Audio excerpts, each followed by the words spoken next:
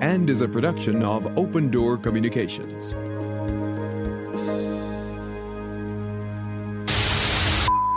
We interrupt this program for an important announcement. I'm in a big mood. You're now inside NNN's entertainment block. Bless me, baptize. Radio's premier afternoon experience. Your one-stop shop for all things music, culture, creativity, and entertainment.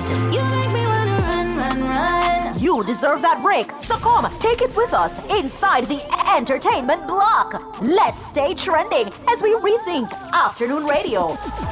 Baby, when the bright lights start to fade, fire up your lights. So catch the vibe and ride the wave.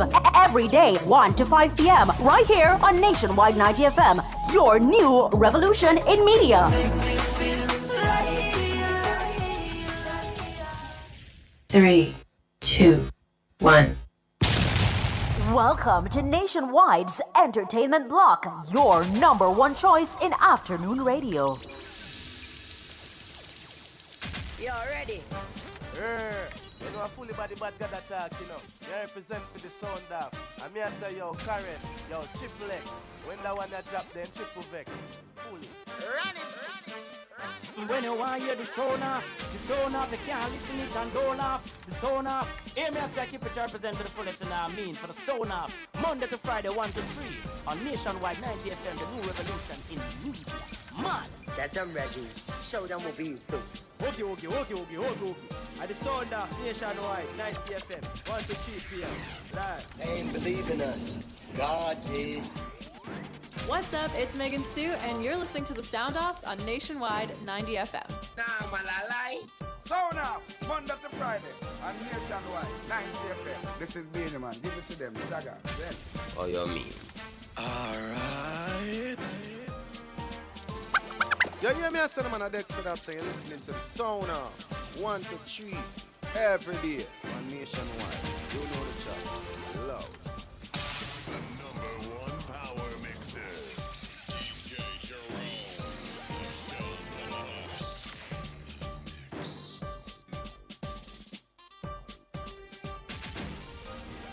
Nationwide is on your side. So, ladies and gentlemen, it is a Tuesday, and it's a troublesome Tuesday. No, let me tell you something. What? No, I feel good. Lord Jesus. Me feel good. I feel good. Jerome. Una feel good. Jerome? It's me? Una feel good. It is the vibe for Tuesday. You can hear me? Okay, you can hear me now. Hold on. I have a little short in the line. Hold on. I can hear me now. All right. Yes, good. I can. You're good now. Yeah. Okay. All right. Then. I was just saying, people, what a way I'm loud. No, people, let me tell you something. Lord have mercy, Jesus. You see, being alive should be celebrated. Mm-hmm. I don't know about some people, you know. Yeah. But you don't say if me never alive, mother dead though. I don't know about you know. If me never did alive, mother dead. I would be in another realm. You understand? But me I tell you, life is so wonderful. Let me tell you something. You see, no matter how small your blessings are that you feel like it is, no matter how insignificant your blessings are to other people, you should celebrate it same way. Remember this, once you have life, you have hope, and once there's breath in your body, you can achieve anything where you try for where you want. So just move towards it, whether you achieve it or not. Celebrate all your incremental successes. You understand what I say? Yeah. See? Trust me, man. So when you wake up in the morning and you say, thank you, Lord, that I'm on the wake-up list this morning. May I tell you, man, of course. Give God thanks. Oh, you mean? You know because this is the day that the Lord has made. Let us rejoice and be glad in it. And Triple X is glad today. You, hey, you have to be grateful, man. Sometimes, you know what people want yarn and can't yarn? Yeah. When they get up in a fear bed, wrap up in a fear sheet, you know what people want one bed? You know how much people want a sheet? How much is a start your life bed? You can't get one bed down a town for 25 grand. Okay. Pallet board. You know what I say? Me not really so financially endowed right now still. Coming on a whole heap of money more. The budget kind of thin that month there still. But we have life and food in our fridge. Of course. I was good to go. Of course. I just want to big up to Rainforest Jamaica. Rainforest Jamaica sent me a care package yesterday. I got a lot of stuff that I've never cooked before. Hold on a second. Hold on. Why is it that you got a package and I did not? I'm not bringing them up. Rainforest underneath for start out, do the maths. Because it's two of us. That's shameful. That's shameful. As a matter of fact, it's three of us. And it's not, as a matter of fact, it's four. Because you have Razzie and you have Jareen. Me get all the squid. No, that's not right. So we're going to try our fight still. You understand? Zine. So, ladies and gentlemen, I just want to big up everybody we're checking. Big up the persons who are on the airways right now. The people who are at work. I listen. The people who are in a traffic are try for me and then I go through and go about your business. We are going to try to make it a little bit more palatable and tolerable for you. Listening to us, you know, the Nationwide 90, you know, the Design Diva is here. Absolutely. Looking all splendiferous in her blue. I don't know why. Usual. I don't know why she's hearing blue today. Yeah. It's not even Champs Week as yet and she's coming in a blue and white. Because we have to represent. We always have to be in a state of readiness. Yes. We always have to be in a state of readiness because we know we're champions and we know what will happen next week and the week after. It don't matter who sings it. It's okay. And also we need to know that the international color of peace is blue. Eh?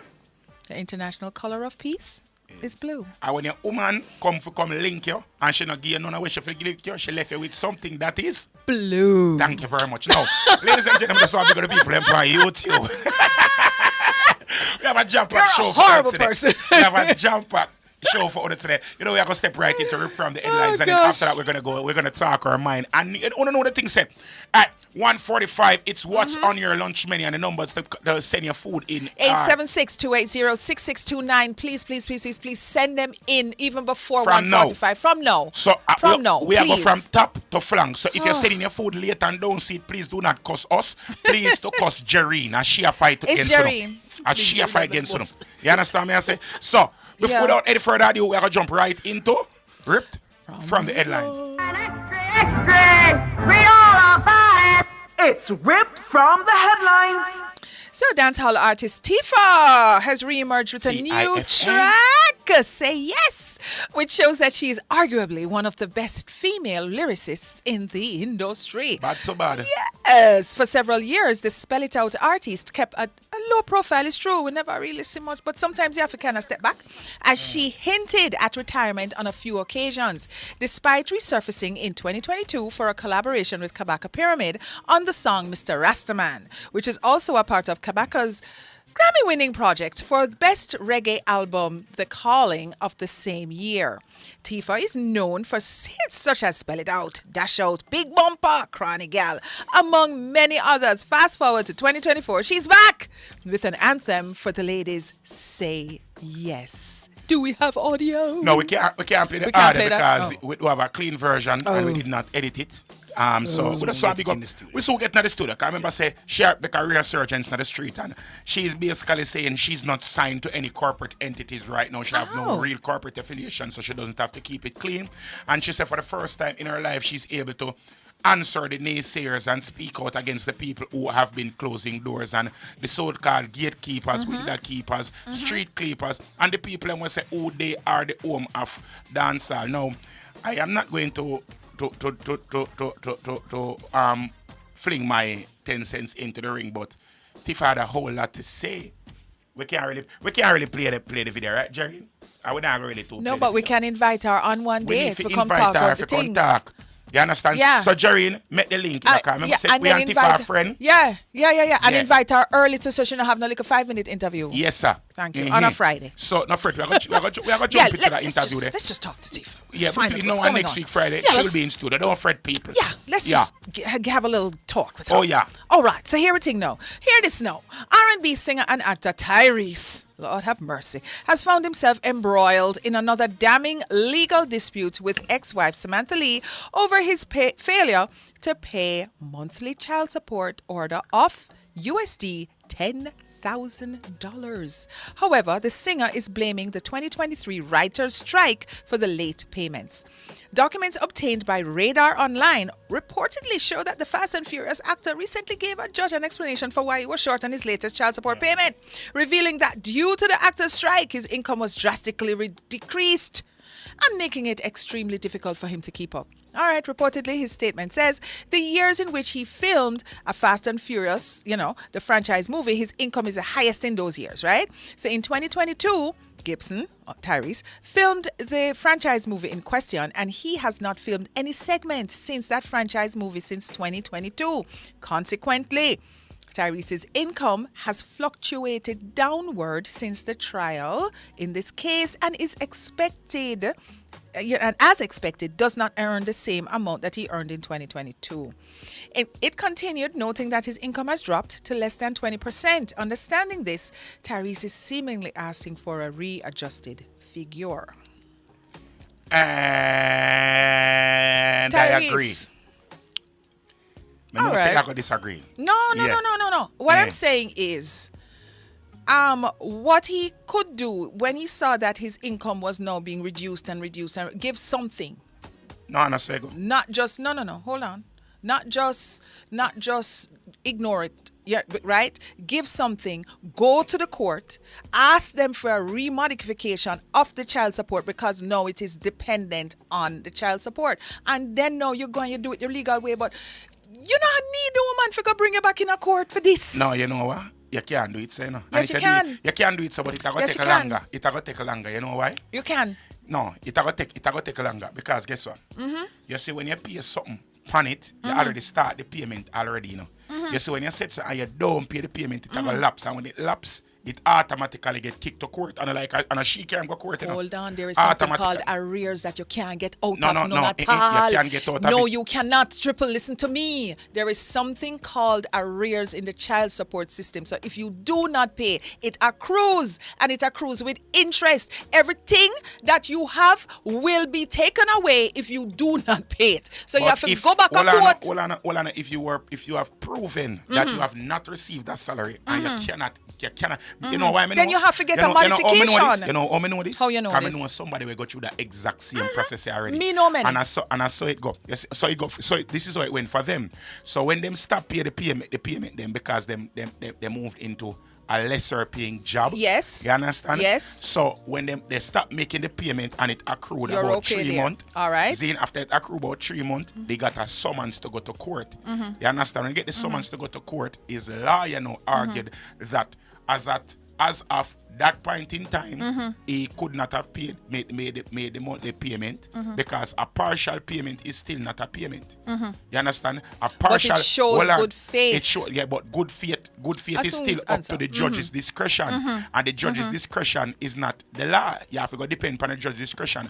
Now, when you miss the payment in its entirety, you can sit and argue for a reassignment because you can prove that you were financially incapable of making the payment, and then a ruling can be set under the precedence of the law for you to not make the payment. But once you already start make the payment, that is partial payment, and you have to complete the partial payment for it to be ruled on the next payment. Okay, when you are in already, wrappings with your child's mother, your ex-wife, or whatever the case is, and you are into child support, right? And your circumstances, because women pay child support as well, and your circumstances have diminished to a point that you find that you cannot pay. That is the time that you get yourself back to family court and you start saying, because you don't want arrears. When arrears lick is a situation that it will, your passport take away, your license going to be suspended, everything. You know what I'm saying? Is something that is meant to cripple you, right? Yeah, but because it not you just need come to. automatically. No, but you okay. have to get brought in front of a judge. And No, then you can go. No.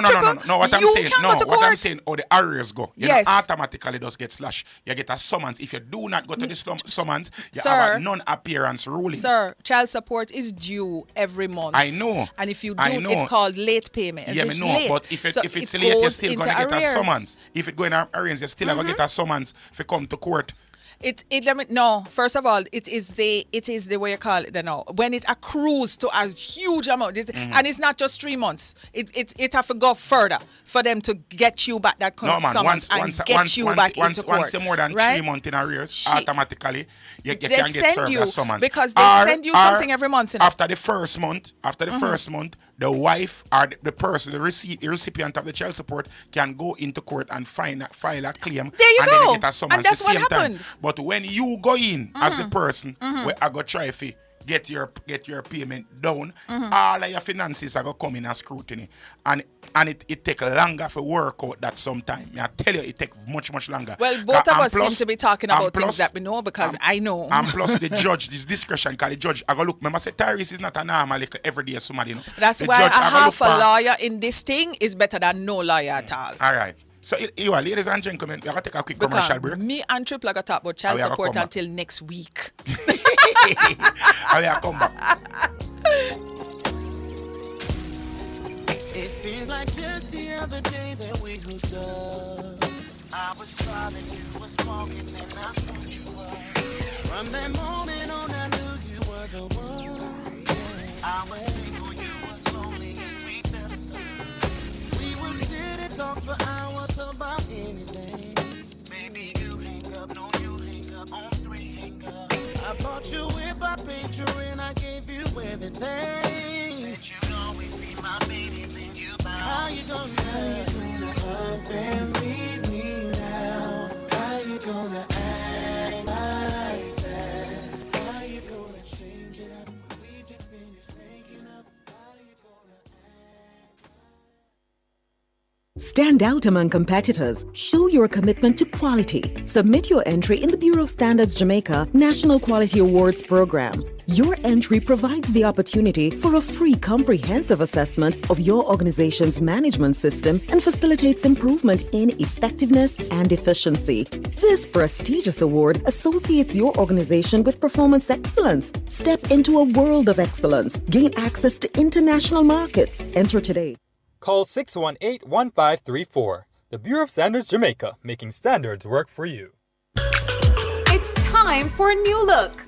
And high time to get serious about protecting our home and investment. It's time to choose BH Paints with over 60 years experience in quality paint finishes. Their products are superior and long-lasting. Time to check them out. Ask about BH Paint's 100% acrylic Ultima Plus paint and primer in one. Experience rich colors with advanced UV and mildew-resistant technologies, independently tested by experts.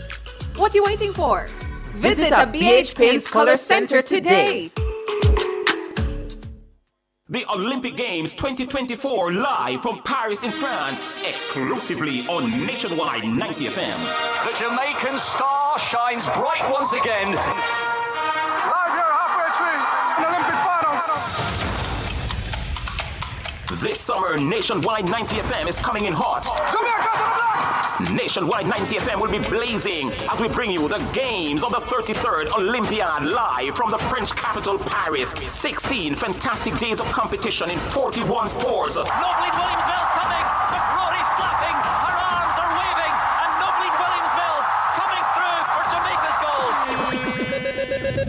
The station will bring you analysis and live coverage from the opening day of competition, Friday, July 26th to the very last day of action on Sunday, August 11th. And some parchment, let's go! Oh, what a run! Everything and anything Paris Olympic Games 2024 can be heard right here on Nationwide 90 FM. It is a glittering gold for Sharika Jackson, and how they will celebrate that back in Jamaica. We'll capture the spirit of athleticism. We'll narrate the Olympic fever, define thrilling moments, and report on the blood, sweat, and tears of the world's greatest athletes. Nationwide 90 FM is going to the Paris Olympic Games, and we're taking you with us. Tune into Nationwide 90.3, 90.5, 90.7, and 90.9 for live updates and commentary. We'll be giving the listeners a front row seat to witness excitement, triumph, and memories. And I think it was a clean sweep for the Jamaicans.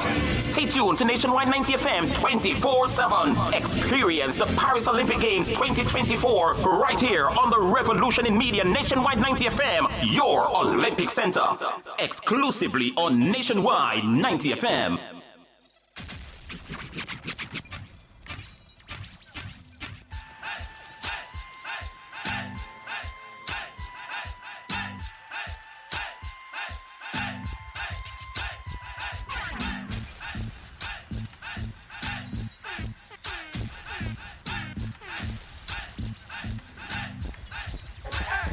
Think me no know, say none of them no like me. See them all hype up, but that sting not strike me. But me I got and got choke all loving a me heart. None of them want to spite me, but who me don't know, say none of them no like me. So me just up a laugh again in a me like it.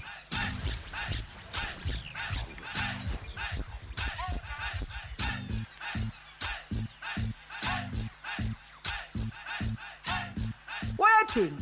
What you feel? Talk your mind. We're going to talk with mine. So but first, we get into there. Nobody, ladies and gentlemen, nothing. I want to know what happened between yesterday evening when you left here to 2 minutes before you walked through the studio door? What happened? I went to the gym. Okay. Right after. Endorphins released. Yeah. Okay. What else? Then I filmed 2 episodes of a podcast last night. Yes. Then I got home early last night. Whose podcast? Me Jesus. Okay. I don't it's even okay. remember what it's the all right. people It's name all right. It's all right. So right, and then. Yeah, and then I go reach home early. Me literally reach home last night before 12 o'clock. You know how long when I got my yard before 12 o'clock? So maybe that is it. I it. get a full night's sleep. That I is sleep it. till like about 10:30 this morning. That from 12 is to it. 10. Yo, a long time when I get them sleep then a bit. Sleep is required. Yeah. Okay. Yeah. Because I tell you something on a serious high today, I can't manage it. I feel energized. We cannot manage I feel it. energized. He's the energizer body today. So here we go now. Ladies and gentlemen, I'm showing you something right now.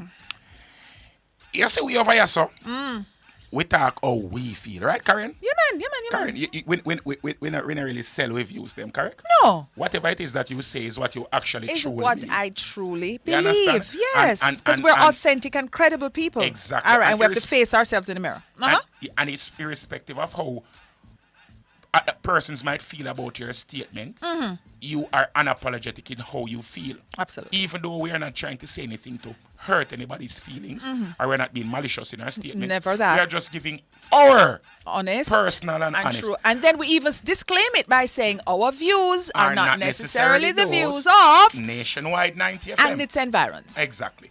And also, we tend to more often than not, disagree, because you have your views and I have my views. Yeah. So you can see that it is actually genuine and authentic. Unauthentic, because we agree to disagree. All right. All right. There we now, go. let us see if we have any form of agreement on this topic right here. Yeah, man, sure. Are you willing? You're ready to read this part? Yeah, man. So, Well, my darling. here's the thing now. So, Drea, she shut down the internet this weekend because she has just revealed that she's 7 months pregnant for Jalen Green, who is 22 years old, and he's an NBA star. Remember, Sophia, Her child is 21. Right? So she has a son who is 21. She is 39 and she's now pregnant, 7 months pregnant for NBA superstar because he Her got son game. is actually 6 months who is younger than now 22. So we have we actually have a visual on the screen with Jalen and Drea Michelle, and they certainly did shut down the internet this weekend because everybody is talking about this. 39, 22, and 22. So she's 39 and a good-looking 39 as that. He is 22 and she has a son who is, he's 22 yet? He's 21, right. Yeah, his son, in between. Okay, so there's a gap there. So her son is 21. Right? And no, she Well, is... modern medicine good, man. No. Modern medicine is so good. It's yes. Go on. Yes. So she's now 7 months pregnant.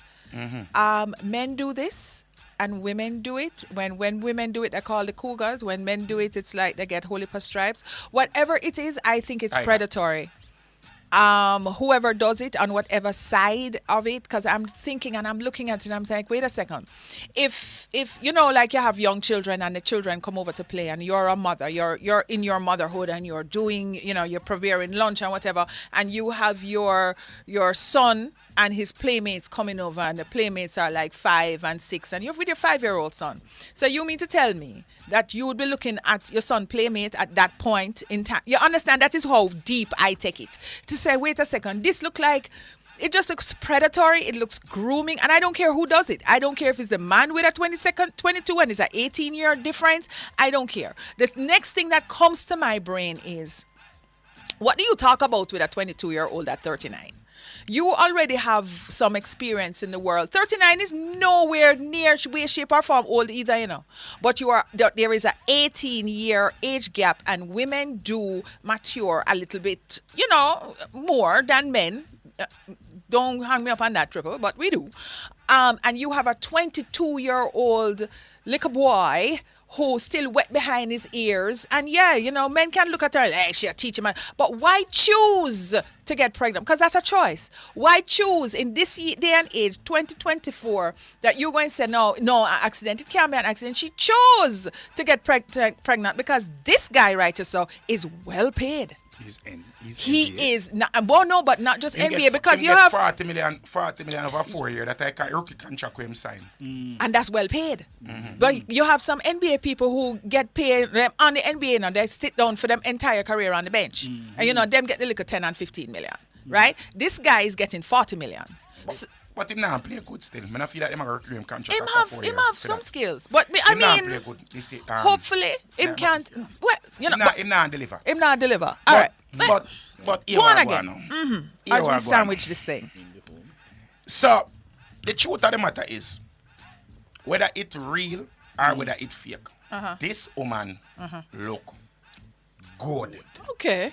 Yes. And I don't think any warm-blooded individual male would see this, a single man at that would see this woman and have the opportunity to be with this woman and not take his opportunity. I'm going to do a small survey in the studio right now.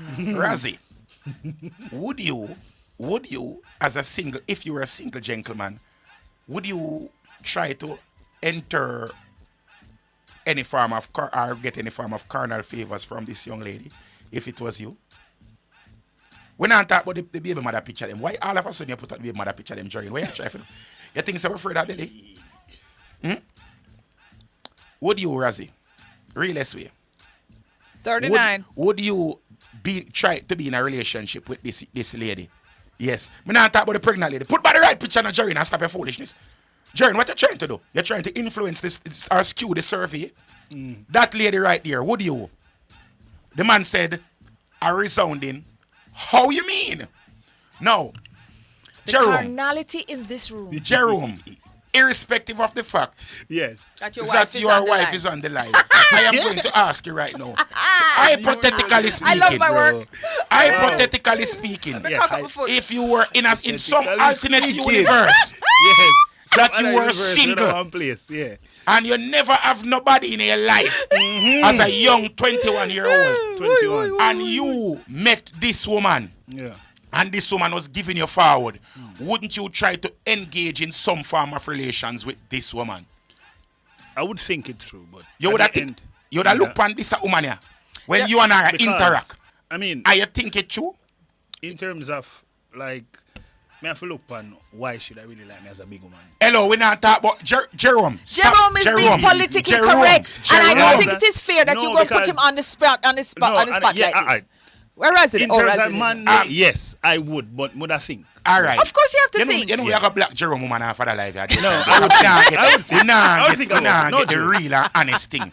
Then me, I tell you straight up. We know, Trevor. She not really my style still, because you know me like woman with tumok. You understand me? I say, but would I still venture over there? I like me not. Me would have jumped the fence. Would have go over there, bro. You understand? Look good. Yeah. Body stay good. Whether it real or it fake, body stay real good. Face clean, skin clean, well put together. Woman look well. Woman doesn't look like she smell like shit, but I like me. I tell you. You understand me? I say, Jesus. She looks the man at 21. Me can't wrong the man for go over there. You are one. Me have to talk it truth now. Yes, man. You see, adult. Big people are big people, and little pitney are little pitney. Irrespective of the for a woman, we have a pitney at 21-year-old.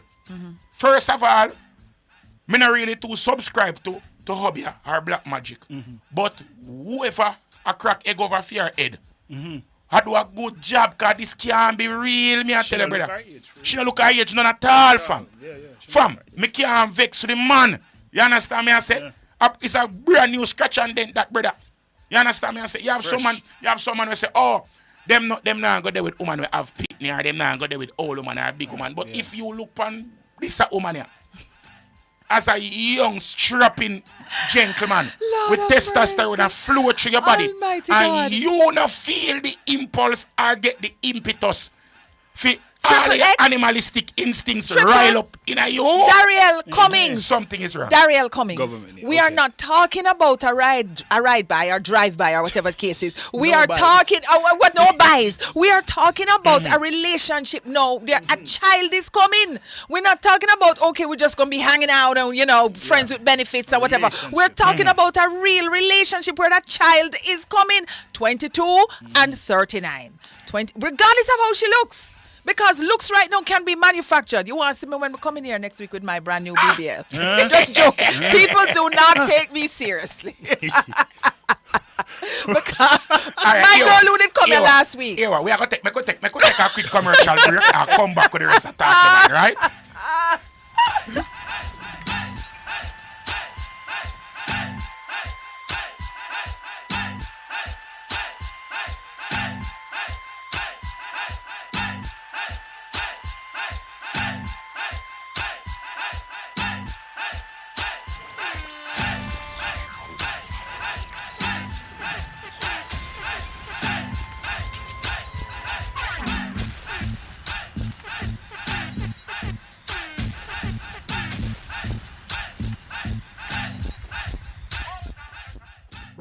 Know your numbers and take control of your life.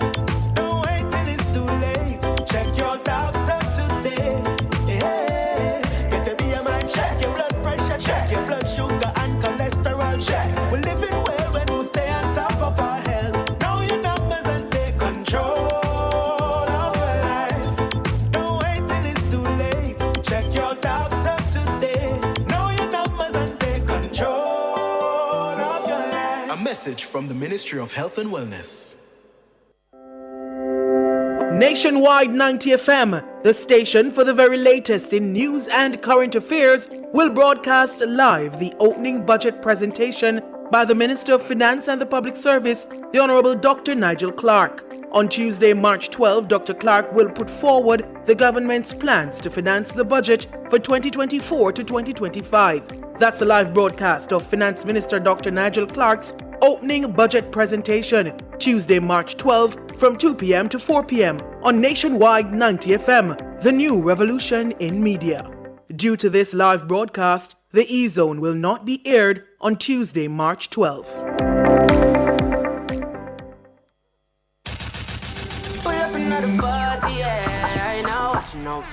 Come join us outside with Pepita. Every Saturday from 2 p.m. to 4 p.m. right here on Nationwide 90 FM. We bring you the views, the news, and we'll be cruising all around Jamaica. Hey, surprise them with a bang. Where the hot spots, raindrops, sunshine, we'll be there. Don't diss it, don't miss it. Outside with Pepita.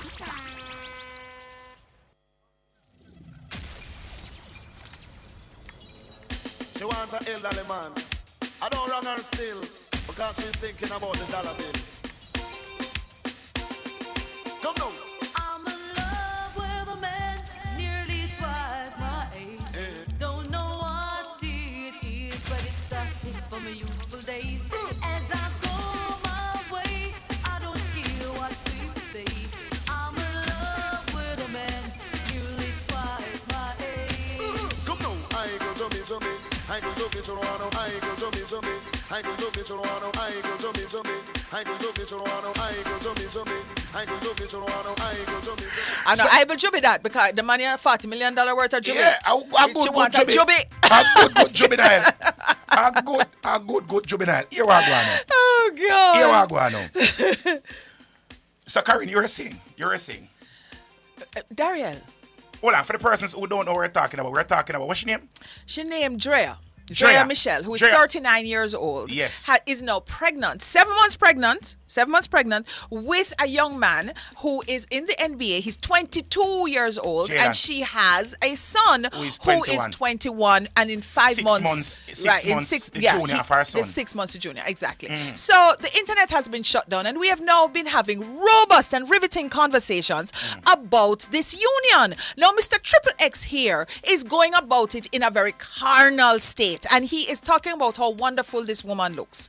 And that's where he is because he's looking at it with man eyes. Of course, he can't look at it with any other eyes but man eyes because he's been a man all his life. And because he is a red-blooded man full of passion and vigor, he's looking at this woman and he's saying, listen, manufactured or not, this look good and me would have hopped the fence.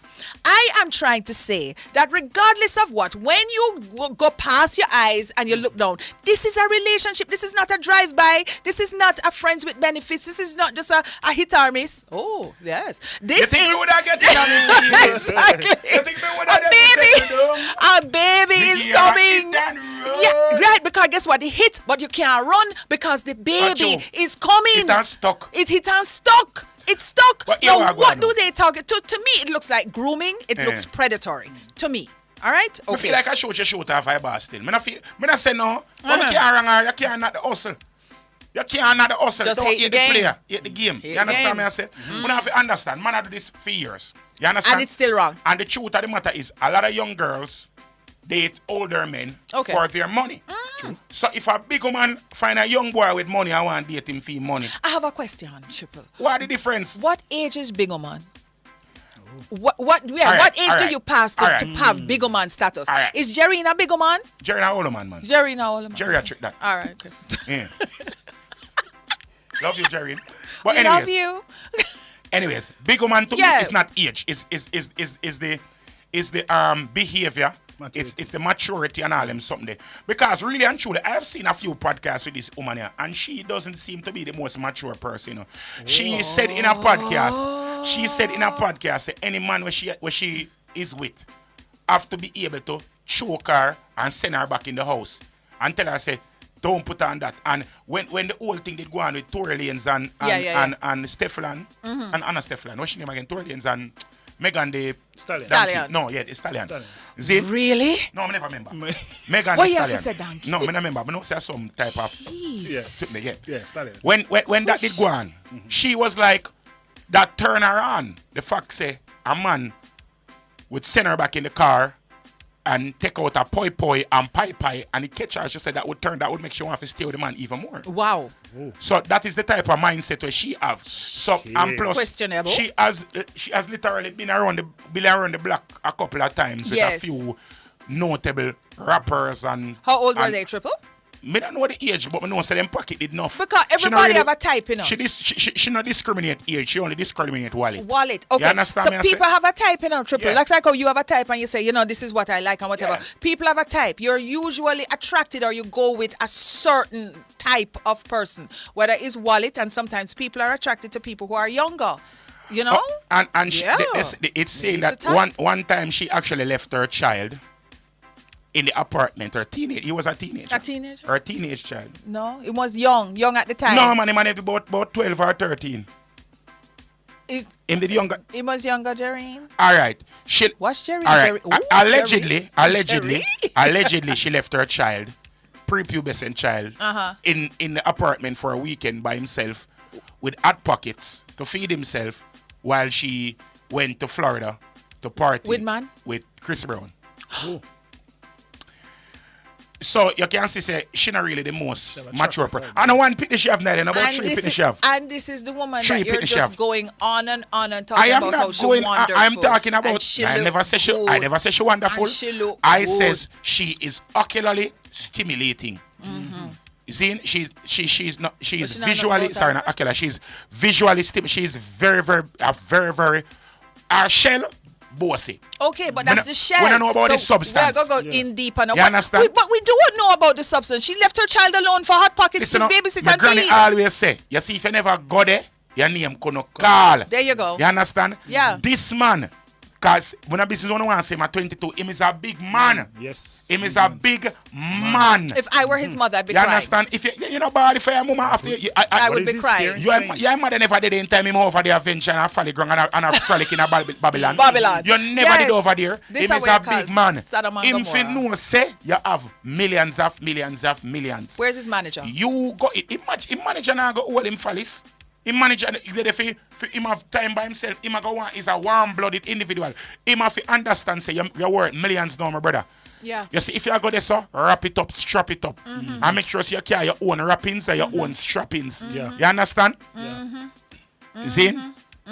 So when you're doing these things, you yourself have to understand, say, there are consequences and repercussions of your action. And you have to understand, say, when you have money, you have woman who are going to set You're in a trap for you. different category. Exactly. Them cast them net far and wide. You know about that, Triple? Them cast them net wide? Yeah, I know about casting the burdens upon Jesus because I am reformed. I am a child of God. I believe that the Lord is put us out here to worship. And God say, make a joyful noise unto him. The Lord say, come to us as you are. The whole of us are. He that is without sin cast the first stone. If you never do nothing, if you never ever do nothing at all, you can fling stone off of that woman. But because all of we are born and victim and in a sin, we have to accept the fact say, she play a game and him foo-foo. And him foo-foo. So love them.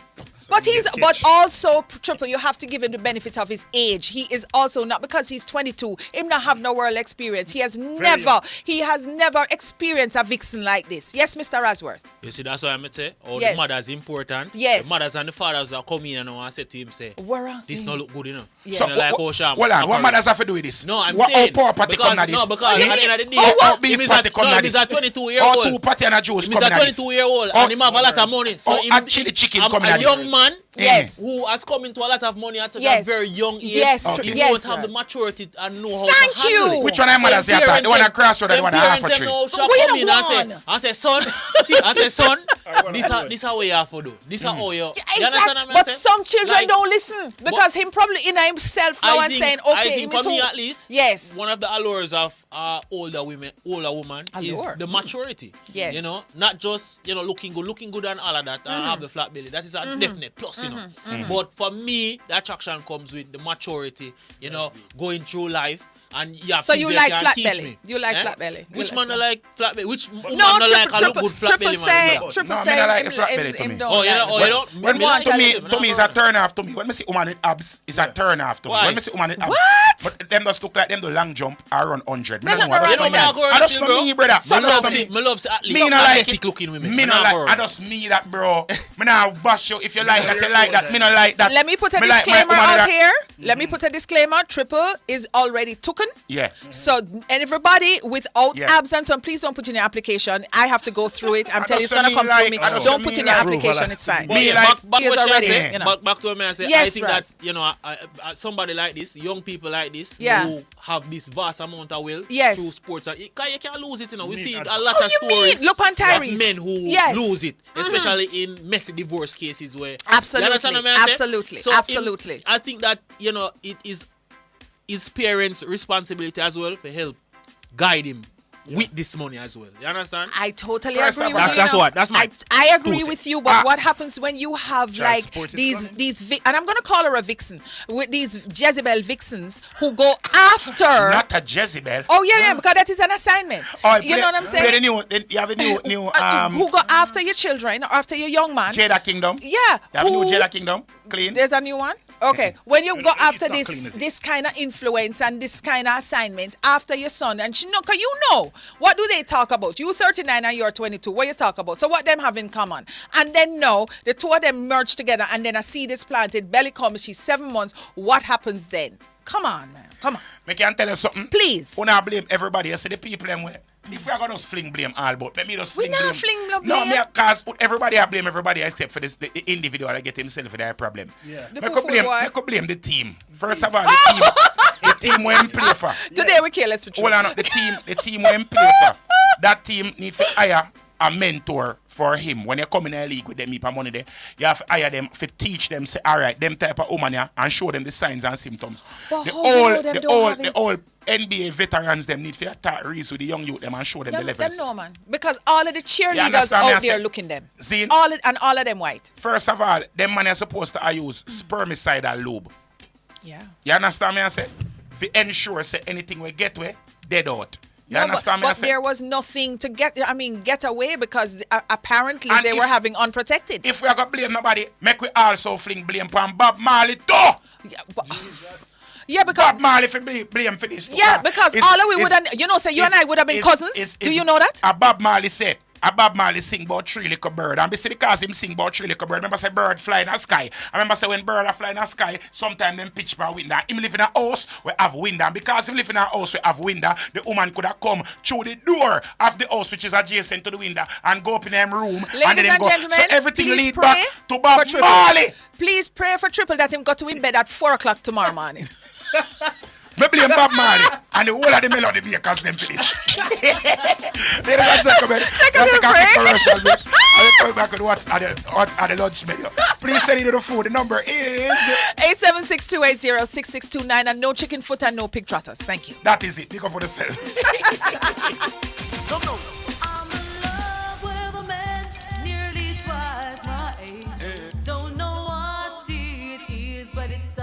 For my youthful days, as I go my way, I don't care what people say.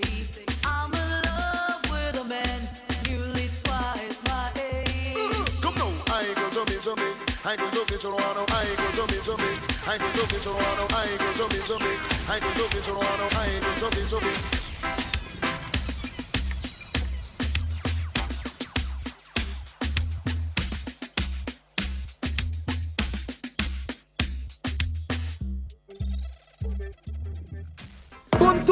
Bun to me cheese, give me yummy. Bun to me cheese, give me yummy. Don't stop at just a one slice, please. No other bun, perfect for me. Yummy. For real Jamaican flavor and quality for sure this Easter. Make yummy the bun to your cheese. Yummy. Give me yummy, give me yummy. For the Easter, yummy bun zeta. Yummy for me family, yummy for me, sir. Bun to me cheese, give me yummy. Bun to me cheese, best bun. Give me yummy. Nationwide 90 FM, the station for the very latest in news and current affairs, will broadcast live the opening budget presentation by the Minister of Finance and the Public Service, the Honorable Dr. Nigel Clarke. On Tuesday, March 12, Dr. Clarke will put forward the government's plans to finance the budget for 2024 to 2025. That's a live broadcast of Finance Minister Dr. Nigel Clarke's opening budget presentation, Tuesday, March 12, from 2 p.m. to 4 p.m. on Nationwide 90 FM, the new revolution in media. Due to this live broadcast, the E-Zone will not be aired on Tuesday, March 12.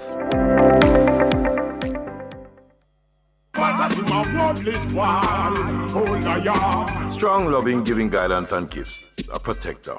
Family man, ambitious, or weak, shaky, irresponsible, lacking leadership, cold and uncaring, worthless like a dull cutlass. Lots of women say today's men are a far cry from who they used to be. But didn't they say they wanted men to change who they used to be? Some men say their friends and colleagues let down the side, always on their knees, but now face up to life as a man. Me woulda shame, me and you a friend, but just me do it. Join me, Rodney Campbell, every Tuesday from 9 to 10:30 p.m. for Affairs of the Heart, right here on Nationwide 90 FM. This Tuesday's topic: who or what is a modern Jamaican man? The frame of a real man or a real man frame? Girl, tell me say you can't even spend 5 minutes, and she tell me say she fed up car your watch list. Brought to you by Supermed Pharmacy. Super happy, super healthy, Supermed. People, me have something to tell you now. A long time me I wait. But think the time is right, time is now. Me turn the stove down low and just pull the windows open. I'm in the mood, so me not go spoil it. Bet you are go want me cook again. Saying, ooh, it's been a long time. I'm cooking some ackee for you, girl. But it seems like you never like rice. So I'm gonna get some flour, girl.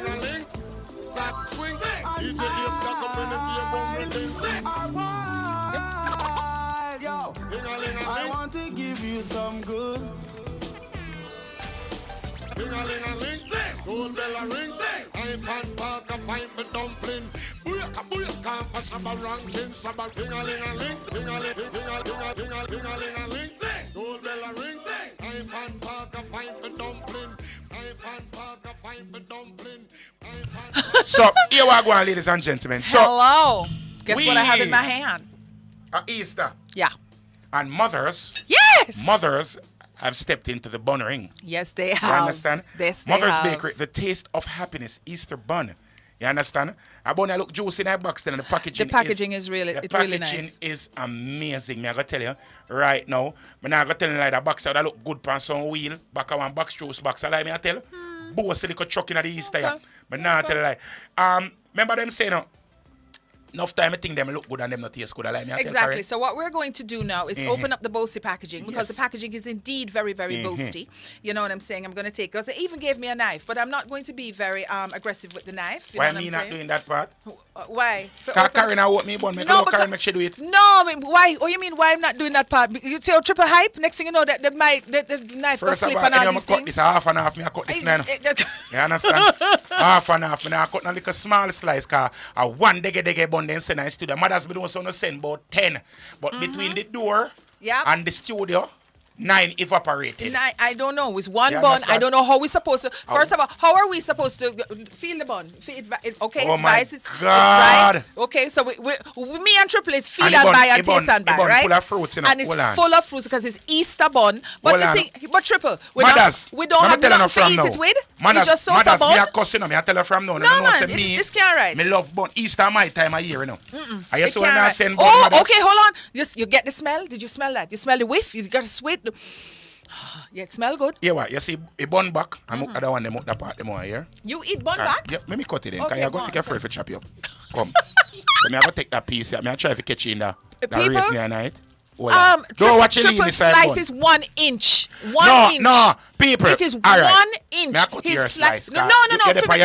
Exactly, half. And then you give me a half of that. But mothers, I really do have umbrage because here's the thing now. How you expect us to just eat the bun so without cheese, without butter. And my bun must eat with butter and cheese. That's why I don't eat it much because you know, mothers not sell cheese, they could have sent ice cream. No, they could have sent, you could have sent so much things and you send the sauce bun. Me I go take up my piece. You broke it. Jerome, come for Jerome, come. Razin and Jareen, come.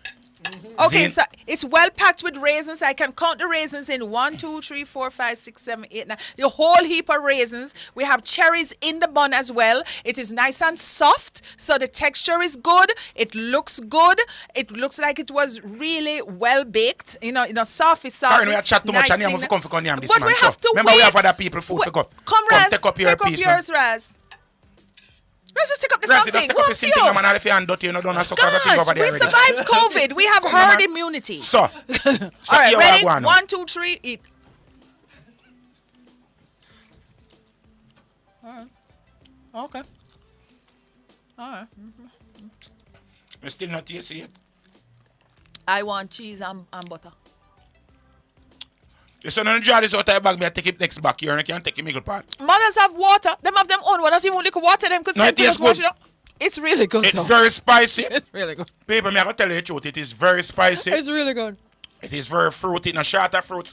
If you love fruits, you're gonna love that bun. Raisin. What I read one here? All right. Cherry this? Cherry. Cherry. Wait, green Maraschino. Currant. What? Currant. Currant. What is that?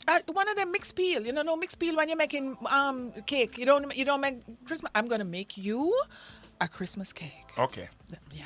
But ladies and gentlemen, I want to try to give you bun out of 10. 10.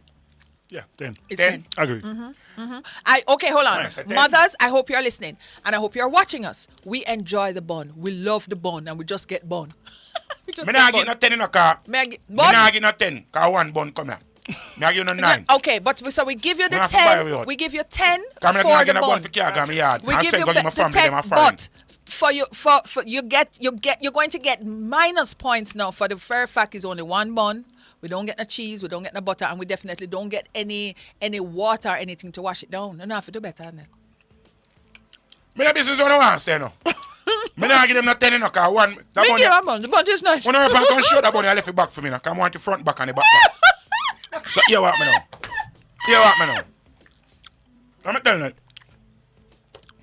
People, in the comment section, I'm going to ask you a question. Because Karen session on your bun back. People, if you don't like the slice or the back, type slice if I the slice you like. You're if I the back you like. To eat the back. Your mother. You're supposed the best to part. No, are you crazy? You are supposed to cut the back and then put it back onto the bun so that that it keeps fresh. Yeah, I'm done with and this. then you put it in a Ziploc bag. Why are you eating the back bag? Get mash up first. I don't business on the mash up first. Just no, we don't do that. We don't do that. Me tell you, say upfront people know for damn food, you know. They never have a clue what them are back to. First of all, you put it on back to the bread. You see when my granny a cut the bun? Yes. You see the box, whoever go for the box, get it back. Get it most too. Who go for the box, who go for the bun, get the back. I will fight for go for the bun, because it would have won the back. Oh my you understand? Me I tell you that. Gaza done dance a dry bun. You know, it don't dry, you know, but it's just so. It's not dry. It's soft. It's soft. It's very soft. It's very nice. It's well done. It's well baked. Packed with fruits. As an Easter bun is supposed to be, but it just so sucker we need cheese. See, the majority of people must say back. Me don't know where current come from. Me don't know where you see.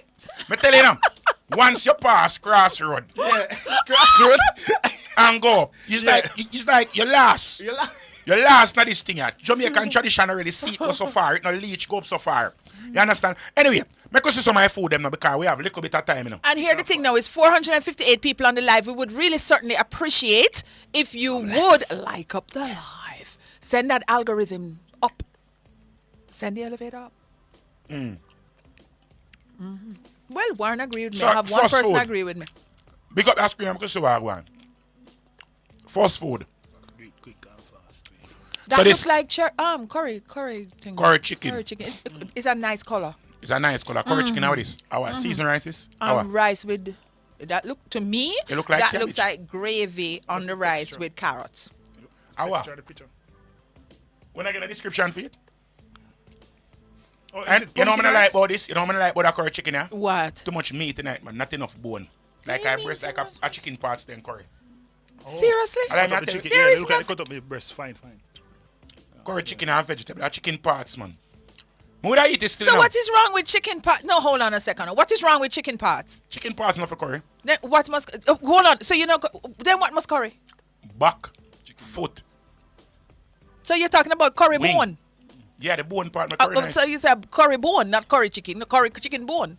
Oh, well, thank you very much. Thank you. We just got water to wash down the bun. Question. What do you like? The bone part of the curry must in the bone part or the meat part. Because I see people that curry chicken breast. What a waste. No, that's no. What a waste, man. You see? So I'm going to give this. Herman said chicken breast. I'm going to give this. Maybe 8.5. Curry look rich, the rice look good, and it looks well seasoned. It looks nice. Too much meat. I'll give it an 8. Why look more bone? No, man, make it an 8.5. Mothers, we just got water to wash down the bun. Thank you. One thing about Karina, she gonna make her feel bad, you know. But anyways, Them come. should know better. Come next. Time is against us. So this is what this writer so we look on. Curry again. But So curry there's a what? curry there. What is that? Do you remember what that look like? Triple. What? Look like shrimp to me. Look like that shrimp? I don't know if I shrimp. Is it? How? We don't know. How this? I see chickpeas and I don't know what. Curry And I say okra. I say okra. I say chickpeas. Curry splash. What name, sir? Curry who? How this? This curry. No, but I don't know how. We cannot. Listen, we cannot decipher. Me say chickpeas and I say pumpkin. That look like okra. And you see okra, right? Like, and then we see rice. A curry is a vegan. It's a vegan maybe dish. Maybe it's vegan. You see? Okay, all right. So, but hold on, me It ask look a good question. Me ask a question now. The person who put this a vegan dish, why you put it in a famous bowl? Hold Curry on a second. chickpeas, carrot, pumpkin with jasmine rice. No rice hanging around. Veggie stew. Oh Lord. You understand? Curry veggie stew with white rice. All right. I'm gonna give it an 8.5. Only because I would have given it a 9, but you did not send a description, which is disturbing to me and Triple and Jerome. No, she read the description a while ago. Oh, she did? So, me I go give it a 7. Can't no meat in there. It's a vegan. What do you mean no meat going? What is that? Am I a square? You can't beat me, Curry. What you mean? That is wrong. Am I a square? What? I see sometimes some foolishness comes. No disrespect to the people who send the foolishness. How are you like? Are you going to give them some big score? Karen, how are you like? How are you like? Me not fight if you like. How are me like? Me not like. Food when not have no meat. It remind me of too much poverty. You understand me? I say? Me not like it. Me work too hard for your food with no meat at all in there. If it gon' Then kill suppose- me, Lord me make me dead. Come next, ready again.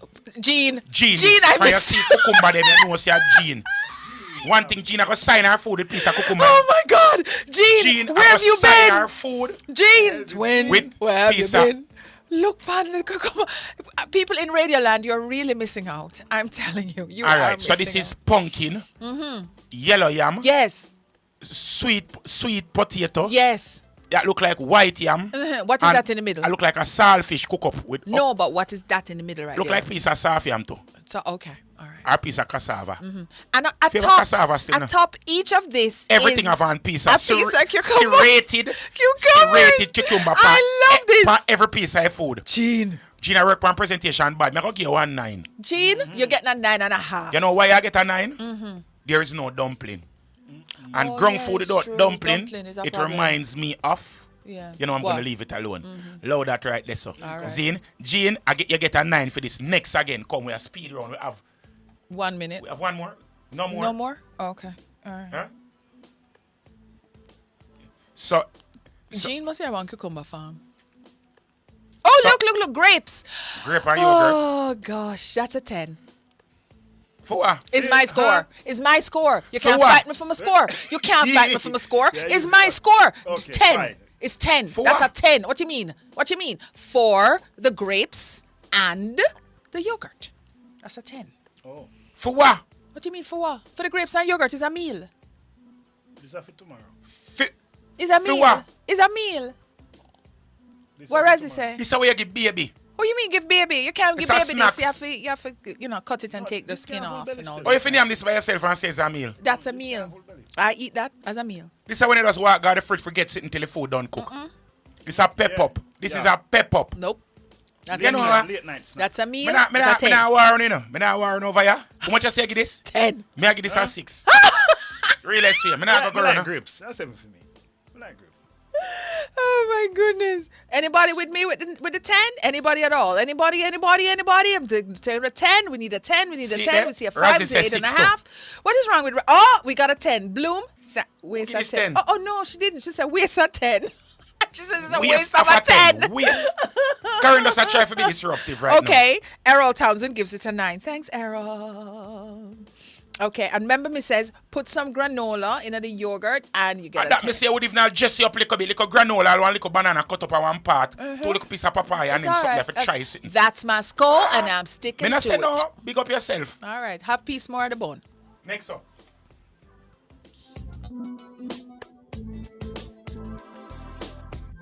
So, you know, say white sands come again with that another seafood boil. Oh my word. You understand? Zine and a boil yeah, is boasty. Yes. You understand? You know, we have egg in it. We have it's in a serviette tray. Yes. You understand? With big We crab serve it. legs. No foil pan that. That's a foil pan. Yeah, serviette. That's what you call serviette? I know that we call serviette. No, me call it foil pan. Yeah. Okay. Well, yeah. Tomato. And lobster, shrimp. Yes. I not see no crab in it. Yeah. You understand? That's not crab. Crab leg. I see crab leg. King crab legs, King yes. crab leg. Yeah, and egg. I feel like it did one couple more eggs still. Cause 2 egg alone, I say. Like about 4 more egg would that be good. You understand? I say sweet corn. Yeah. You understand? Yeah. And it looks well seasoned.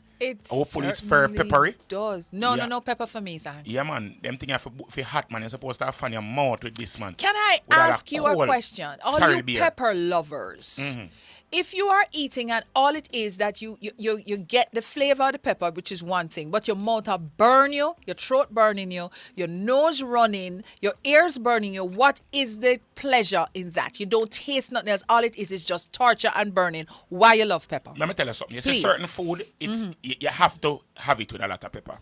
Have to. It's not, if not, but it's not a maybe. Crab, I have to have it with a lot of pepper. Why? Shrimp, crayfish, I have to have it with a lot of pepper. Because it's just, it does come like you not eat nothing. Allow me to tell you, Razzie. And if you eat it, I eat mouth now and bun it, you have to... And you then have it's to the have that. levels You of have to have pepper that. Yeah. because you have Scotch bonnet Pan pepper Pan and then correct. you have ghost pepper. Yeah. You ever had ghost pepper? No, I would never have ghost pepper, but ghost pepper is crazy. I foolish not that. Pepper is a flavor for certain food. Pepper is not a flavor. Pepper is torture. I not say every food for dab pepper, but you see them thing, them shrimp, crayfish, crab. if your top lip and your bottom lip now and tremble when you hit it. You know, are you actually eating crawfish though? Are you actually having it if it's so? Yes, you are. No. No, who am I said that food was here last week? It kind of looked familiar still, but you have to remember, White Sand is a restaurant, so they could have shared it again. They prepared it again, so it's fine. I remember what name in Louisiana, them have yo, you think so we eat pepper? You see, in Nigeria, them have one sit on them pepper soup. And eat goosey. Yes. And okra stew. You see when they eat them, true, them and cheese and peas and fries, and man.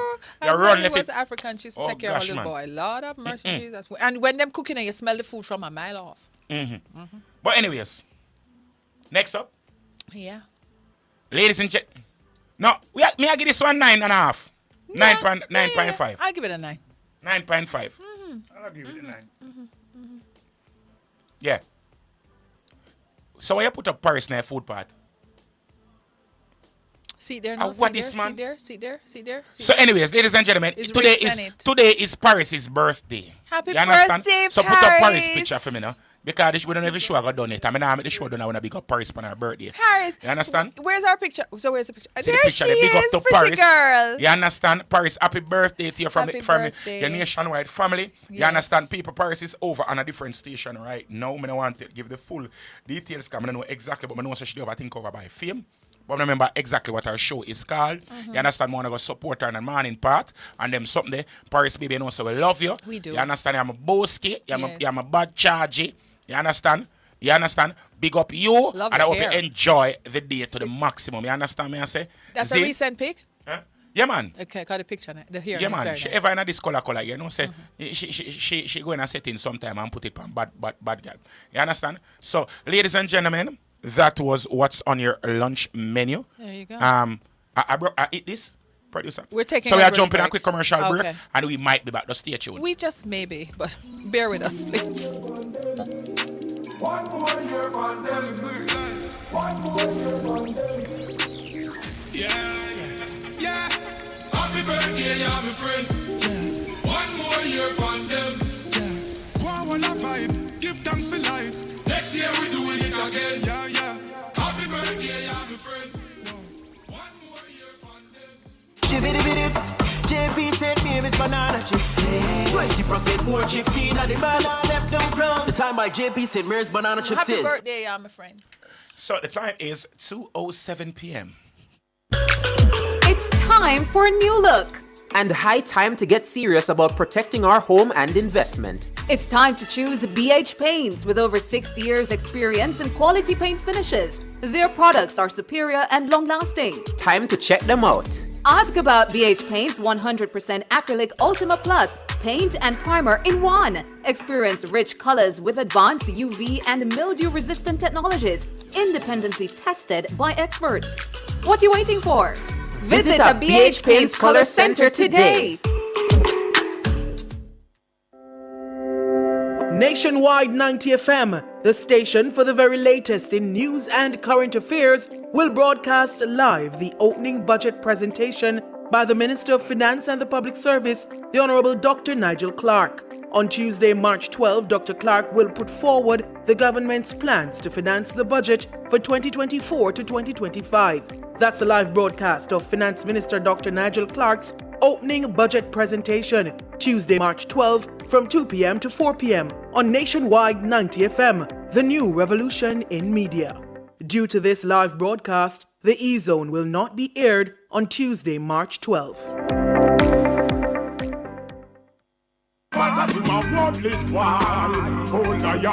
Strong, loving, giving guidance and gifts. A protector.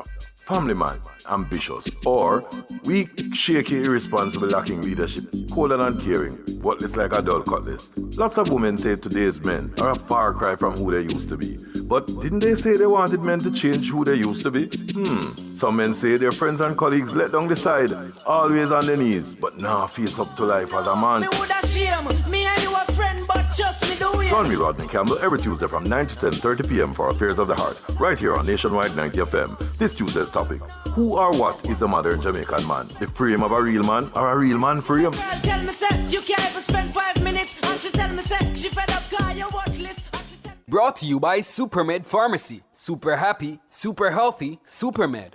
You deserve a beautiful home. Join the expert Karen Booker, your design diva, this and every Saturday at 1 to 2 p.m. here on Nationwide 90 FM. Learn what's really behind the design. Access insights and hacks that'll have your home looking like it was snatched from a magazine cover.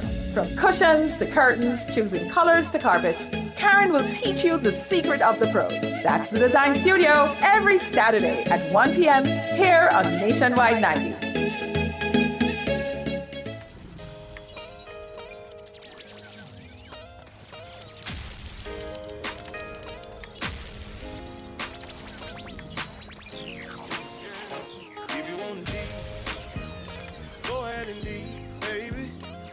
One thing that I found out, I can't have one woman, gotta have three. One woman just won't get one woman just Design Lab Home Decor Tips and Design Trends is brought to you by BH Paints. Paint it, love it with BH Paints. So, ladies and gentlemen, we are in the design studio right now. There we go. Alrighty. So, you know, say we are gonna sit and just do this. If you wanna say we chip out, you know, say I know I budget. You understand? But I could deal with something with a budget because we're doing it budgetically inclined right now. Not because you don't have a good budget. That means your place supposed to favor. It can't look chaka and fenke. It's still supposed to clean. It's supposed to look good, and there is these kinds of things that you definitely should not do in 2024. First slide, please. Miss Jareen.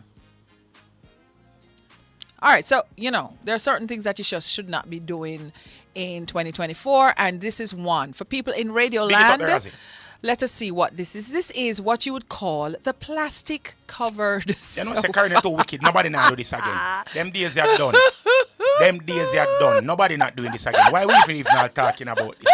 Because some people still do it. I doubt that. Because some people still do it. The whole of we traumatized from this when we are picking, we go grab your and we go sit down. And when you get up, you will like set it up on your bottom. Stop prior. And when it hot. When you watch show, you melt. Pool of water. You melt. But let me tell you guys something. If it is that you cannot really afford to rewrap or reupholster, because you know wrapping and upholstering is two different things, right? Recovering is two different things. You can go to the stores and there is something called a slip cover that you can just put over your existing sofa, and they are really affordable. You can go to any of the stores that are out there; they're readily available. So no more of the plastic stuff. No more of the brightly colored floral upholstery. Them something that's out as well. All right, next up, please. You know me hate for sit when them put a sheet over a settee. That's what I'm saying. Make a settee look dirty. No matter don't do it. I don't like it, man. Look like a settee rev out and down in a wall. When you put the sheet over, it is maybe you're going to start painting. But that should not be the case at all. All right, so we are now looking at a picture, a slide, with many things wrong in this room. So as Triple points them out, I will tell you what the correct solution is. All right, Triple, there are about 8 things wrong in this room. All right, first of all, the area rug too small. Okay, so when you have a room and you have an area rug in the space, the area rug should at least go under the sofa and then out in the middle. I see a lot of times where you have the sofa, and then you have a little area rug in the middle, and then another sofa on the other side, and then it's like all you're seeing is a small. It is wrong, very incorrect. Don't do it. Next thing. The settee them face each other like an office. Okay, but how would you correct that? So in this picture, for people in Radioland, we have a room here with 2 sofas against the wall. And they're facing each other. The dining room over here, so you use one of the settee and part of the dining room from the living room. So you make like a L shape with the settee. Okay, so in correcting the floor plan, what Triple would do, instead of having the sofas face each other, we would use one, in one way, and then the other one to form the L, so that you have a nice conversational grouping. Next. The curtain them. Yeah. The curtains. Curtain them off. The curtain them does short. Right. Short curtains look like short pants, like you're expecting flood. You never, ever want to do that in your home. It is a big design faux pas. Okay, what else?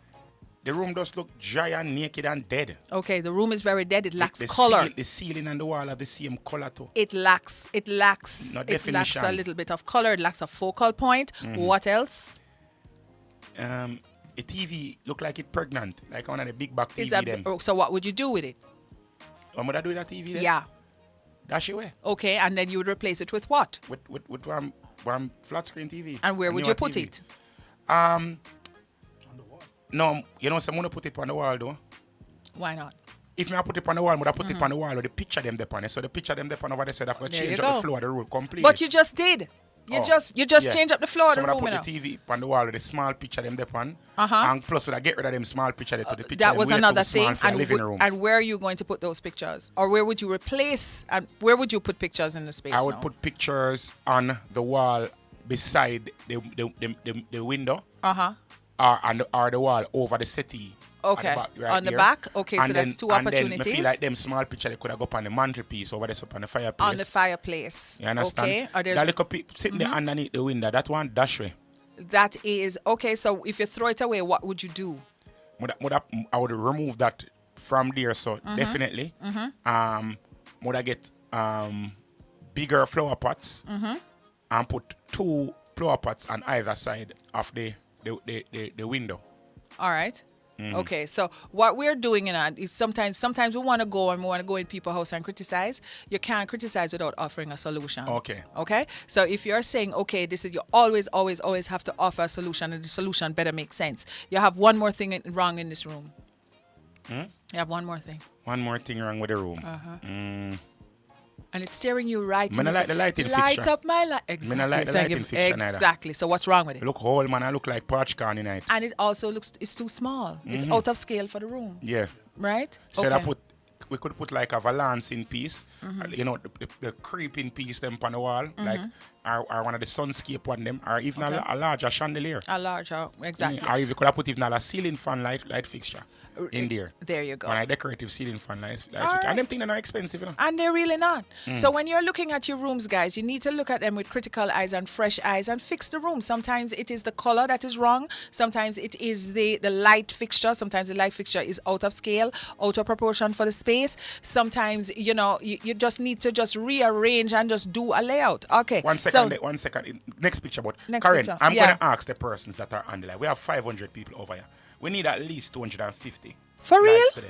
Big man thing. We need at least 250 wow. likes today, guys. Now we're going to please just go over and just like up the live. I'm going to please, if you're not subscribed to Nationwide, subscribe right now for me, please, and thank you. All right, next picture for me. Next pic. All right. Yeah, this is an easy one. So we're people in Radioland. We have a table. We have chaka, exactly, and a lamp and a whole heap of picture frames. That is a big sin. But once upon a time, this was it, you know. Once upon a time, when I got old people house, especially when I got old people house, you know. You have one in the living room, you have one like a 4-year table there, so. I mean, I tell you, 50,000 pictures. Because you have to show everybody and everything. Every pitney, everybody, be a little teeny with him, and none of the picture frame them no match. You understand me? I say, but this make your house look old. If your house a like a dated look, you understand me? I say, all right, so okay, let us fix it. So what do? We have whole heap of family, and we have pictures we want to show our family. What do we do with these picture frames? We put them in you make a photo wall. You can make a photo wall with all of the photos in one, like organize them, a collage. You can put them in a scrapbook. Yeah. You understand? No, but you want to show them, you know. But you can put this. You have the scrapbook that you can put on display. You understand? I saw Mario says do a slideshow frame. You know those? Yeah, and they keep digital going. Frame digital frame. Yeah. And them things that cheap on Amazon too. Yes. You understand me? Yes. See? So yeah, I'll clean it up. All right. Okay. And also, if you're going to be doing a lot of picture frames, if you must do them, then do them all one color. All right, or one finish. Any more? I think. Yes, you have like 3 more. Yeah, it's coming. 1 more. Yeah. Or mount your pictures. Here we go. Yes, and press up the like button.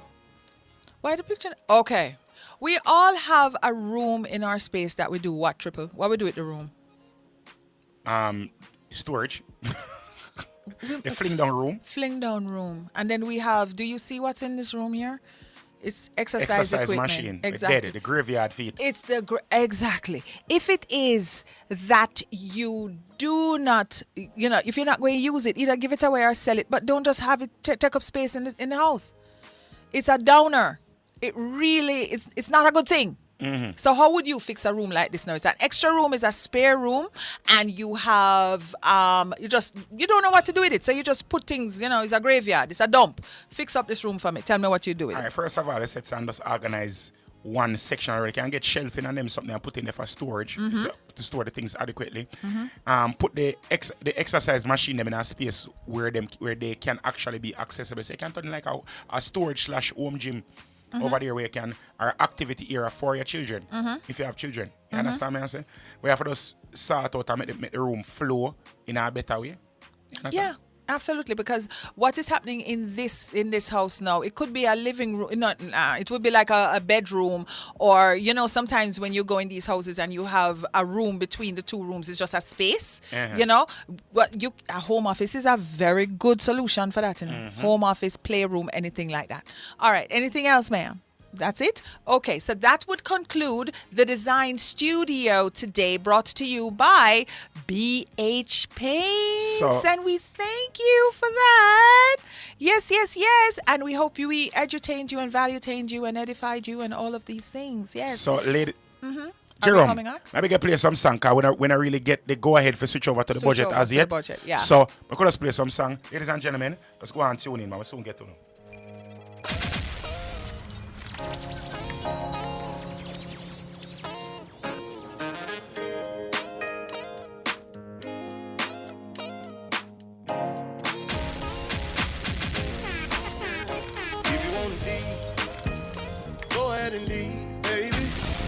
One thing that I found out, can't have one woman, gotta have three. Can't have one woman, gotta have three. Can't have one woman, gotta have three. Can't have one woman, gotta have three. If Solomon and David had ladies by the dozens, then why can't I be greedy? Tell me why, oh why, oh why? Why me for off one girl when Continental gotta take set, want me for themself forever except wanna lose cannon, me never except when me aim before me target in excess. Yes, me do it and be done relentless, rotation always in full effect. That's when one got a crash, the step less, we let the next candidate. Girl, if you want me, then you can have me. Sharing is caring, so you got to share me. Say you like that chocolate, ooh, I'm free of cost. Sharing is caring, so you got to share me, yeah.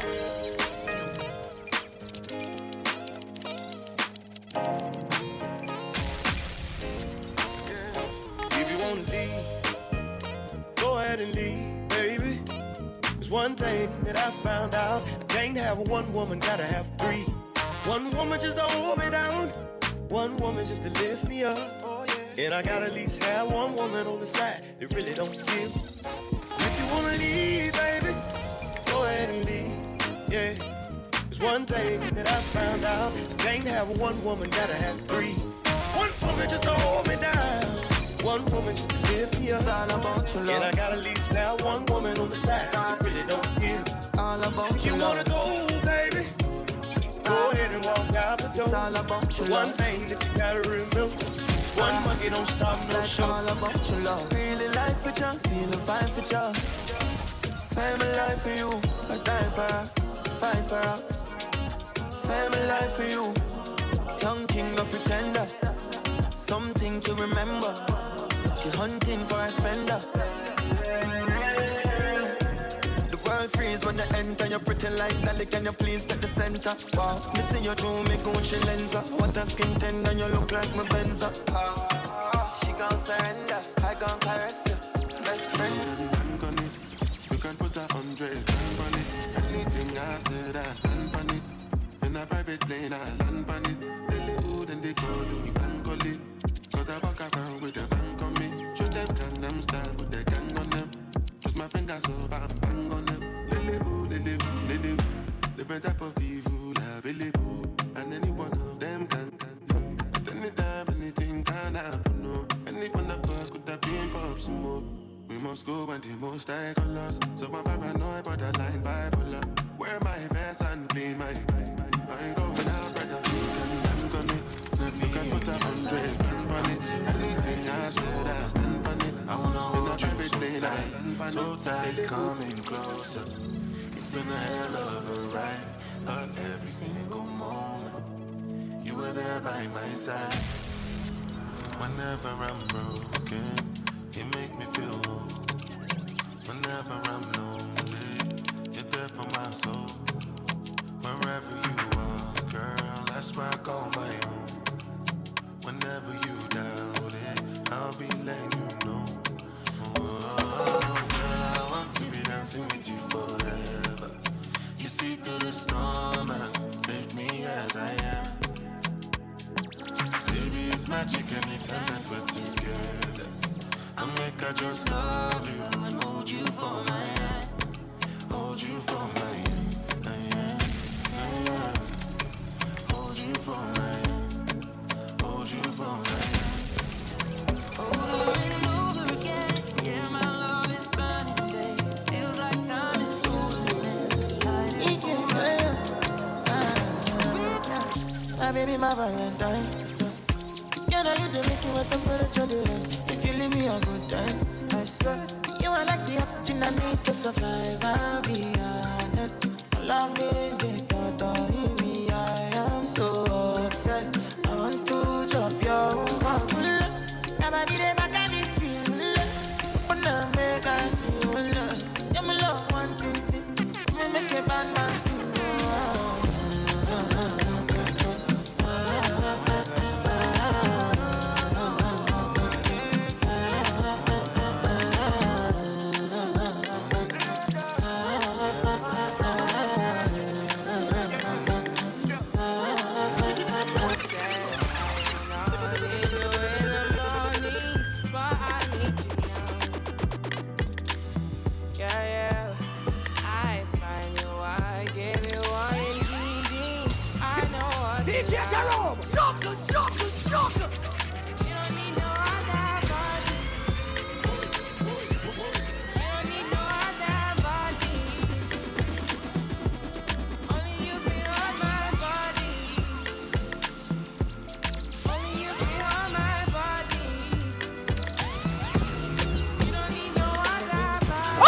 So, ladies and gentlemen, so here we go now.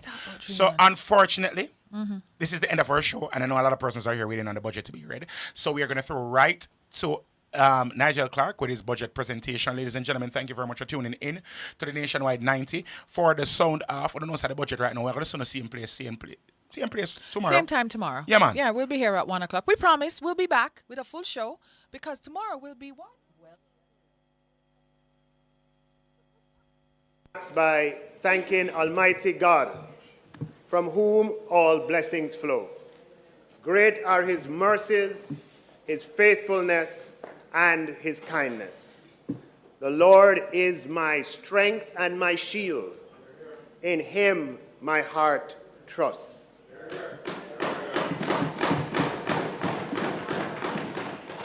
Madam Speaker, I would not be here today and would not be able to make this presentation without the tremendous support, work, and effort of many persons. And I'd like to extend my sincere gratitude and thanks to the constituents of St. Andrew Northwestern. Thank you for placing confidence in me and my team. It's a privilege to serve you.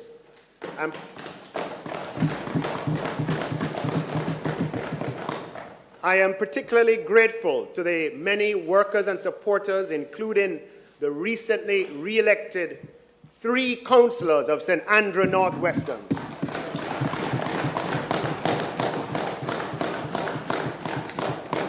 The indomitable 5-star general, senior councillor, Vernon MacLeod. The suave family man, as he is now, Councillor Dwayne Smith. And man with his ears to the ground, Councillor Andrew Harris, and other members of the constituency executive, several of whom are present in the gallery today. Thank you for your sacrifice, your enthusiasm, faithfulness, and support. Madam Speaker, I consider it a privilege to serve in the cabinet of the Most Honorable Prime Minister Andrew Holness, the builder. He's a visionary, courageous, strong, empathetic, and wise, and I'm grateful for his counsel, advice, and confidence in me.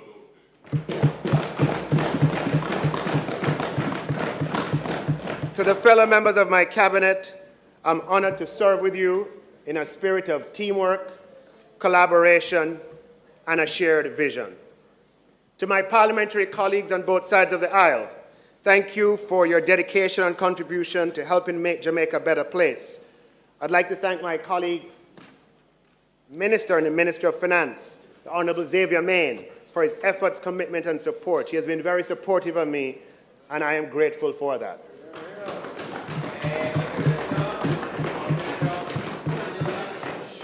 Madam Speaker, Jamaica is truly blessed to have an exceptionally talented, dedicated team at the Ministry of Finance who I'm fortunate to serve alongside. I thank them for their efforts, their contribution, their sacrifices. I thank the Financial Secretary, Darlene Morrison, and her team at the Ministry, as well as my advisory staff.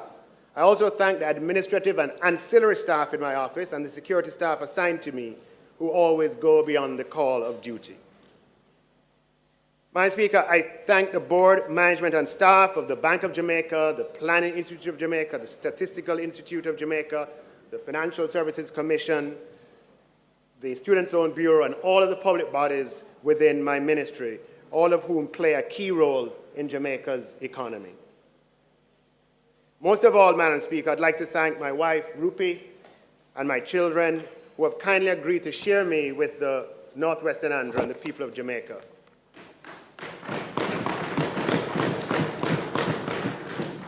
I'll always be grateful for your love, understanding, and support. I'm also grateful for the steady and kind support of my siblings. And I remain indebted to my parents, the late Justice Neville Clarke and Mrs. Mary Clarke, for instilling in me a commitment to service of others and pursuit of excellence. Madam Speaker, thanks to those who made it here today in the gallery, members of the diplomatic corps, members of the business community, I mentioned members of the executive, members of the media, and others. And I'd like to thank, Madam Speaker, those who are joining in on radio, social media, in the diaspora. Thank you for participating in these debates. And to all the people of Jamaica, we work for you. You inspire us every day, and we're humbled and grateful for the opportunity to serve you. Madam Speaker, in this budget presentation, I will provide the data that supports the fact that Jamaica's macroeconomic fundamentals today are stronger, better, and more favorable than at any time over the last 50 years. I'll define economic stability and demonstrate that this period is the only period in the last 50 years where we have enjoyed this.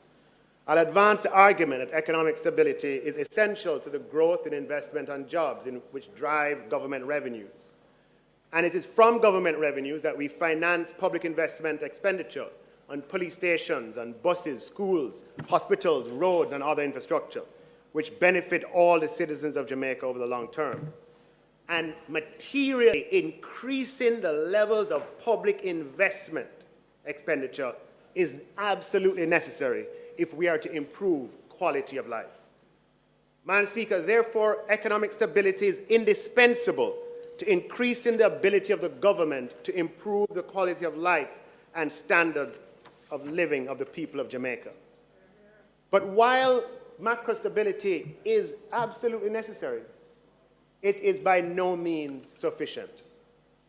Madam Speaker, in February 2018, while I was campaigning house to house during the St. Andrew Northwestern by-election, a lady greeted me at her gate and said to me something that I'll never forget. She said to me, "You see all them things there? Growth, debt, inflation. Them important, you know? Them very important. But them not important for we. What is important for we is the garbage collected? Is the pothole them fixed? Are the street lights working? That is what is important for we. Real story. It was one of those moments that will always remain with me. I shared this experience with a few people at the time, including the Prime Minister. And these words have been close to me since then. It was that conversation, Madam Speaker, that was a motivating factor in one of my very first moves as Minister of Finance and Public Service to pay down the streetlight $7 billion bill, which at the time was over 24 months due. And since then, to have the central government pay streetlights every year to the tune of $3.1 billion. Because we have always recognized what is important for the people. Now, Madam Speaker, economic stability is very important, as my constituent rightly acknowledged. It must be achieved and preserved, but it is not an end in itself. Rather, it must deliver for the people, not just the connected or the powerful or the well-organized. Rather, it must deliver for all the people of Jamaica. Because many Jamaicans look it on, say, all right, look, it's great to have achieved macroeconomic stability and all of these wonderful things that have eluded us for decades. But what about my issues? What about my issues? My roads are in a deplorable condition. My garbage is not collected on a regular basis. I've been waiting decades. I still don't have access to water, or in some cases, electricity. It takes an hour for the bus to come, and its timing is not reliable.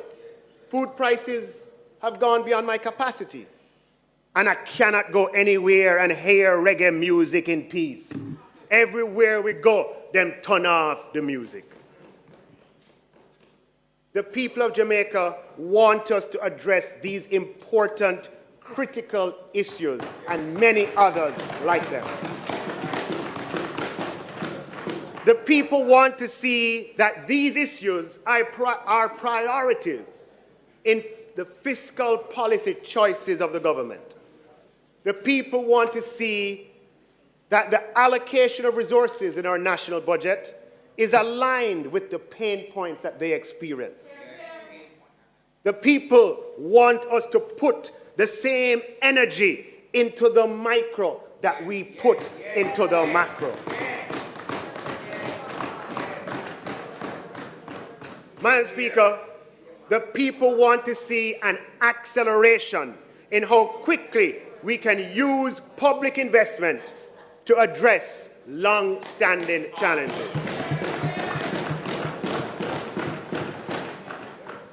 Madam Speaker, I'd like to use this opportunity to speak directly to my constituent who gave me such good advice, as well as to all Jamaicans. We hear you loud and clear.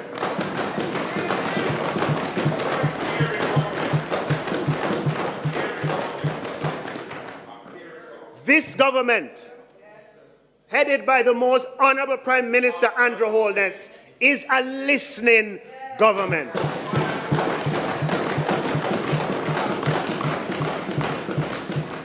Madam Speaker, we listen to the people.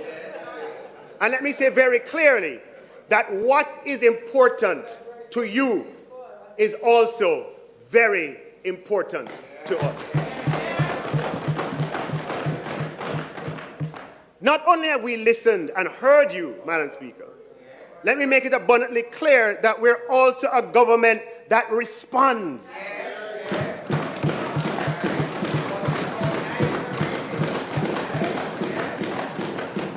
And a government that acts. As such, Madam Speaker, we will align our fiscal policies to address the pain points in our society.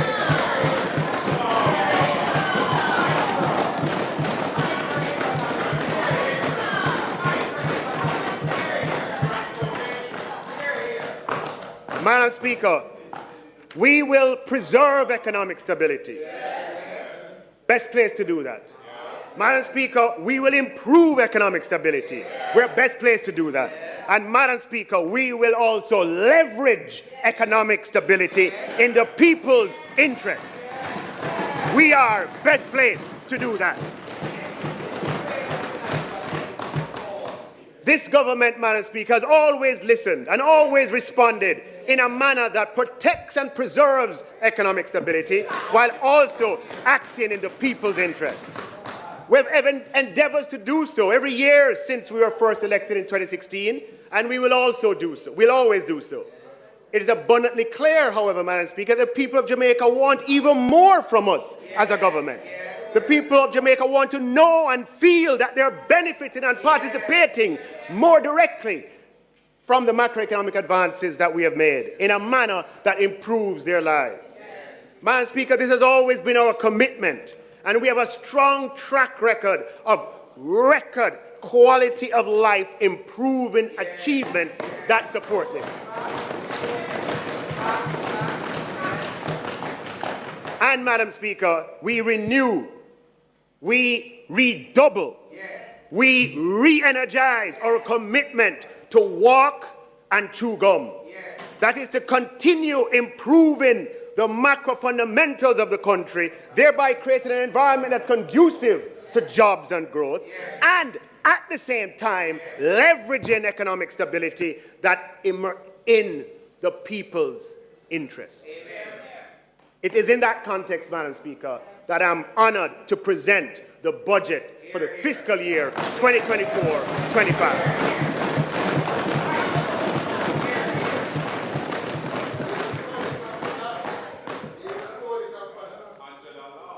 So, Madam Speaker, we spend a little time on the macro achievements and then move on from there.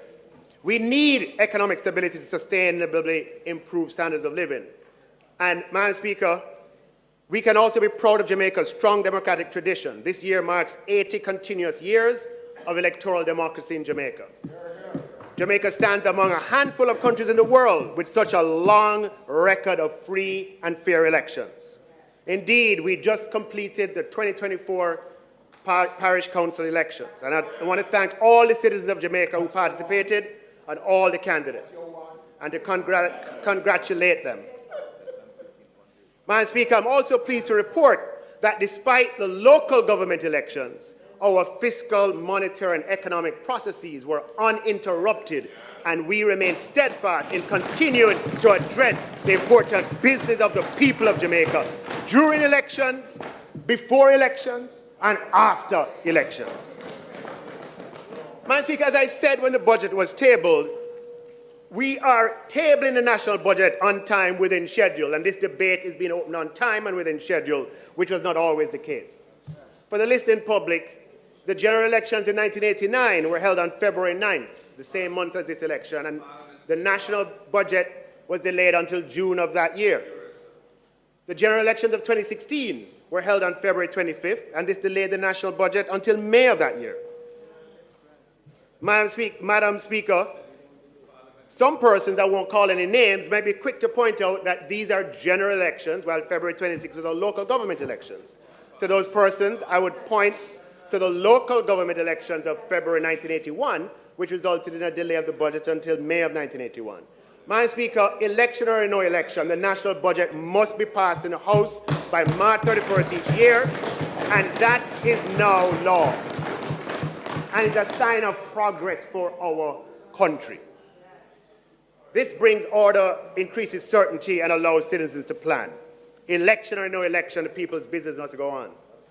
Madam Speaker, another example, the Planning Institute of Jamaica has an annual schedule of public economic briefings, and this schedule is decided in advance. Despite the then pending local government elections, the PIOJ held their quarterly briefings on the scheduled date, as they always do, and updated the country on economic projections. Election or no election, the PIOJ updated the country on time, on schedule, with no delay. Now, Madam Speaker, this is something I have to comment on. Similarly, the Bank of Jamaica has monetary policy committee meetings on a scheduled basis each year. The dates of these meetings are published in advance, and the minutes of those meetings are required by law to be made public after the meetings are held. In addition, the BOJ holds a scheduled monetary policy briefing and press conference after each monetary policy committee meeting. Madam Speaker, Jamaica should be proud of the fact that a few weeks ago the BOJ held its monetary policy briefing and press conference where it updated the country on monetary policy developments and the outlook for inflation on time, on schedule, election or no election. Now, Madam Speaker, change can be difficult, but these are important developments. The predictability of scheduled economic policy updates from our primary economic institutions taking place on time and on schedule is an essential feature of a modern market-based economy. In a market economy, individual households and businesses in aggregate allocate vast amounts of resources on a daily, monthly, weekly basis. And this private allocation exceeds what the government has available to deploy. Timely and credible economic data and information is indispensable to the efficiency of this process and to the maintenance of a vibrant economy. Credibility is enhanced if these data being provided are done in a predictable manner, impervious to perceptions of whether the data are convenient or not, or to which segments of society they may appear convenient. On the contrary, if economic institutions pick and choose when to speak and adjust according to electoral or political cycle, their pronouncements become suspect and the service they deliver to the Jamaican citizen, households and businesses and investors as well is weakened. As such, Madam Speaker, for our market-based economy to work properly and for it to have the capacity to deliver the resources that the government can spend to improve the quality of people's lives, the publication of data by our economic institutions cannot be subordinated to political processes. Jamaica lifted capital controls in 1993. Since that time, capital can flow in and out of Jamaica freely. In fact, it moves more freely than people. In such a system, confidence is very important, and it can be irreparably damaged if people believe that economic data is provided in a manner that suits the government of the day, or if a pre-scheduled economic data releases are withheld or postponed during electoral cycles. As such, the practice is that once a schedule is set for these primary data releases, and they're done 4 times a year, the schedule is public on the website, those briefings do not vary.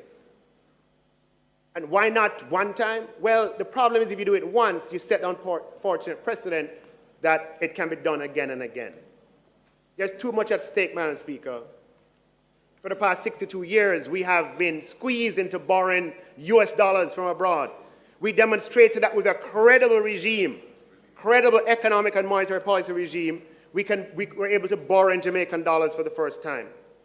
Madam Speaker, I propose that we formally implement public protocol under which it's clear to everyone that our major economic institutions continue to adhere to a fixed schedule of major data releases and commentary where the schedule is made public at the beginning of the calendar year, but restrict discretionary interviews or speeches by invitation during an election period, which has been the practice.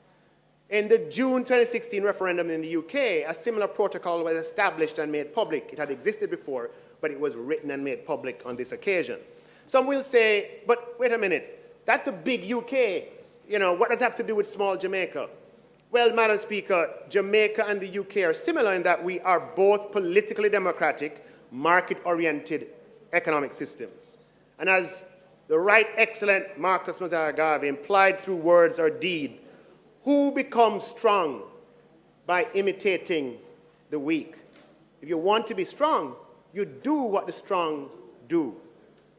Madam Speaker, as with the national budget, with the PIOJ briefings, with the BOJ quarterly updates, election or no election, the people's business must go on. And as I stated before, Madam Speaker, we are committed to ensuring the people's business is addressed on time, on schedule, all the time. Madam Speaker, I'm pleased to report that the Jamaican economy has grown for 10 consecutive quarters.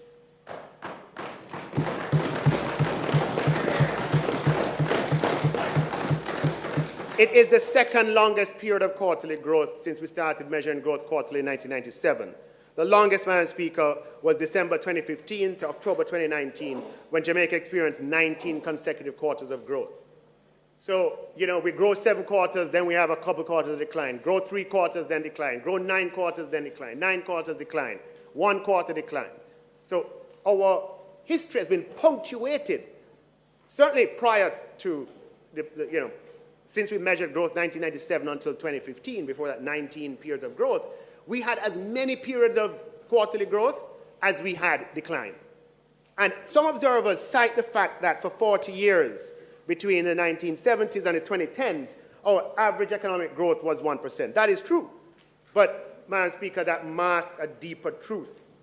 It is the variation of growth around that average where the problem has really been.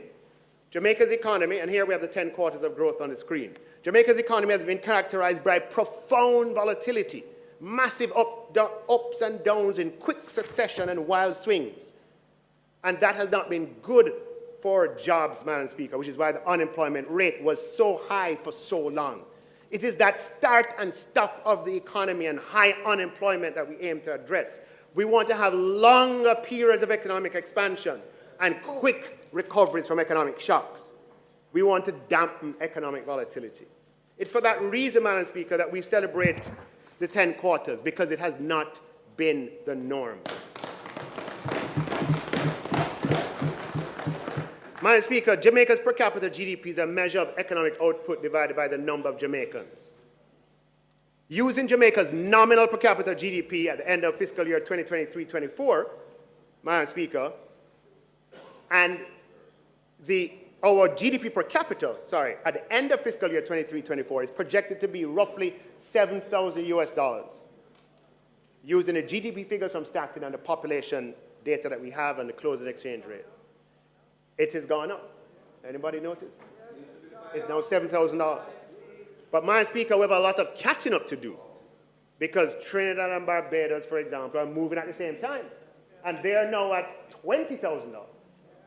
But you're seeing, Madam Speaker, we're stuck at a particular level for a long time, and nobody has been noticing. But today, the per capita GDP is $7,000 US.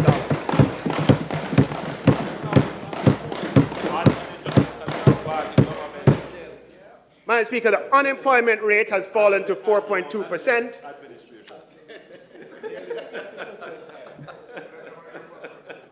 4.2%, Madam Speaker. More Jamaicans employed today than ever before, 1.3 million. 4.2% is a record low. And, Madam Speaker, between 1990 and 25 and 2015, unemployment averaged. Sometimes it was higher, sometimes it was lower. But it averaged over that 25-year period 14%. That is the context, Madam Speaker. And our labor participation rate is higher than the United States, higher than the United Kingdom, higher than Barbados, higher than Trinidad. A greater proportion of our labor force, of our population, is in the labor force than all of those countries. Now, we want to increase the value of jobs, but the only way to sustainably do it is to increase the skills and boosting the education outcomes of the population. Madam Speaker, debt to GDP is projected to be 72% by the end of the fiscal year. This will be the first time, Madam Speaker, our debt ratio will be lower than prior to the FinSAC era. And it's taken us 30 years to achieve this. Very enduring and painful lessons. Madam Speaker, Jamaica's debt could be as low as 64% of GDP by April 2025. And if achieved, this will be the lowest debt ratio since 1976, 50 years ago.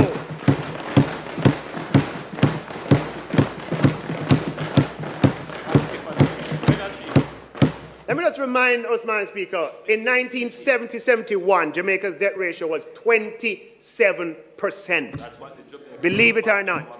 It was 27%. That's what we left. By the end, by 1978-79, it was just under 90% at 88%. And, Madam Speaker, the history we know from there. By 89-90, people don't remember the history. By 1989-90, it was 138%. In 1980, Madam Speaker, the central bank had negative reserves. The only way to replace goods in Jamaica is the government had to go out and borrow US dollars so that we could import goods. We had what we call negative reserves. Our Jamaicans, with our we have to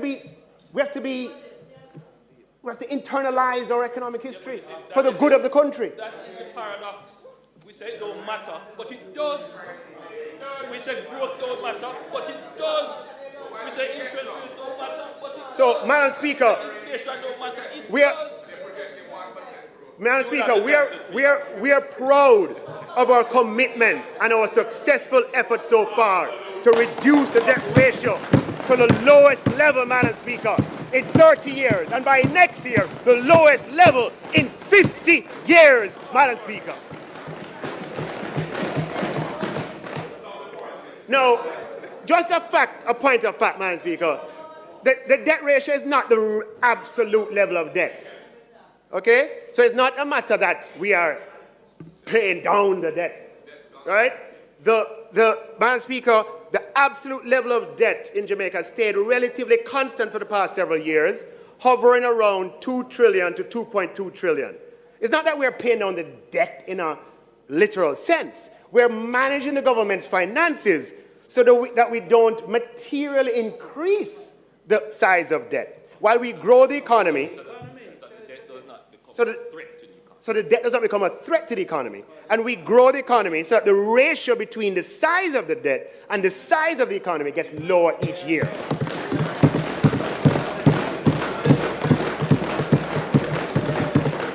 So the fallacy, the debt was 2.1 trillion in 22-23. In 23-24, it will be 2.2 trillion.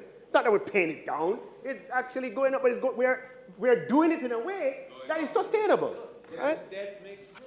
Now, Madam Speaker, over the past 10 years, beginning fiscal year 2013-14, Jamaica has achieved all of its fiscal targets in the budgetary process. That's 10 years. 3 years under the prior administration and 7 years under this administration. 2013-14, the fiscal target was not met in 2012-13. Okay? 2013-14, 2014-15, and 2015-16. Then you take under Prime Minister Holness's time, 16-17, 17-18, 18-19, 19-20. 2021 was COVID, so we used when we revised the budget, we met that target. 21-22, 22-23. And if we meet it this year, there's still a couple of days to go, it would be the 8th under this administration and the 11th consecutive year overall. Madam Speaker, fiscal credibility has improved dramatically as a result, and the trust in Jamaica's economic policy-making environment has multiplied several-fold. This, in turn, has made Jamaica a much more attractive destination for investment and explains, in part, the robust growth in jobs. The more fiscally credible you are, is the better our terms in the trading with the rest of the world, Madam Speaker. Now, all countries need to borrow to finance their operations. However, when countries like Germany or Japan borrow, or any one of a number of developed countries, they don't need to borrow in US dollars or in any currency other than their own. Germany borrows in euros.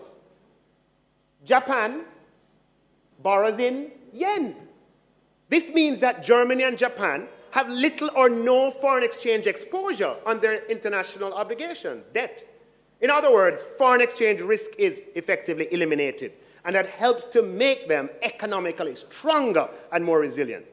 And international investors lending to Germany and Japan are content lending to them in euros and yen because they have trust in the stability of the economic environment that Germany and Japan have, as their institutional mechanisms, such as independent central banks, guarantee price stability.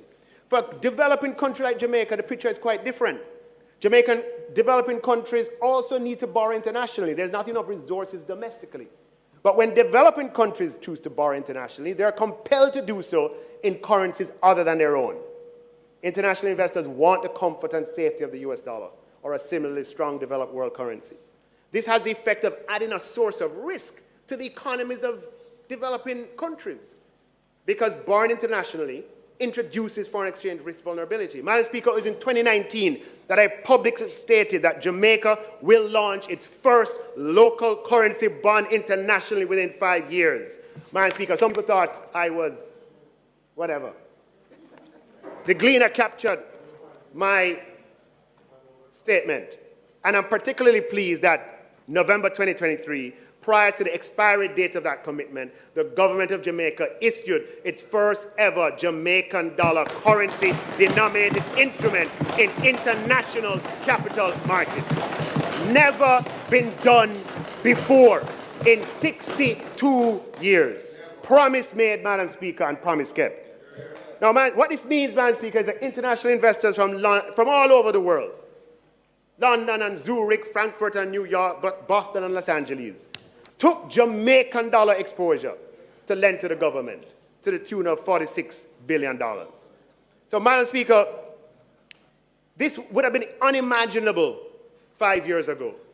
And the development represents a substantial policy dividend emanating from an improved macro environment, deepening monetary policy transparency, and the institutional mechanisms to pursue and maintain stable inflation.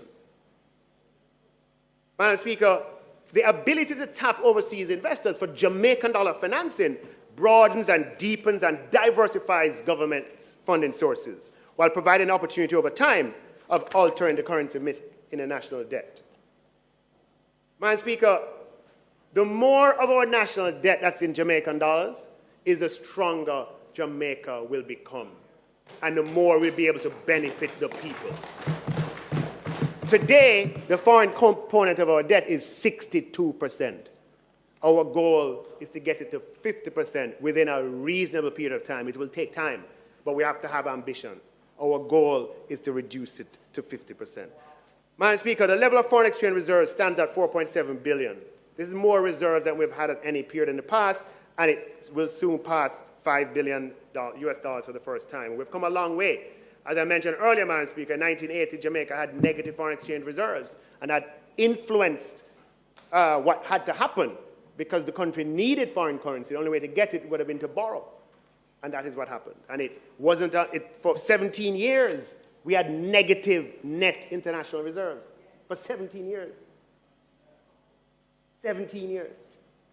Jamaica is a small island in a big world, and we have to import much of what we need, and we need foreign exchange to do it. An adequate supply of foreign reserves is a signal to suppliers at Jamaica that they will get paid. And, Madam Speaker, that came in useful in the COVID pandemic when we lost $4 billion US dollars of foreign exchange inflows like that. Tourism brings in $3 to $4 billion a year. We went down to zero like that. And Madam Speaker, we are able to endure that foreign exchange supply shock, still import goods and services from overseas, and pay those bills as they came due, all because we had high levels of foreign exchange reserves, Madam Speaker. And we're proud of our commitment and successful efforts to build Jamaica's foreign reserves. Now, Madam Speaker, some people say, you know, quite innocently, we have all those reserves, why we can't just tap into it and use it and spend? I understand the question. But, Madam Speaker, it is those reserves that underpin the Jamaican currency. You notice how the Jamaican currency start behave all of a sudden, right? Because we have reserves backing it. If we were to do something like that, what would happen is that our currency would become very, very unstable, as it has been in the past. We'd have high inflation, and the people would not benefit. You would think you're benefiting the people, but ultimately they would not benefit because it would make life more difficult. We have been there. That's the good thing about our history. We have been there. We know what it is like. And so we don't want to repeat the errors and mistakes, Madam Speaker. Now, Madam Speaker, on the matter of, I just want to touch something here. Every country has tax revenues that vary throughout the year. And so governments have to borrow to finance. And the way the world works is that the more a country needs money, is the more that money will cost. You hear what I said? The more a country needs money, is the more that money will cost. That's a reality that existed long before our time, and it will exist long after our time. As such, since money costs more the more a country is seen to need it, the key for a country is to not be in need of any other people's money. The key is for a country not to be dependent on other countries' money. The better that you're able to take care of yourself by yourself, the bigger the ratings that you get in the credit world. That's just how it goes. The better able you are to pay back your loans, the bigger rating you get in the credit world. And, Madam Speaker, I'm happy to report that just last week, following 2 other rating agencies, Jamaica got the highest rating in 18 years from that rating agency, Fitch. And last year, the highest in 20 years. Now, Madam Speaker, what that means is that what Jamaica borrows for new loans is 3 points to 5 points lower than some of our peers in the Caribbean. So if we have to borrow $500 million US, and a peer country in the region has to borrow $500 million US, we pay between $15 and $25 million US per year less than they do. And the lower cost to our country, Madam Speaker, means we can do more with the money in the interest of the people. So, Madam Speaker, the way the world works is the more you need other countries' money, is the more you'll pay for it. And because the more you pay for it, is the less you can do with it. The lower your credit rating is the more you will pay for money, which is the less that you can do. Now, Madam Speaker, as I said, what we want to do is to be able to do more with money. So we have to put the country in a position that we lower our dependence on the outside world for money. Not that we don't need it or we can't access it, but we lower our dependence on it. We have multiple options. That is how you become economically independent, Madam Speaker. That's the root. And we are a small country in a big, wide world. We don't make the economic rules of the world. My God, I wish we did. I wish we did, but we don't. That's a reality. But we have to be smart enough. We have to be wise enough. We have to be agile enough to max out the rules of the world and use that knowledge to the advantage of the Jamaican people. The economic rules of the world, Madam Speaker, is that countries that are economically strong and independent are able to do much more for their citizens because they're not burdened, Madam Speaker, they don't have instability. That's why we want to be economically strong as a country. Low debt, high reserves, long periods of growth, high credit ratings. But make no mistake about it, the primary lesson from 5,000 years of human civilization is that, and it's just a fact of history, the past. God hope the future is not like it. The 5,000 years of human history teaches us that in the past, strong countries and strong nations have always dominated weak ones. We don't want to dominate any other country. We just want to be economically strong so that we can offer our people a good quality of life and ensure that we are never dominated by others. Madam Speaker, as children of Her Excellency the Warrior Nanny of the Maroons, and as sons and daughters of Excellency Sam Sharp, Paul Bogle, George William Gordon, and Marcus Garvey, who paid for their lives and their freedoms, we have a duty to the present and the future generations. We have an obligation to fulfill the manifest destiny that is ours as a nation.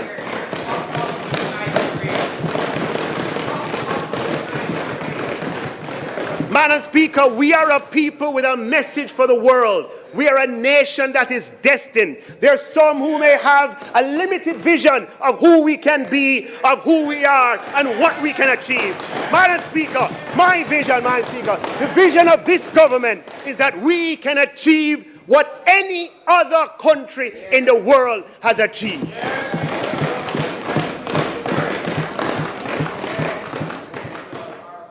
So, Madam Speaker, I'm pleased to report, as I said, that the macro fundamentals are better than any time in the last 50 years. Does that mean that all Jamaicans are hunky-dory and well off? Not at all, Madam Speaker. Far from it. Far from it. And that's something we're going to have to address. It is something that we have been addressing.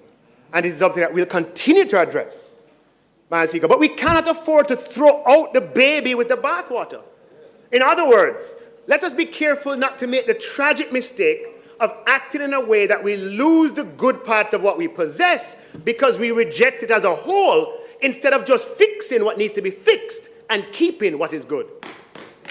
Because it's a very good thing, Madam Speaker, that we have achieved what we have on the macro levels. And it's important that we keep that strength, build on it, and get even stronger. So, Madam Speaker, when we talk about history, let me first say that I have nothing but respect and deep veneration for all of Jamaica's former leaders, Their Excellencies Alexander Bustamante and Norman Manley, the most Honourable Michael Manley, Edward Siaga, P.J. Patterson, Portia Simpson-Miller, and Bruce Golding, and the administrations that they led. Each of those administrations made huge contributions to Jamaica, and we truly stand on the shoulders of giants. The purpose of historical references and comparisons is not to take anything away from their achievements or contributions. They were products of their time, in much the same way that we are. The purpose, however, Madam Speaker, is to collectively learn from our economic history, as all powerful societies do. When you go and take your MBA or your Master's in Government in the United States, or in Europe, the first thing they teach you is about the tulip bubble. They teach you about the 1929 stock market crash. Societies learn from their history. History, as Malcolm X said, is the most important subject. Malcolm X said that. The most important subject. And as we know, the adage, that a people without knowledge of its roots is like, people without history, knowledge of their history is like a tree without roots. So, Madam Speaker,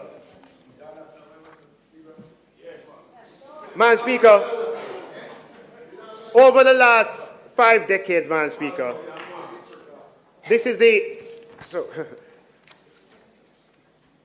so Madam Speaker,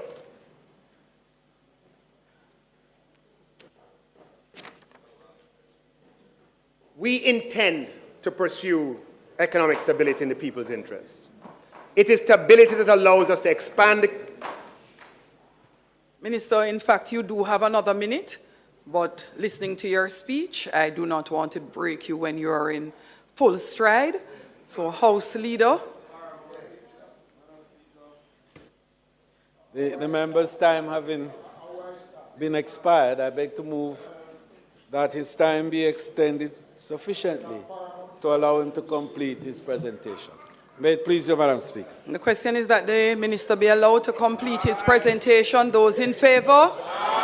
Those against? The ayes have it.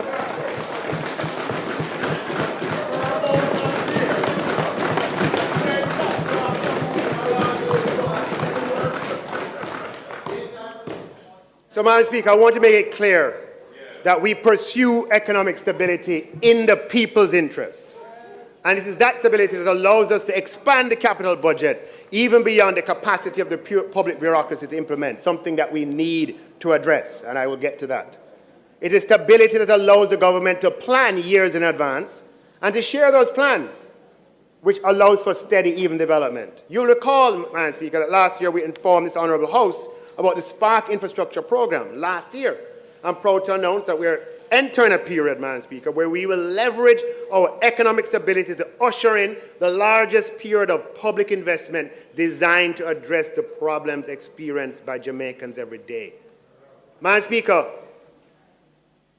when through public investment the government of Jamaica brings water to a community, the people benefit. When through public investment the government brings access to sewer lines to a community, the people benefit. Madam Speaker, when the government is able to bring JUTC buses so people can plan their businesses and ride in comfort, the people benefit. When the government builds new hospitals and schools in public investment, the people benefit. When we build new tax offices, the people benefit. When we build public parks and new courthouses and acquire garbage trucks, the people benefit.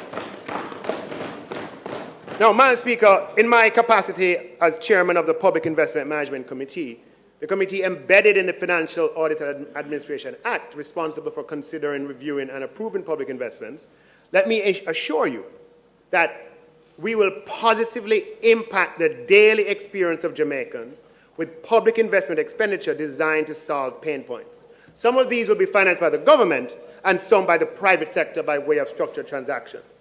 Madam Speaker, the public investment program will deliver well over $1 trillion of infrastructure expenditure over the next 5 years, inclusive of this year and inclusive of expenditure by PPPs. Roads and bridges and public parks, hospitals, schools, water, sewage, irrigation systems, houses, tax offices, courthouses, buses, garbage trucks, digital infrastructure, IT systems, and highways. It will be the greatest expansion of public investment, Madam Speaker, that we have seen, geared towards improving public services. And every minister of government is involved, and we're all working assiduously on your behalf. Police stations, equipment for the police, so that these projects span the full breadth of ministries. By the time he's done, Madam Speaker, the Honourable Prime Minister, the builder, will break ground and open more projects than any Prime Minister before him. No, already. Already, yes. Yes. So, Madam Speaker, this is only financially feasible, members of this Honourable House, right?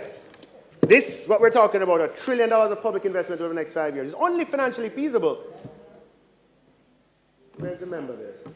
If we maintain our credit rating. Because the government can't do it all. The government can only, our program is public. The fiscal policy paper has $500 billion of capital expenditure over the next 5 years. To get the rest, we have to be able to structure transactions that can get private financing, and the private financing, those projects become feasible, the lower the cost. So today, there are public investments that are feasible that were not before. And we intend to leverage the stability, Madam Speaker, to bring these projects to life for the benefit of the people. Now, Madam Speaker, let's talk about some of the elephants in the room. We will not be able to implement such an ambitious program of public investment with the procurement system as it is. Make no mistake about it, Jamaica's...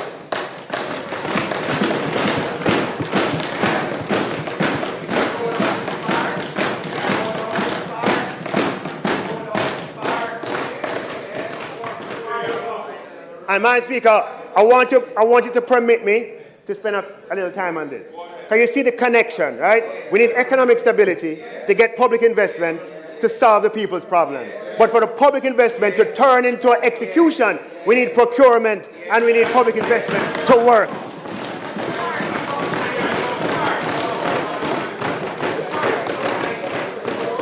So, Madam Speaker, procurement is integral to the functioning of government. And an efficient procurement system is vital to the efficiency of government. Now, procurement policy rests with the Ministry of Finance through the Office of Public Procurement, while the implementation is distributed across 200 ministries, departments, and agencies. And the time will soon come that them can't hide, because everything is digital. So we'll be able to see everything. You can't hide and say, what? The procurement system. No. We can see every step, how much time you took. Now, to improve the productivity of government requires us to take a good look at procurement processes and implementation and to see how we can optimize. But we are not at liberty to simply optimize one variable, which is time. Procurement undertaken with the public money, right, is such that we're obligated to optimize other variables as well. It has to be designed to make sure there's value for money. And given the sheer size of aggregate procurement, it needs to be optimized to have economic benefits for society. Sometimes these latter two objectives conflict with the first. And in a society bedeviled by low trust, this conflict can be even more intense. However, with analysis based on data, we can make tweaks to the system that allows us to better optimize all three objectives. Madam Speaker, I'm pleased to update this House that Jamaica now has a fully functional electronic procurement system, the Government of Jamaica Electronic Procurement System, GOJEP. We must recognize and express appreciation for the technical cooperation of the Inter-American Development Bank and the European Union in this regard. through its several modules. GoJet manages tender calls and bid submissions, aids in bid evaluation. It basically is indispensable throughout all the stages of the procurement process. I promised in my 2021 budget presentation to unlock the power of electronic procurement through increased adoption, and we have been following up on that. If we want to have an efficient system, Madam Speaker, we have to go digital. And we had a 3-year transition period. Effective August 2023, whenever you make the switch over, it's always a little uncomfortable. But there's a 3-year transition period. And the switch over came in August of 2023, where every procurement above the threshold, which today is 1.5 million, has to go through the electronic system. Now I want to show you what we can get with this electronic system. We already, Madam Speaker, have tons of data that we've been able to analyze. 14,000 procurements over the 20 months between February 2022 and October 2023. We measured the average time the procurement takes from the date of advertisement, in the case of a competitively tendered contract, or the date of notification, in the case of restricted bidding, or the date when quotes are released, in the case of single source methodology. And we measured that until the date of contract award. Pretty easy to do when you have an electronic system. Madam Speaker, I don't know if you can only see the outlines of the chart, but the first chart shows beginning in February 2022, right, the blue line shows the average kind of procurement time, going up and down, but decidedly a downward path.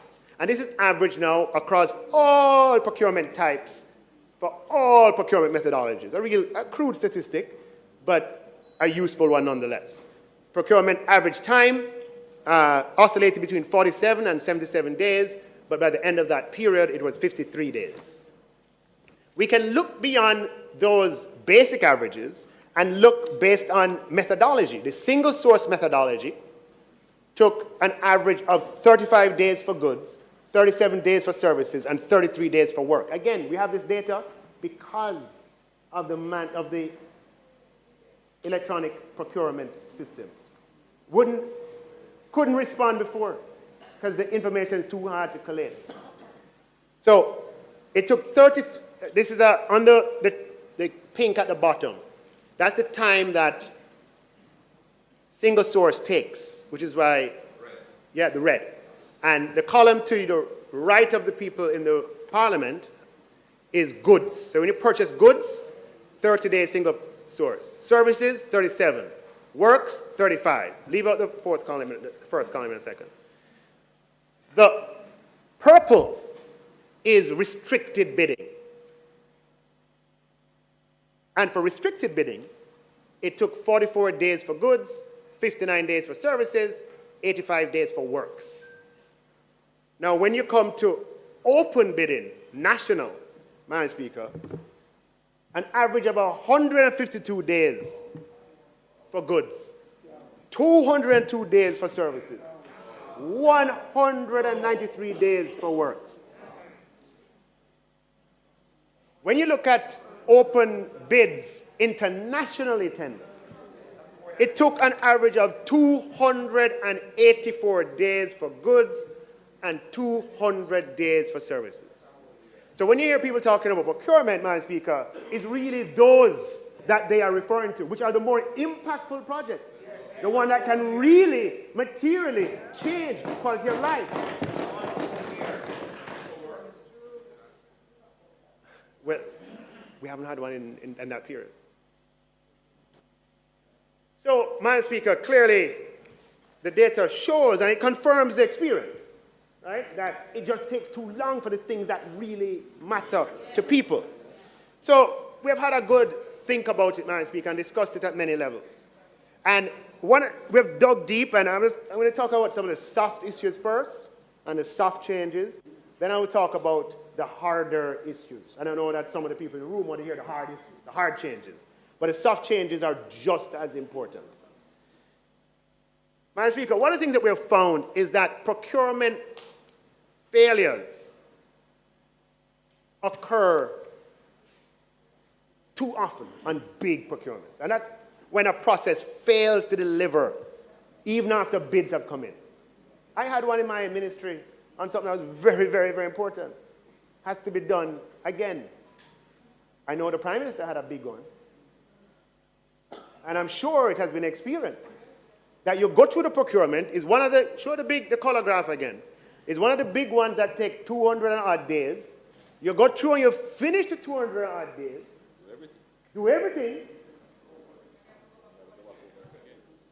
And you have to go back again because it did not deliver. Either it failed. There are many reasons that describe fail. Now, the procurement team in doing the detailed analysis, Madam Speaker, and sometimes, as we discussed in Standing Finance, a bidder is unable to perform, cannot post a bond. Now, by supplementing these results with qualitative investigations, we have been able to identify some of the key soft issues, Madam Speaker. One of the things that we have done, the Office of Public Procurement, that is we have developed a pre-engagement checklist for procurement officers to correct for the experience where procurements have to be done because of officer error or oversight. We have found that in large procurements, if we properly think through the evaluation criteria, in many instances, we would prevent procurement failure. So what we've done is provided a checklist to go to all procurement officers throughout the system. When you're doing one of these major things, have you thought about this? Have you thought about that? Have you thought about this? So you can put the evaluation matrix together in a way that you're going to be successful. In addition, Madam Speaker, we've provided guidance notes, given the procurement committee's guidance notes to optimize the decision they make. One of the observations is that procurement committees get lost in questions that have no bearing on the decision that they're called upon to make. Human nature. You have a decision to make. It's a business, hard-nosed business decision. And you end up talking about things that have no bearing or relevance. So we're providing guidance notes that procurement committees, look, this is serious business. These are the things you ought to consider, right? And so forth. The third, Madam Speaker, is that for evaluation committees, most of the people on it is not their full-time job. You have a procurement officer, but other people on the committee have other jobs. And we're kind of looking at the decision distribution between the procurement officer and the committee. There are certain things we don't need the committee to do. The final decision, yeah, in many cases, yes. But there are steps along the way that the officer can do.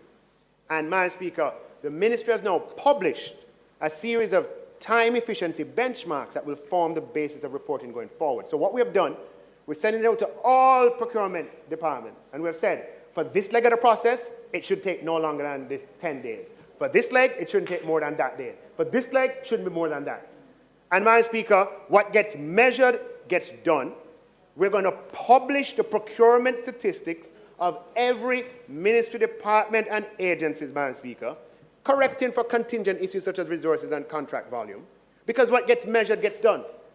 And, Madam Speaker, we're going to introduce the Government of Jamaica Procurement Awards that celebrates excellence in procurement. We're going to change the culture around procurement, Madam Speaker.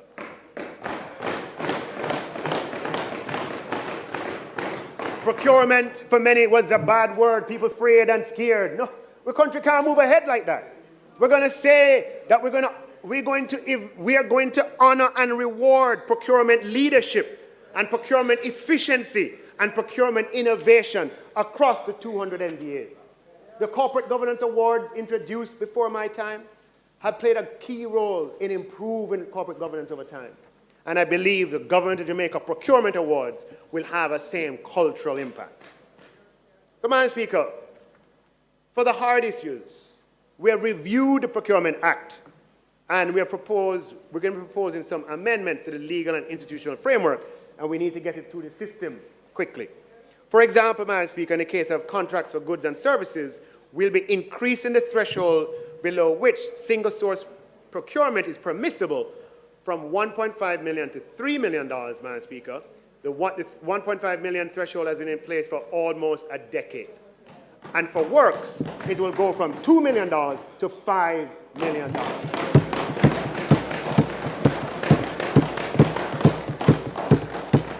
Madam Speaker, in addition, we're going to be moving the limits required for public procurement committee approval from $30 million to at least $60 million.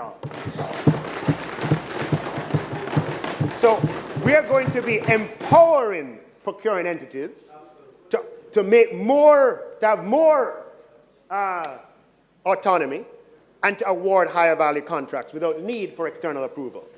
These things will speed up the pace at which the government can deliver.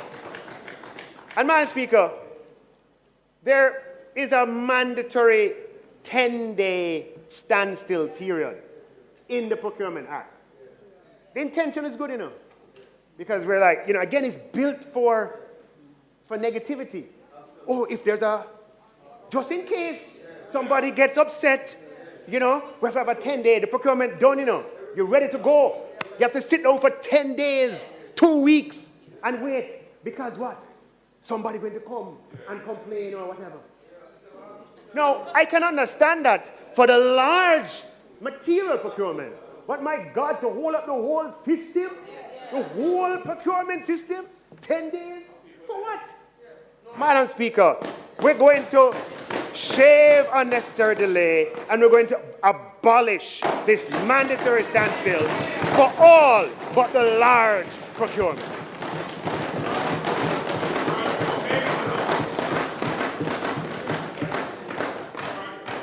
Now, Madam Speaker, the greatest improvement in efficiency can come from moving some of the layers that exist. I want to go through the layers for the largest procurement. I want you to bear with me. You remember, it's a people's business that we're on. We're talking about accelerating how we can deliver to the people's benefit. All right, I want you to stay with me.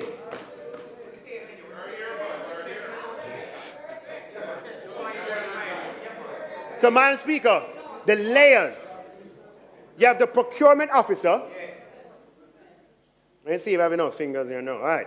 You have the procurement officer. You have the procurement committee. And after that, it goes to the head of the procuring entity. Then depending on, I'm saying for the larger one, it goes to sector committee. Then it goes to the Public Procurement Commission. And hear me now. It goes from the Public Procurement Commission back to the Procurement Ministry. The Procurement Ministry has to prepare a cabinet submission. It goes to the Cabinet Office. Then it goes to Infrastructure Committee of Cabinet. Then it goes to the full Cabinet. Then it goes back to the Procuring Ministry. I need a tour. It then goes back to the Procuring Officer. No, Madam Speaker. If we are serious about the people's business and we want to leverage stability to impact people's lives, we're going to have to change the structure. Madam Speaker, we will abolish the sector committee, removing an unnecessary layer from the public procurement process.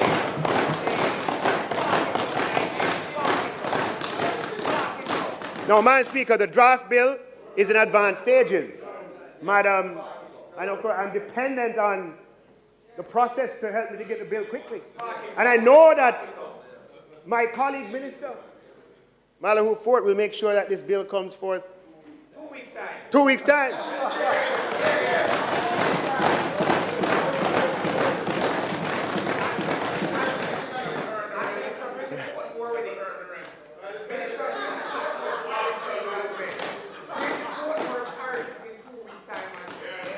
So, Madam Speaker, I want to touch on a little, I want to touch. It's family time, Jamaican family. I want to touch on a part of the procurement process that we can't afford to overlook because we're serious about the people's business. Okay? Yes. Madam Speaker, when you look at the big procurements, the 200-day procurements, the data suggests that sometimes the cabinet process takes up as much as 25% of the time. This is because of the many micro steps involved. Right? After Public Procurement Commission has approved it, it's not approved by some independent people. It's not approved. You have to go back to the ministry. The ministry have to write a cabinet. You ever see those cabinet submissions? Some of them are 40 pages long. Background, context, issues, Right? Sometimes you have to prepare the cabinet session. Go to the minister, you don't like this, change that. Go to this person, don't like it, change it. Sometimes those cabinet submissions have to go elsewhere for commentary. Yes. Before it gets to cabinet office. It gets to cabinet office, they may have changes, they send it back. I'm talking just the honest to God truth. Then after that, it has to go to infrastructure committee. And sometimes we lose time. And then it goes to cabinet. But when it goes to cabinet, after cabinet makes the decision, it's not done, It's only done when it is minuted by the cabinet, which is 1 week after the cabinet meeting. So when you add it all up, Madam Speaker, that we are defeating ourselves. Madam Speaker, something major in the process has to change for us to get major change in outcomes.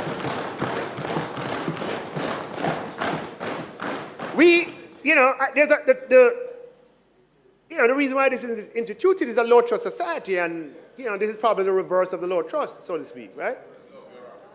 But Madam Speaker, we can find other ways of providing information to the cabinet so they're aware of what has happened. Yeah?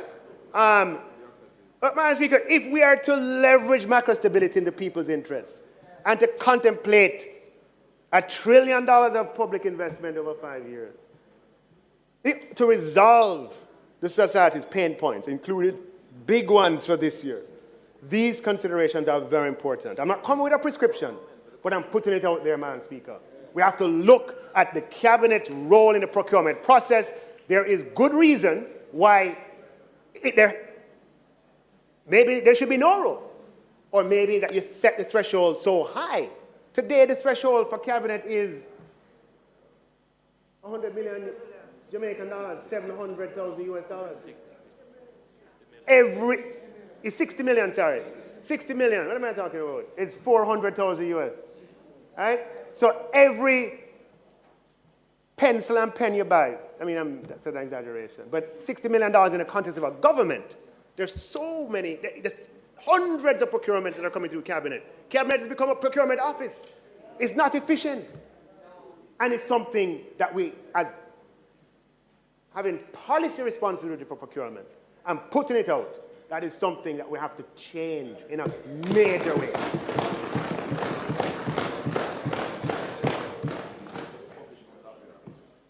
So, Madam Speaker, public investment and management exception, and then I'm going to come back to something on procurement. Madam Speaker, public investment process is important, right? Because public investments, represents spending in assets. Some of them are major, some of them are multi-year commitments. And the government has been reforming and refining its public investment system to ensure adequate planning and consideration, Madam Speaker, and to make sure that citizens receive value for money and procurement is on time and on budget. Madam Speaker, a robust public investment process is in the people's interest. But, Madam Speaker, while we revise and improve the process, the people deserve and need efficiency. In August 2023, the Ministry of Finance introduced adjustments to the established process for appraisals and approvals of public investment projects, Madam Speaker, to allow for expedited processes for projects in exigent circumstances, emergencies associated with national disasters, or matters of national security. And when projects have met these conditions, along with criteria that establishes lack of complexity, the PIAB will conduct a rapid screening of the concept and expedite as necessary. And the proposal stage, Madam Speaker, is similarly expedited. We have used that now for a couple of procurements that have solved previous problems that we had. However, we need to do more. The Financial Audit and Administration Act stipulates that all public investment has to undergo appraisal and approval through the public investment process. That's what the law says. That's what the law says. The law says it, that all public investment. Now, that's something I have to look at too, in that public investments range from $20 million to $20 billion. Is it really necessary for public procurements along that entire spectrum to go through the same process? Yeah? So we are looking at introducing a threshold that would create a different treatment. If we go the way of saying procurements, public investments below a particular threshold does not need to go through the public investment process, we have to change the law, and that takes time. Another way is to say that below a particular threshold, the ministry does the appraisal. You understand? So we still comply with the law that the appraisal is being done, but below a particular threshold, it doesn't have to be done at PIAB, it's done at the ministry. So, Madam Speaker, we are moving to make material changes in procurement and public investment to ensure that the people benefit from economic stability in a timely manner. And we are also, Madam Speaker, we have a performance evaluation program for contractors, where contracts above a particular threshold, the procuring entity is required to score the contractors and to keep it in a database. A number of that they can share, public departments can share. And beyond a certain negative score, contractors can be debarred from participation in public investment. At a later stage, I'll spell this out in more detail. But that is our part of our reform. Yes. Now, Madam Speaker, moving on. When someone, I just want to talk about the topic of unemployment insurance. When someone on a lower income loses their job, it can have a devastating consequence on their livelihood. And it can unravel their lives with profound, long-lasting consequences. During COVID, 150,000 Jamaicans lost their jobs and were suddenly without income. And many affected households would not have had the resources to draw on to tide them over, and hence the government responded with the CARE program. 55,000 Jamaicans who lost their job got payments over 13 months. Madam Speaker, it revealed a glaring gap in the social security arrangements, and in April 2020, the Most Honourable Prime Minister appointed a COVID Economic Recovery Task Force, and he appointed me to chair it in my capacity of Minister of Finance. The task force was broad in composition, spanning every facet of society, and the final report was produced in June of 2020 and tabled in this House.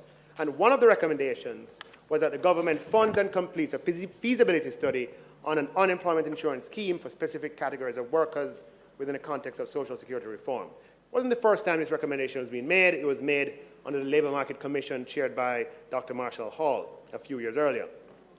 Madam Speaker, the government wasted no time, and as Cabinet approved, the Ministry of Finance undertook the responsibility of getting the feasibility done through the PIOJ, and with technical support and financial support from the International Labour Organization and the guidance of a technical oversight committee, with the intention that if it was to be implemented, meaning if it was feasible, the Ministry of Local Labour and Social Security would implement it.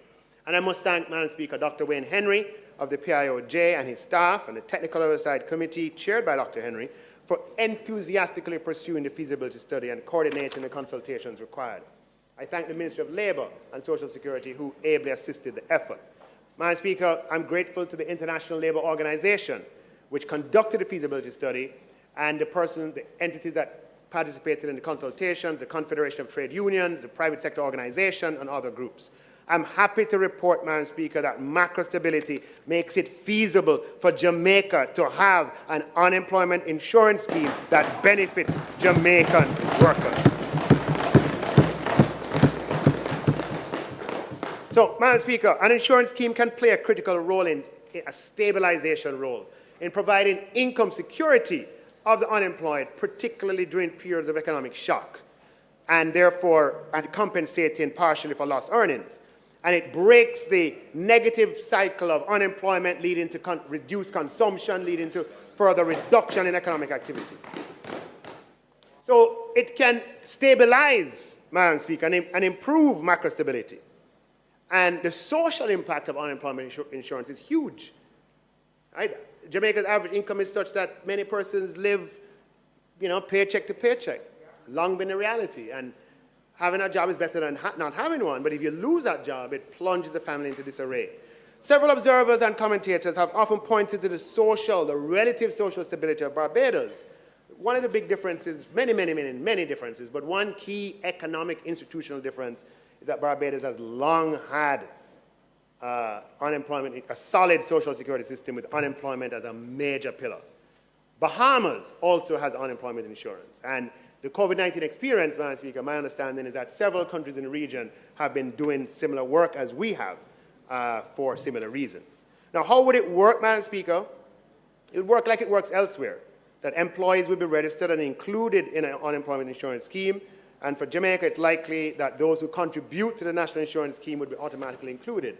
On the loss of a job confirmed by employee and employer, the newly unemployed would become eligible to receive an unemployment benefit representing a particular percentage of their previous weekly income, up to a maximum threshold for a period of time.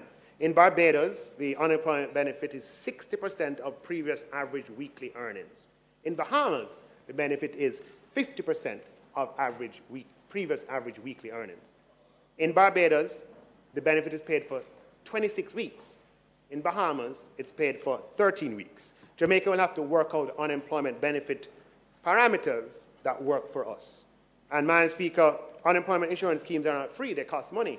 Usually these costs are funded by employer and employer deductions, with the government sometimes making an upfront fiscal contribution on inception to capitalize the scheme, and treat with the possibility of major unemployment materializing before the scheme has amassed sufficient funds. The feasibility study indicates that it could cost as little as 0.8% of salary and as high as 1.5% of salary for all employed persons, with capital contribution for the government of a few billion dollars for this benefit to be provided, depending on the parameters selected. However, Madam Speaker, Jamaica has a plethora of separate statutory deductions. We have NHT, we have NIS, we have HART, we have EdTax, and adding a fifth, replicating the collection, processing, and enforcement administration, and adding further complexity for small business is not optimal for employees. As such, we are looking into administratively consolidating these statutory deductions into a single deduction, with the distribution to each entity of its share enshrined in and protected by legislation. This is not a new idea, not a new idea, but there are details and complexities. Anybody who takes it up, right? Details and complexities to be worked through. However, the major advantage of consolidation, Madam Speaker, in the context of introducing a new benefit like unemployment insurance, is that initial calculations show that we could potentially introduce this benefit without increasing the headline statutory deduction rate, and with no additional cost for up to 95% of persons enrolled in national insurance. So, Madam Speaker, we're now at the point of implementation, and we can talk about that. Make an appointment.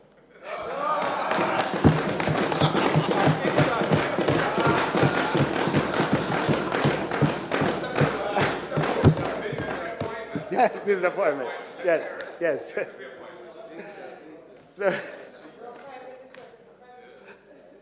yeah.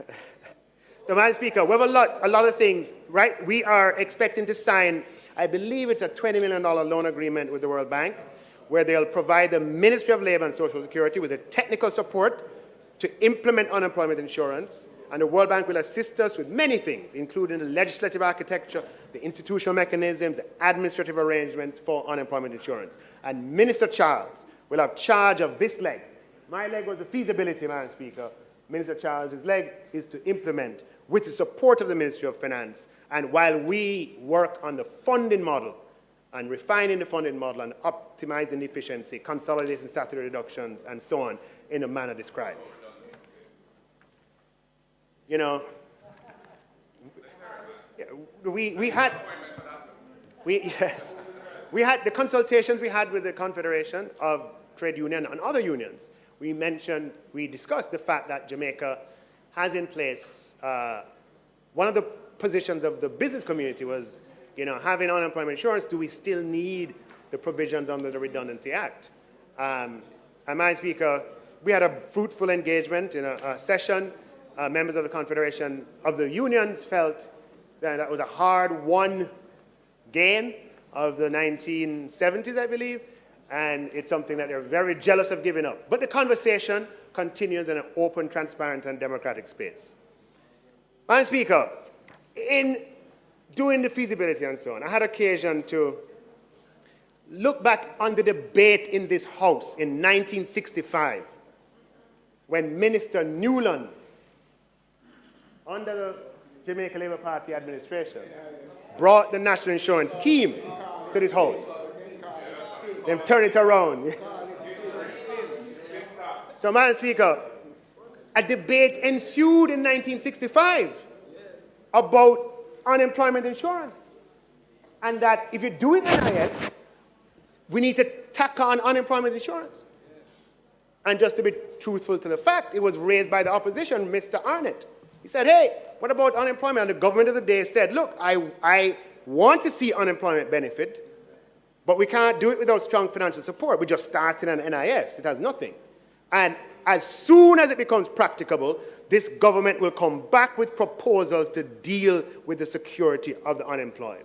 Madam Speaker, government changed, the rest is history. But the Andrew Holness government is here to fulfill the vision of the founding fathers of Jamaica. It was the vision, Madam Speaker, of opposition and government of the 1960s that unemployment insurance is an inextricable part of social security. But for 50 years or longer, this eluded the Jamaican people. We're going to be using economic stability, Madam Speaker, to bring benefits to the people in the form of unemployment insurance. 60 years later, Madam Speaker, time come. Time come.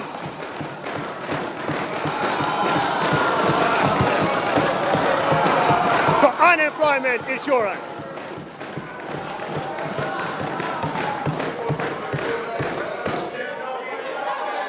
So,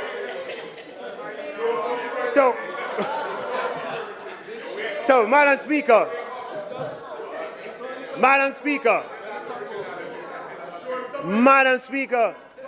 on a lighter note, I want to share a little exchange in that debate from 1965, and if I can put it up. The member, Mr. Manley, in Hansard, says, on a point of order, Mr. Speaker, there's a member, and he points to him, sleeping in the House. Is that allowed, sir? And Mr. Jackson from the government says, while a man is sleeping, he can't create violence. And the debate just continued. No cas, but just so, I laughed when I came across it, and I thought I would share it. Madam Speaker,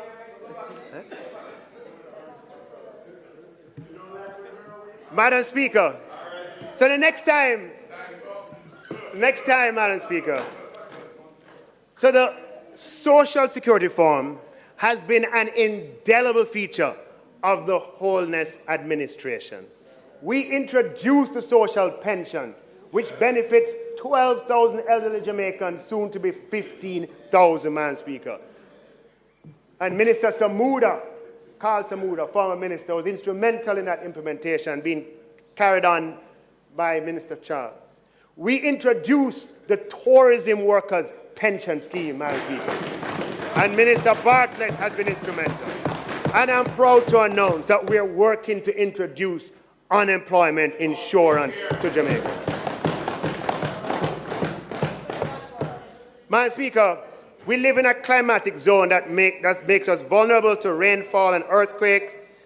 And, Madam Speaker, we have to take responsibility for our vulnerability.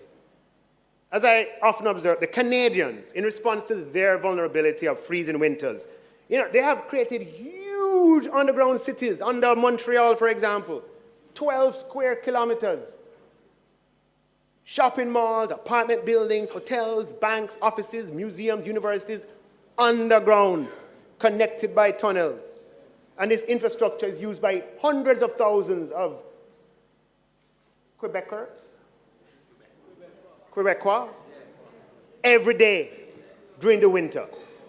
Madam Speaker, the Toronto Path is one of the largest underground shopping malls in the world. 16 miles of concourse is underground, retail space, etc. The Canadians have taken responsibility for their vulnerability. They're not alone.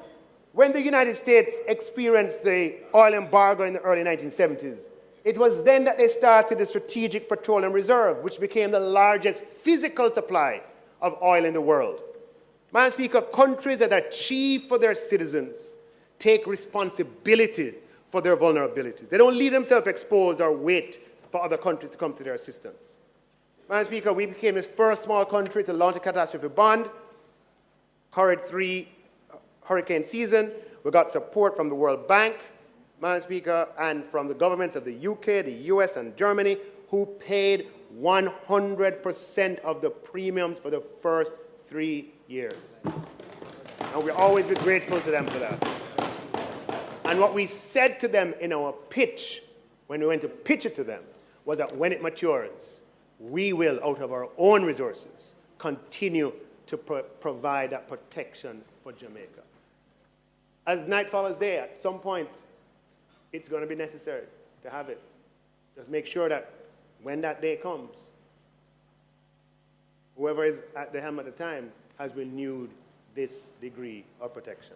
Madam Speaker, we're also creating a national disaster fund. We've already tabled the legislation in Parliament, and the idea is to capitalize that fund every year until it gets to about $10 billion. Madam Speaker, inheriting a legacy of debt, just a fact, our generation broadly defined, Madam Speaker, we intend to leave a legacy of national wealth, right? Where we have buffers put away for rainy days, like natural disasters and so on. And so in this budget, Madam Speaker, we are putting funds into that National Disaster Fund. Madam Speaker, I wanted to turn my attention very quickly to public sector transformation. We embarked on the construct of the public sector transformation program in 2017, following the Prime Minister's announcement of the government's policy position on modernizing the state. The Transformation Implementation Unit in the Ministry of Finance developed a 6-year program with funding from the international development partners, the IDB and the World Bank. 6 years, 2027 to 2023. As part of the loan program, loan agreements, Madam Speaker, with our development partners, we agree certain measures that are to be achieved, and these measures are used by the development partner to assess the performance of the project. And it's with a deep sense of pride, Madam Speaker, that I stand here today to report that the public sector transformation program, meaning that loan funded by the IDB, is the first IDB program to achieve all measures agreed with the IDB within the agreed timelines and loan amounts. I know me says so. The IDB says so.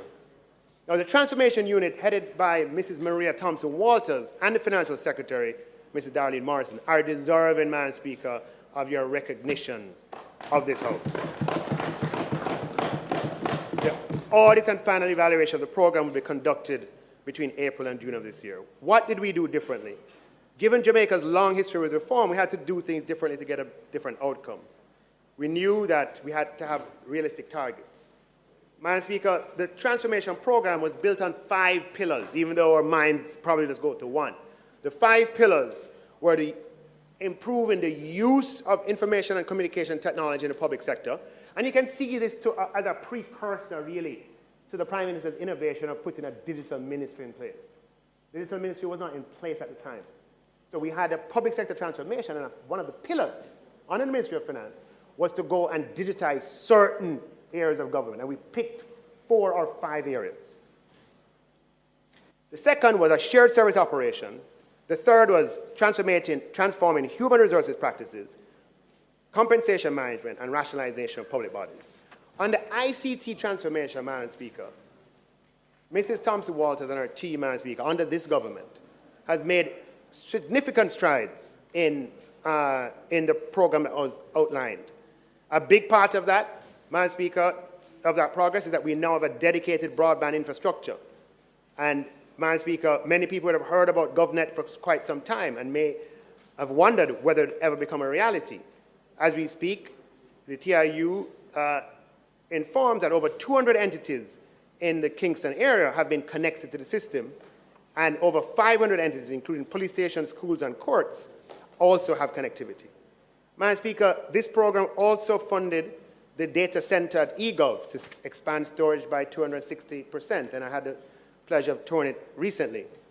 The Public Sector Transformation Unit partners with 4 government entities. So now we have a ministry who is going to, this was the precursor, as I said. So in the program, we just did 4. We did PICA to put in a new relationship management system, national fisheries authorities to put a web-based fisheries licensing system, and the work permit system at the Ministry of Local Government, as well as a system at the Child Protection Family Services, Madam Speaker. And for those 4 entities, dramatically improve productivity. On the ICT front, the transformation program implemented My HR Plus, an integrated HR and payroll management system that serves, that the vision is to serve all ministries, departments, and agencies. Now we have 70 MDAs that are using it, Madam Speaker, and it puts the government in a better path to manage its most critical resource, which are our people. Madam Speaker, HR and payroll teams have better access to employee information, more efficient management of employee data, better people decisions, better reporting, and most importantly, Madam Speaker, for the employee, rather than waiting 3 weeks to get a response from HR, you know, to say, how much leave I have left? So go look up some files and come back 2 weeks later and say you have 10 days left. Or I need a job letter because I want to get a mortgage. I have to wait for the person to come back. Under My HR Plus, the employee is empowered to do that themselves by pressing a button.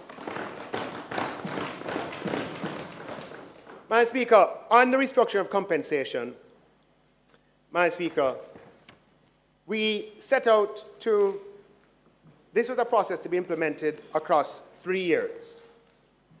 In the first year, Madam Speaker,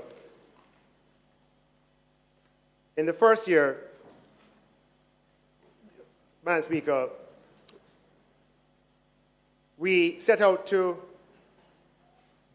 change the compensation system, develop and implement a new job evaluation tool, have a single compensation spine, Madam Speaker, and then in the second year to introduce modern policies governing areas of conditions of service. In the third year, performance management. So the first year was 22-23, and we accomplished that. We had the new classification system, the 16 bands, Madam Speaker, has not been easy, but we've implemented a new single 16-band system for the public sector, reducing the multiplicity of scales from 325 to 16 bands across the entire public service. And we did that, Madam Speaker, within that first 12-month period. It was not easy, as I spoke last year in detail about it. Madam Speaker, other countries do it in phases. We're going to do the civil service this year, the nurses next year, the police the other year. But in our history, because of what has happened before, we tried it, or a version of it in the past, most recently in 2008. And when we did it in 2008, the teachers were dealt with. But before you could get to anybody else, there was a crisis. And nobody else was dealt with. So this time around, no, we're not going to do it. No. You have to do the whole thing one time. Yes. So I want you to understand what we did was to take on a restructure of compensation across the entire government at the same time. And the fact that we were able to restructure the salary spine, the job evaluation tool within that first 12 months, we had 95% convergence acceptance, Madam Speaker, is something that we as a country eventually will, yes, it is what it stands for itself. Madam Speaker, in this fiscal year, 23-24, which I'll touch on in a second, the idea is to modernize the terms of service. And in 23-24, the one finishing. And in 24-25, to deal with performance, a new system of performance management. Now, in the process, Madam Speaker, you know, there's no precedent for this, all at the same time restructuring of compensation. And we have made a huge investment in the process. Compensation allocated to public employees moved from $222 billion before this, i.e. in 21-22, and is at $414 billion in 24-25. So across 3 years, almost $200 billion. Not quite, but almost. From 9.6% of GDP to 12.6%.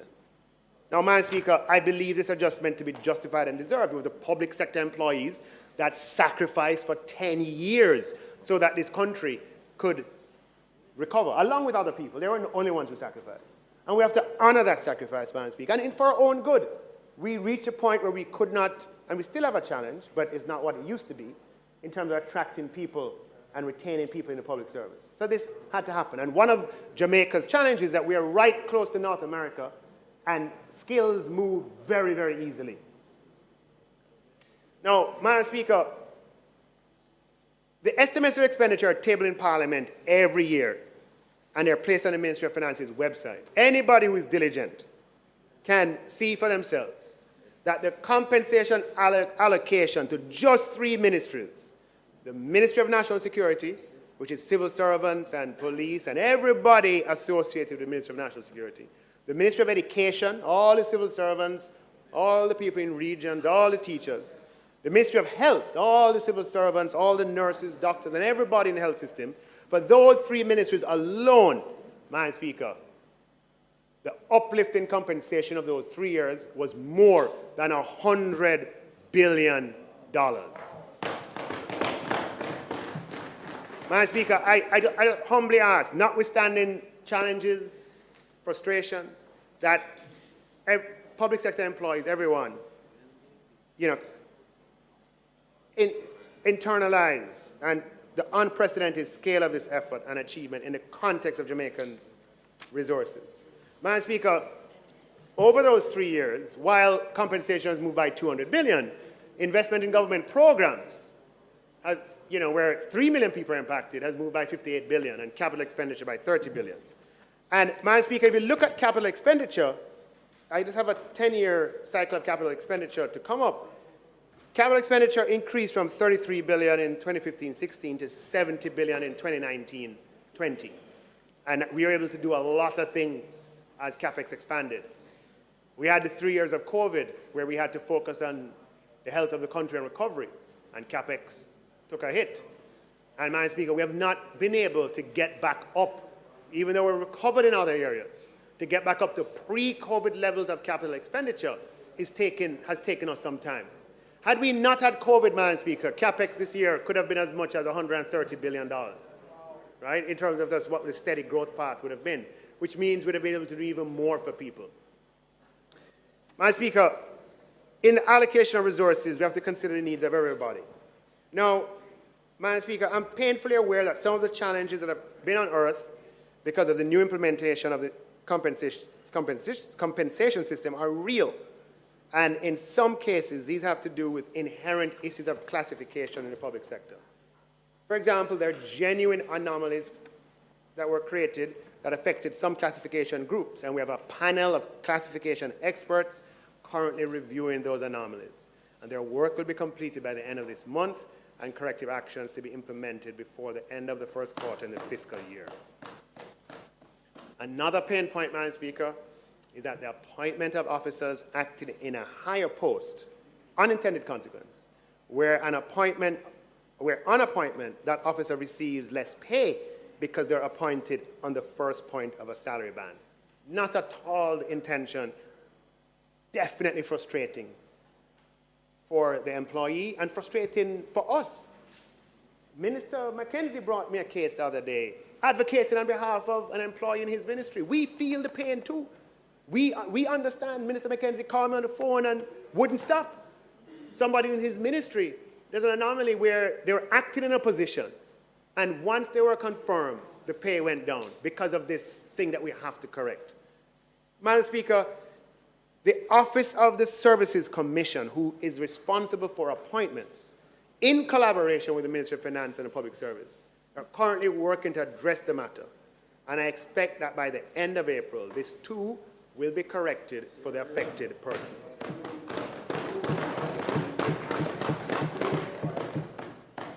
There's some public bodies, Madam Speaker, that we're still working through issues. Remember, there are 140, but we have a few that we're still working with issues, Madam Speaker. And of course, people have appeals and so forth. Now, for the second year, which is the 23-24 year, which is completing, what the work plan was, Madam Speaker, was to put in policies that focused on streamlining benefits, Madam Speaker.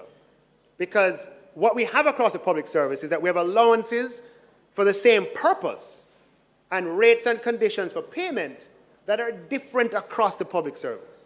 I want to give you just two examples. Payment for work done outside of normal working hours. There are several ways in which public officers are compensated for this.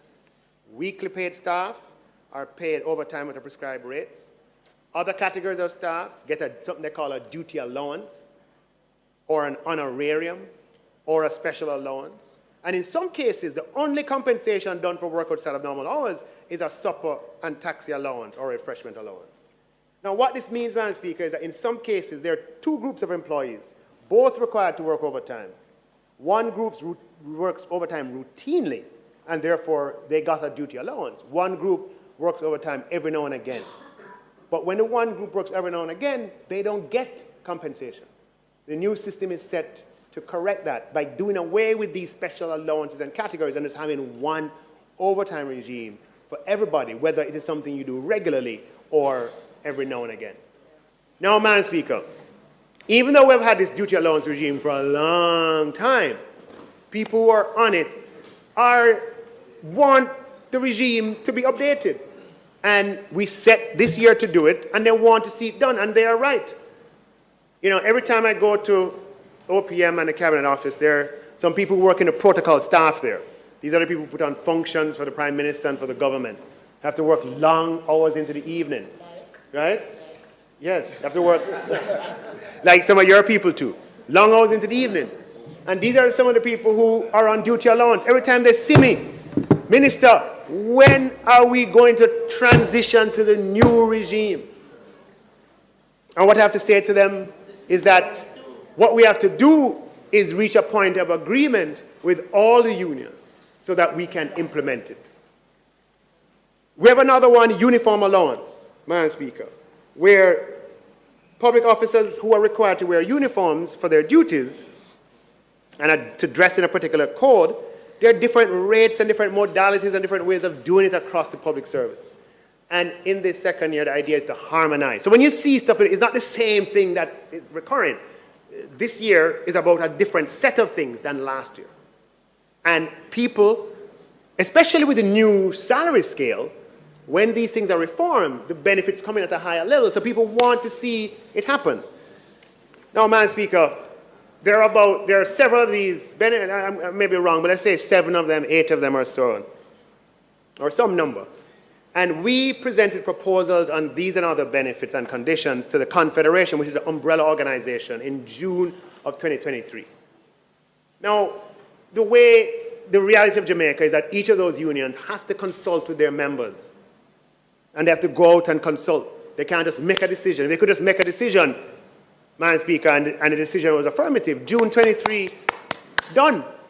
But they had to go and consult. I can't do anything until they come back. They came back in November of 2023, Madam Speaker, wrote to me in November of 2023, giving me feedback on what I had presented in June. We met with them promptly in December. And my recollection is 8 out of 9, it could be 7 out of 9, or 8 of, somewhere in that region that we have agreed on. And the next stage is to meet again and see if we can get over that hump. What I hear, Madam Speaker, public employees saying that it's nice that you have agreed all of these from December, but where is the implementation? I.e., they're saying to us, you agree 8 out of 9. Why not implement the 8? And, Madam Speaker, in planning the fiscal affairs of the country, being accountable and responsible to all the people of Jamaica, I've been simply seeking to get full sight of all the costs before moving forward with implementation. And this is, i.e., from December, i.e., I waited from May to November, right? But since December time, I've been waiting for them to come back because I want to have full sight of all the costs before I go ahead. Because otherwise, what could happen is that the numbers get ahead of us. Now, they rightfully and respectfully can have another point of view. And can respect their point of view, Madam Speaker. We can sit down and talk about it in the interest of our highly valued public sector employees. In the third year, we're addressing performance management, and I'll say more about that later. Madam Speaker, employment and contract, I indicated last year the government will be addressing it over 3 fiscal years. That's the thing, you know, we've had this for 30 years. But everybody heard me, it's taped on TV. I said we're going to do it over 3 fiscal years. We cannot, it's not humanly possible to deal with a problem that's been around for 30 years and to do it overnight. The important thing is that we're making progress and that people are being brought on, Madam Speaker. And I've given you examples already that in the Ministry of Education, Minister Favour Williams has done huge work because the Ministry of Finance can't do it alone. It takes the policies of the Ministry of Finance, the implementations of the line ministry. Right? So we have to work in collaboration. And with Minister Favour Williams, 8,000 contract workers became permanent, Madam Speaker. In the Ministry of Health, we've been able to work with Minister Tufton. And we created 1,600 posts, and they were able to, Minister Tufton's ministry, get 1,400 doctors who are on contract now permanently employed in the system. Significant boost to the healthcare system. Working with the Deputy Prime Minister. Deputy Prime Minister, there are 1,100 contract workers in the Ministry of National Security. And working with DPM's ministry, we got them off contract and into permanent employment. Madam Speaker, we're working with Minister McKenzie, Minister of Local Government. He has a lot of them in his ministry. Nothing to do with his fault. Came in and saw it that way. Been that way for 20 years. But we are committed to resolving it. And we understand the impatience, Madam Speaker. It has existed for 30 years. You see the possibility right before you. But it's not quite there. Not quite there. And other people have become permanent. What about me? Madam Speaker, I'm happy to report that working with the Ministry of Local Government, we're working with the municipal corporations. And we have a timetable agreed with the Ministry of Local Government, Ministry of Finance, and the unions who represent them, that early in the new year, the people who work for municipal corporations, Madam Speaker, and we have to go through a process. Let me not talk before the time. But what we're saying is we're working on it, and in the new year, it is going to be addressed, Madam Speaker. But the municipal corporations have to do their part. We can't do anything if the municipal corporations do not provide the data that is required to the Ministry of Local Government in time. The policy is clear. The government wants to make them permanent. But it needs collaboration across the system to make it happen. Madam Speaker, we had rationalization of public bodies, and we had 180 public bodies. That's the 5th pillar of public sector transformation, down to 140. Now, I just want to address a little emotive issue. I don't want to spend too much time on it, but Madam Speaker, we accept the criticism with respect to salaries of parliamentarians and, Madam Speaker, etc. But I just want to, it's important that we dialogue with facts and that facts are available. It's public information, it's in estimates of expenditure, which is on the website of the Ministry of Finance, that the compensation of employees paid by the House of Parliament, which includes not just parliamentarians, but includes senators, it includes all the administrative staff who work at Parliament, all the ancillary staff, the persons who are assigned here, the people who work on the 4 floors or 3 floors? 2 floors. The people who work on the 2 floors upstairs, 3 floors in all. Right? Everybody, the drivers associated with MPs and so on. For all of that group, Madam Speaker, compensation, and it's all moved in 2021-22 to 24-25, including members of the opposition, members of the government, moved, Madam Speaker, by $1 billion between 21-22 and 24-25. In the context of the $200 billion, I'm just throwing it out for full transparency. It's public information. Everybody paid by Houses of Parliament which we can get updated figures to how many people those are, Madam Speaker. That is how compensation has moved. Now, I just have this schematic. I don't intend to dwell on it for too long, but this is a schematic representation of the establishment of salaries for the political directorate. We're applying existing principles that have been in place for nearly 30 years, that ministers' salaries are $52 more than permanent secretaries. When you look at the first scales, just a schematic representation, and you have the permanent secretary level, the Minister of Finance, not Minister of Finance, the Ministers of Government were put from 1986 at the top of the permanent secretary scale. So if you have a scale, you go all the way to the right of the permanent secretary scale, and that is how ministers of government have been paid for the last 30 years. Except that I'm way below. Except that the Prime Minister, you have to, point that out. we have to find out where he is. Him is just all, him is all the way in the middle. Don't worry. Yeah. Don't worry. Where are you? Where are you? Where are you? You're above it. You're above it. You're above it. Say anything you want to say. You're above it. Yeah. So, Madam Speaker, when you look at the existing scale and the new scale is higher than the one that existed before. But the relative position of the Minister of Government is at the same, the relative position is the same. The permanent secretary scale and all the way to the right. Now, Madam Speaker, outside of a new commission, it's principle based. We're applying the same principle. Right. No, I'm just saying it. Yeah. Yes. We're just putting it out there. We understand and we accept the criticism. Moving on, Madam Speaker. The Student Loan Bureau continues in its mission to provide financing to students pursuing tertiary level studies across 34 approved institutions. Madam Speaker, the lifetime economic value of a university education as compared with leaving high school and immediately joining the workforce is immense. Yet, Madam Speaker, I have met too many young people in my constituency alone, and I'm sure that's replicated throughout this House, of people who possess qualifications for university, who opt not to go on account of challenges with finances. Madam Speaker, it pains me every time I encounter one of these cases.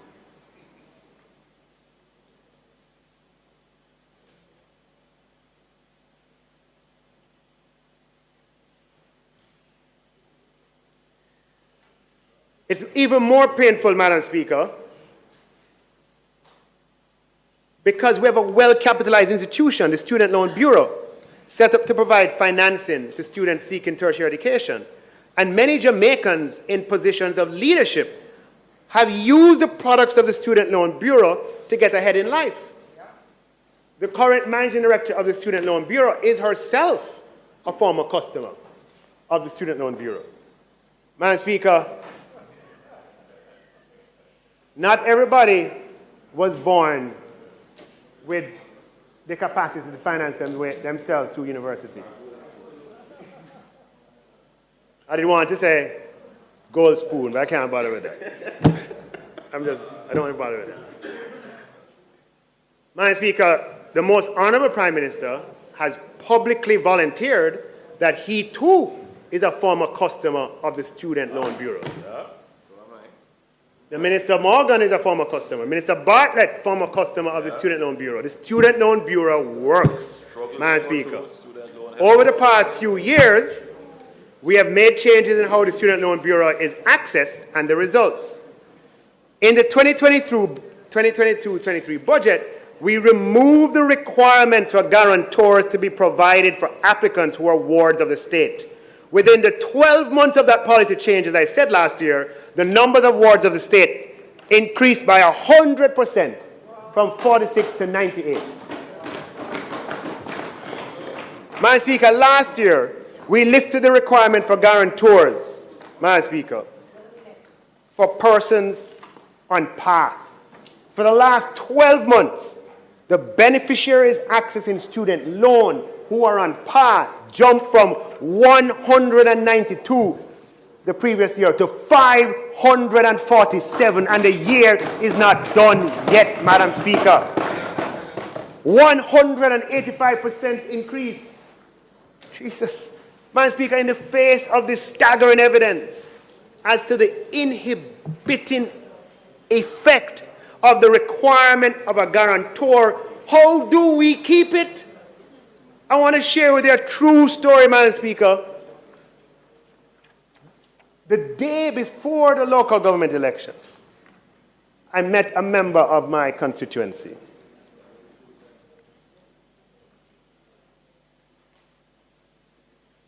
She told me that her son had graduated from Jose Marti in 2019, and she wanted him to go to university. I asked her how many subjects he got. She said to him get 7 subjects. So I said to her, I'm like, what's the problem? I said, what do you do for work? She said, I work at the ice cream shop. I said, customer service? Yes, customer service in an ice cream shop. I asked her how much she made. She told me, but I'm not telling you.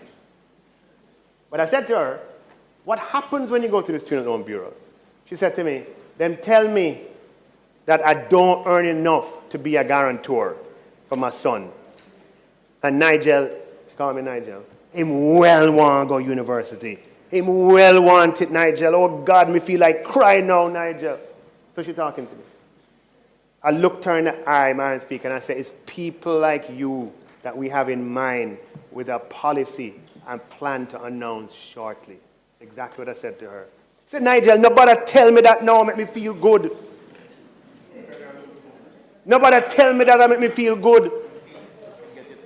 I took her name and her number, and I told her I would call her when I was ready, Madam Speaker. She's in the Parliament this afternoon with her son. Cheryl is here, Madam Speaker. Her son Malik, who graduated from Hustle Martin in 2019. I want to be the first to say to them live and direct that come April 1st, there will be no guarantors required for student loan.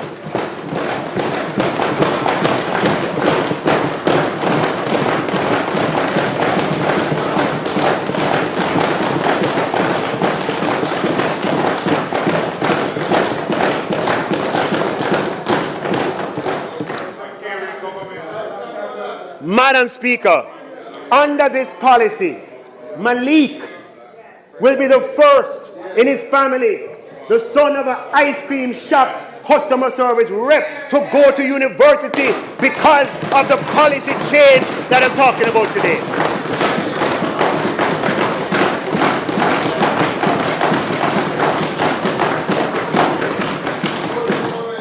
Under this government, Madam Speaker, we want every youth to be a star.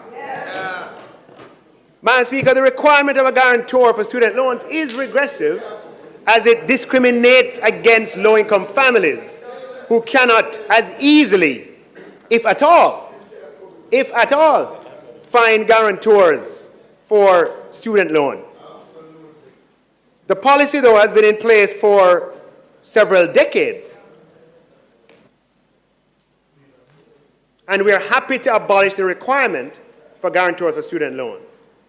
Madam Speaker, from copious amounts of data, even with high delinquency rates, very rarely are payments actually made by guarantors. In all but a few instances, guarantors have served the purpose of locating students. Madam Speaker, we anticipate that by the time the first batch of students graduate who have benefited from this policy, the National Identification System, or NIDS, will be a reality. We will not need guarantors to find people anymore. Now, we signaled, Madam Speaker, that this was under consideration with our changes in the guarantor requirements. But it was important to demonstrate to skeptical people in the public, it's public's money, what the effect would be. So we did it with Water of the States. We got a 100% increase. Did it with path guarantors, got a 185% increase. Now, Madam Speaker, the evidence is crystal clear that this is the right policy.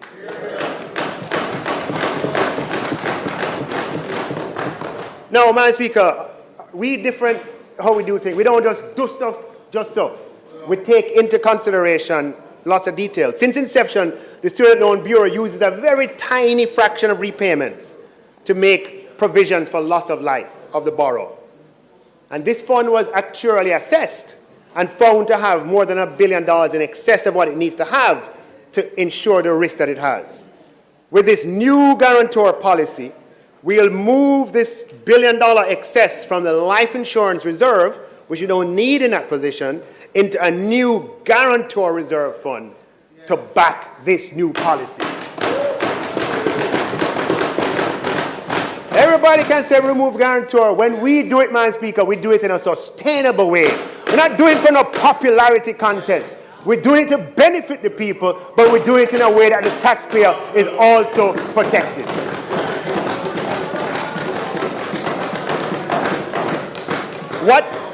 What is more, Madam Speaker, is that Malik, along with 4,199 other beneficiaries, will qualify for a free grant of $60,000 on loan approval. 4,200 grants of $60,000 each will be available to low-income applicants of the Student Loan Bureau. Oh, Madam Speaker, just a few words on governance before I go to the items in the budget. Jamaica is a small society that is growing in transparency and formality and in the rigor of its governance arrangements. And this is for the benefit of the people as well. We have shown that whatever we focus on, we achieve. Over the past few years, the matters, Madam Speaker, of conflicts of interest in the public sector has surfaced, and there have been many publicized cases, some alleged, of abuse of its basic tenets. Madam Speaker, I think it's fair to say that 99% of public servants wish to be compliant and make an effort to comply, but in this area, there are no appropriate standards or guidelines of domestic origin that can capture the practical experience of a small society, short on professional and technical talent.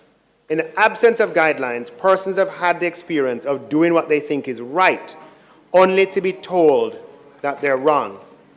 Madam Speaker, the government intends to appoint a committee to engage in broad consultations with political parties.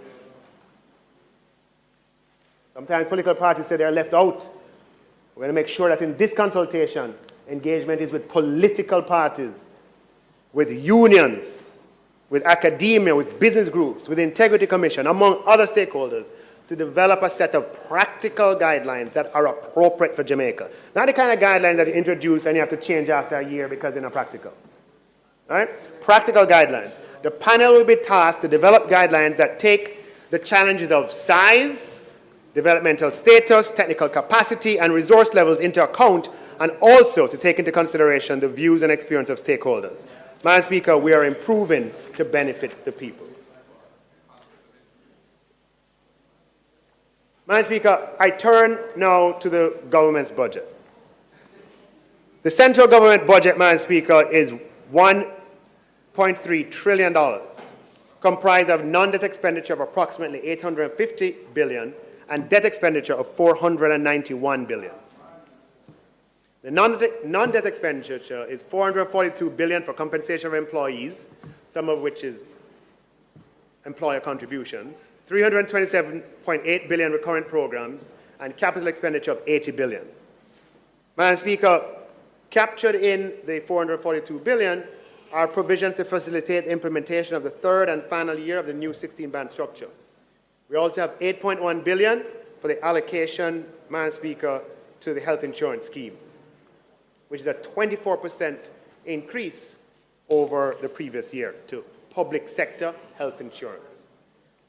Madam Speaker, the allocations to recurrent to ministries has been published and is available on the website. Just going quickly through it. Minister Olivia Babsy-Grange, veteran minister, would like all Jamaica to know, Madam Speaker, and she asked me specifically to do so, that the necessary funding of $120 million has been included in the budget to complete the rehabilitation of Jam World and Fort Rocky as fully functional 24/7 entertainment zones.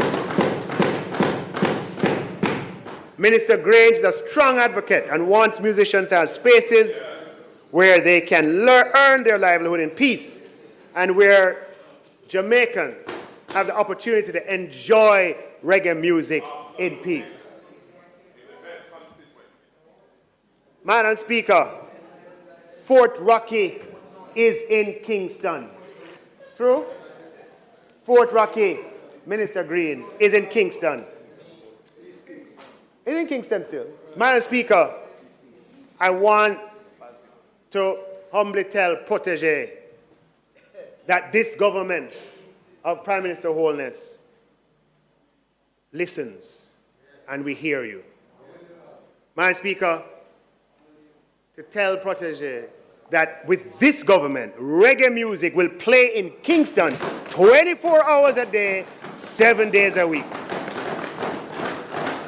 Madam Speaker, we are leveraging economic stability in the people's benefit.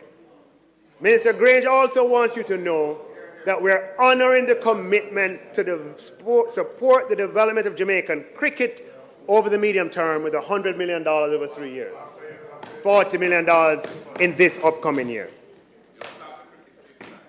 Madam Speaker, approximately $45 billion has been reserved for pensions and retirement, $3.2 billion for street lights, and very importantly, Madam Speaker, in order to accelerate projects through the public investment process, we have $2 billion that is reserved to support pre-investment activities of public investment projects, planning for design and feasibility studies and so forth. Sometimes projects come through the public investment process, goes back to the minister, and the minister, Lord have mercy, I don't have any money to do the study or to accelerate the pace of public investments, Madam Speaker. We're making this allocation of $2 billion. We have it at the Ministry of Finance, and as on a case-by-case basis, as the projects come up that need this pre-investment planning, we have to share it going on. One ministry can't get the whole of it, right? One ministry can't get the whole thing. We have to share it. And to get public investment through the system. Madam Speaker, in the Ministry of Economic Growth and Job Creation, we have $4.3 billion for the maintenance of roads. But that's not the Spark program. That's just the normal annual allocation. Madam Speaker, in the Ministry of Transportation, the government is supporting the JUTC with an additional $1 billion to support the temporary reduction in fares to the public. Fees come April 1 will be reduced from $100 to $50. Madam Speaker, for members of the commuting public, for those who are on low income, Madam Speaker, removing or reducing the bus fare half price for the next 24 months from $100 to $50, Madam Speaker, it adds up. The monthly contribution for transportation is thereby reduced, Madam Speaker, by a useful amount, Madam Speaker, $2,000. $2,000. If you're on minimum wage, that's a significant percentage of your income. Madam Speaker, Ministry of Education continues to get the largest share of the budget, $164 billion, 5.3% of GDP. But of this amount, $13.6 billion goes to the University of the West Indies, the University of Technology, and the Caribbean Maritime Institute. And funding of tertiary education is something, Madam Speaker, that we're committed to, but we're going to have to talk about in the future the best way to do it. Now, a topic, Madam Speaker, to make sure the public is aware of, because it's something that in government, across the Ministry of Finance and the Ministry of Health, is something that we're watching with some degree of concern, right? Meaning we have to do something about it. And that is the increase in pharmaceutical and medical supply costs over the past few years, where it has gone from $8.8 billion to $19.7 billion over 3 fiscal years. And you don't need to be a rocket scientist, Madam Speaker, to know that if you're to project this kind of rate forward for the next 3 years or 4 years, then you could end up in something unsustainable. Now, the Minister of Health has long sounded the alarm. This is a sign of a good thing, that the ministry is having more efficient pharmacies, and so people are able to get processed quicker and get served. But we're working together, supported by the World Bank, on a public expenditure review, and once that is done, the Ministry of Finance and the Ministry of Health have to work in tandem over the medium term. There's nothing that can happen tomorrow to discuss some of the ways in which we can address this challenge, and Minister Tufton has already put forward some ideas, and we just have to make sure that we can do these things in a sustainable way. But by the time that comes around, we want the public to be aware of the challenge that we're trying to solve. So this is just sowing the seed by putting the information out there of this challenge that we have. Madam Speaker, we're increasing the allocation to PATH by approximately 30%, or over $2 billion. Madam Speaker, for those who are most vulnerable in our society, the overall allocation, Minister Charles will detail exactly how that is used, but the headline goes up by 30%. We're increasing the allocation to social pension, Madam Speaker, by 64%, from $409 million to $672 million. Again, Madam Speaker, focusing on those vulnerable members of our society. The CAPEX program for the government of Jamaica is tabulated at $80 billion, Madam Speaker, and this year I'm very pleased by the fact that one of the highest allocations is to the Ministry of Health, $11.5 billion, Madam Speaker, to support the construction of 3 hospitals at the same time. Now, you tell me,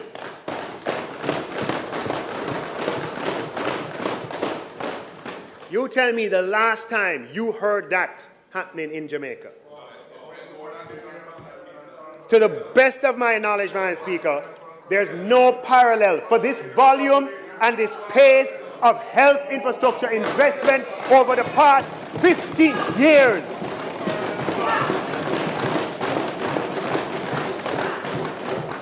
This, Madam Speaker, and it takes work to get that done. Minister Tufton has put a lot of work in. $3.4 billion, Madam Speaker, to construct the Spanish Town Hospital, to commence civil works at Greater Portmore and St. Jago and Old Harbour Health Centres. $5.8 billion for the finishing of Cornwall Regional Hospital, Madam Speaker, and $800 million to facilitate ongoing activities in the construction of the Western Adolescents Hospital, Madam Speaker. And of course, the UWI project, Madam Speaker, for which the Prime Minister and the Minister of Health broke ground, is allocated $481 million. We're going to have a modern, 6-story hospital on the UWI grounds, Madam Speaker, something that we have never thought possible before. And you know, I said 3 hospitals, but it's really 4. Because it's Cornwall Regional Hospital, it is Spanish Town Hospital, it is Western Adolescents Hospital, Madam Speaker, and it is the University Hospital of the West Indies, Madam Speaker. When have you ever seen that happen before? That could not happen without macro stability. Let's be clear about that. But what we are doing is we're leveraging macro stability, Madam Speaker, in the people's benefit, to the people's benefit. Madam Speaker, the physical infrastructure, $6.3 billion, Madam Speaker, allocated to complete the Southern Coastal Highway project, $10.2 billion, Madam Speaker, for the Montego Bay Perimeter Road project, Madam Speaker.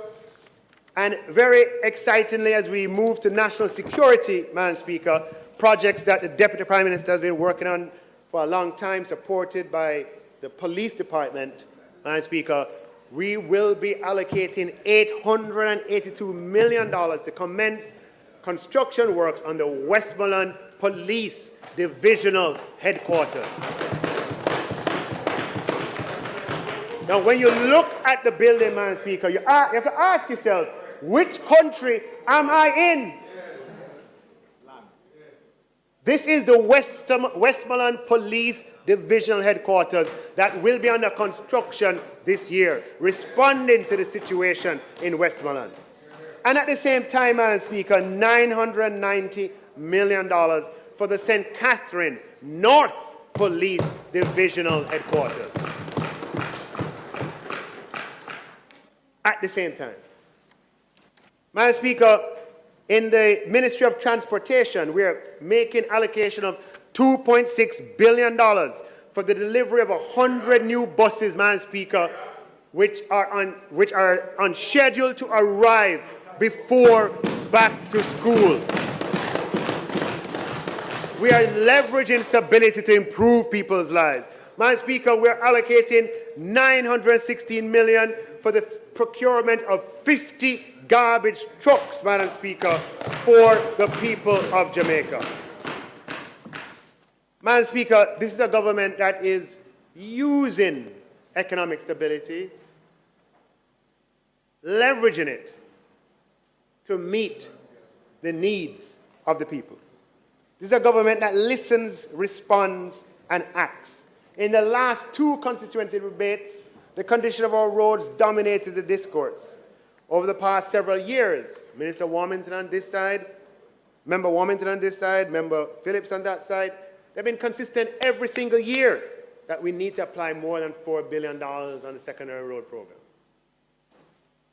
And, Madam Speaker, we have heard an earful from constituents, from the citizens of Jamaica. Poll after poll places the conditions of the roads at near the top of the list of priorities.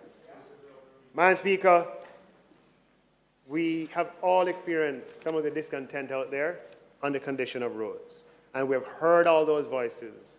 We've been preparing ourselves to respond.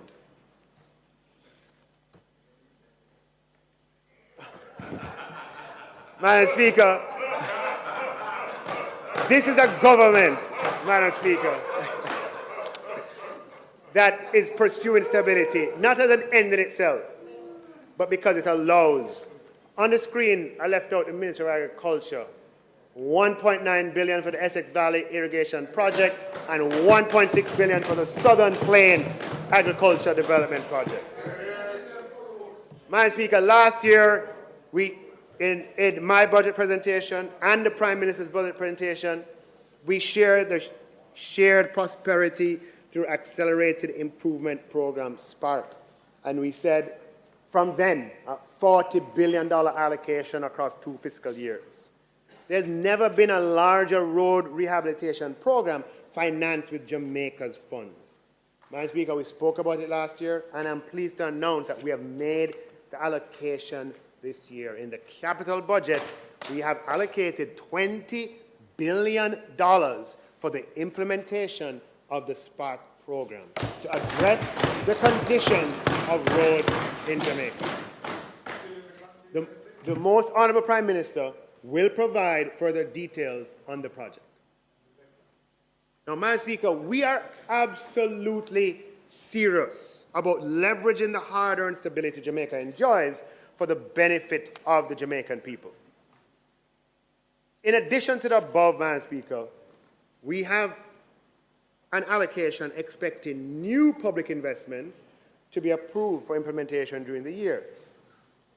But to give us the best chance of executing capital expenditure at the budgeted level, as I mentioned, we'll be revising, amending, optimizing our procurement and public investment processes. We won't stop there in attempting to maximize the use of CapEx space. What we'll also do is to develop a portfolio of public investment projects above and beyond the aggregate allocation, Madam Speaker, for the year. This gives us the option of substituting, you hear what I said? Substituting in the event a public investment project execution falls behind. So I want to say, you hear what I'm saying? We have $80 billion for CapEx. All of that is allocated across multiple projects. But to give ourselves it's important to spend that 80 billion on public investment.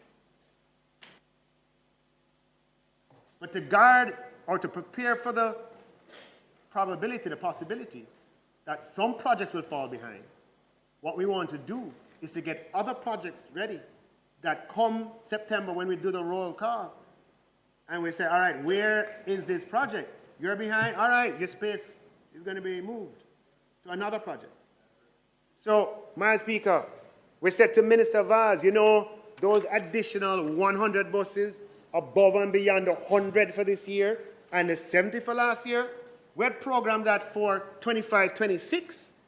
Said to Minister Vaz, let's get the project ready from now, just in case. Because if a project slip, Madam Speaker, we're going to use the space. I said to DPM Chang, you know, the 500 to 1,000 police cars, the building out of the infrastructure to the west, and the expansion of Jamaica Eye that you are planning for 25-26. Let's accelerate just in case. We're determined, Madam Speaker, to maintain and leverage the macro stability, Madam Speaker, in the interest of the Jamaican people. I wanted, Madam Speaker, to provide an update on the housing and population census, but I probably, let me just say, Madam Speaker, that the data collection for the 22 population census began in September 2022. It marked a departure from traditional methods by embracing technology and collecting data on tablet computers. Monitoring the census recruitment and human resource management are also digital. However, Staten experienced lots of resignations and retirement of key personnel at their head office and challenges in recruitment as this was happening right before all of the big salary changes.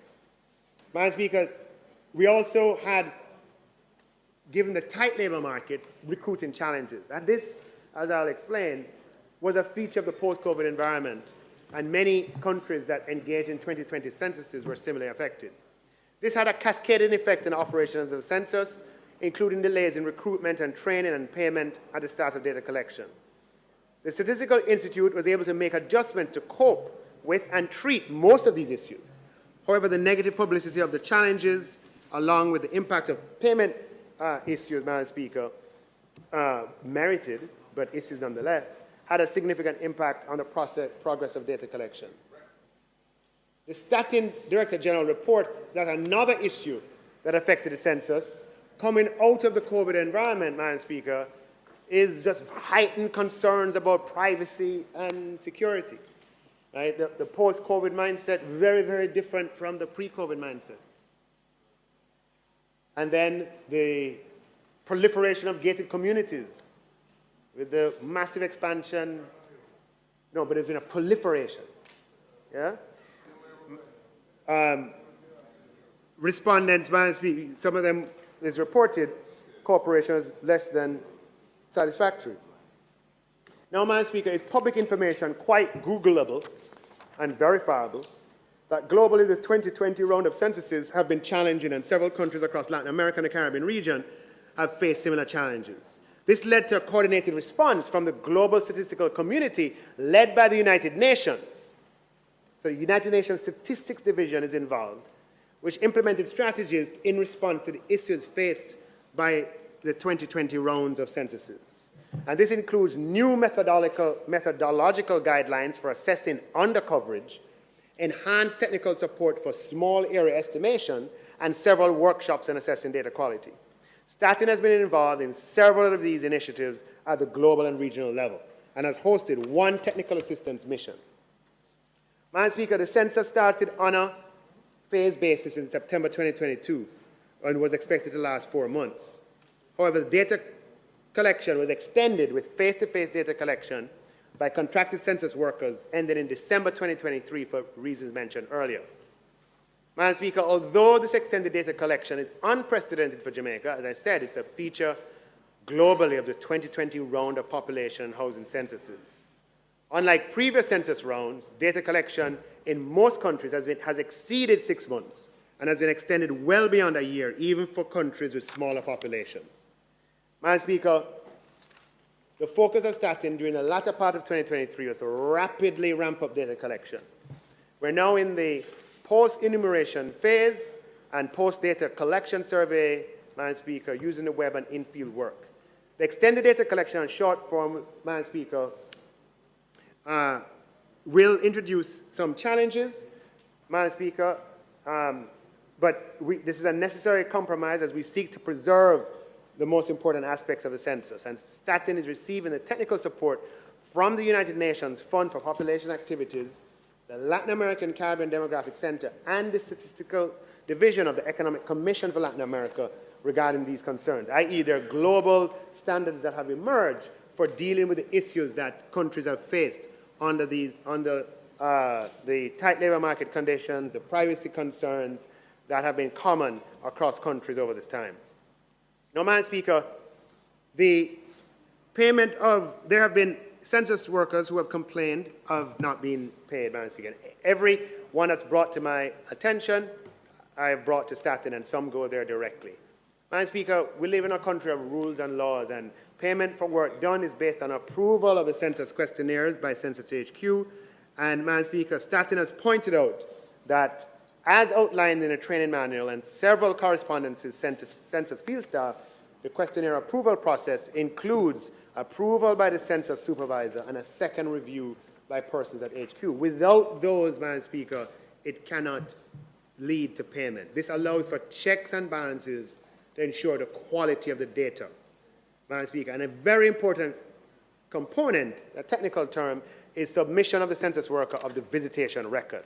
And in many instances, that has been outstanding. In fact, most issues have been as a result of outstanding visitation record. Madam Speaker, use this forum, this platform, to say to census workers that Statin is willing, available, and able to make payments. It is a creature of laws. It's audited by the Auditor General. The visitation record has to be completed for those that are outstanding, Madam Speaker. And there is an email address, censuspaymentqueries@statinja.gov.jm. That is censuspaymentqueries@statinja.gov.jm for any person to register their concerns. Now, Madam Speaker, I want to say a word on the Financial Investigations Division, Madam Speaker. The FID is a department of government in the Ministry of Finance that collaborates widely with the security apparatus and is responsible for certain legislation like the Proceeds of Crime legislation and other pieces of legislation for implementing it. The Asset Recovery Agency in FID is responsible for the management and disposal of restrained and forfeited assets. These assets, I want to hear me on this one. This is not information that is regular in the public domain, but as we seek to maximize for the people's benefit, we're going to have to find solutions to these issues. Assets that are derived from investigations, Madam Speaker, utilized in civil or criminal procedures pursuant to POCA, are held by FID, and it exercises responsibility under the Sharing of Forfeiture Property Act in managing properties that are restrained and forfeited in keeping with a foreign forfeiture order registered in Jamaica pursuant to the Mutual Assistance Treaty. Upon the completion of disposal of foreign forfeited properties, the net proceeds are shared between Jamaica and the foreign country 50-50 after the department recoups its expenditure. Currently, Madam Speaker, the department manages a portfolio of 118 real properties with a combined market value of $2.6 billion. 67 properties with an estimated market value of $2 billion have been forfeited by the courts. Of the 67, 26 with an estimated market value of $687 million are the subject of foreign forfeited orders, and the proceeds of any sale will be subject to that 50-50 sharing arrangement. The remaining 41 properties at 1.2 billion were forfeited pursuant to the Domestic Proceeds of Crime Act. Now, Madam Speaker, numbers might get a little confusing, but the message I want you to hear is that there's a lot of property that's been seized that is under the jurisdiction of FID, Madam Speaker, and I want to tell you the challenge that is faced, and we need to do something about it, because these are resources that belong with the Jamaican people.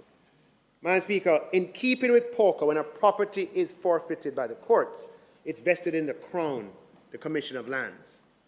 And these properties are, the sale of these are conducted by the government on behalf of the FID. The process to sell forfeited properties, Madam Speaker, has a number of steps. You have to obtain a certificate of title, and on request, the government advertises the property by way of sales, bids from the profit, bids from the public, etc. But, Madam Speaker, from 2012 until 2024, spanning several administrations, only 3 properties valued at $108 million have been sold to date.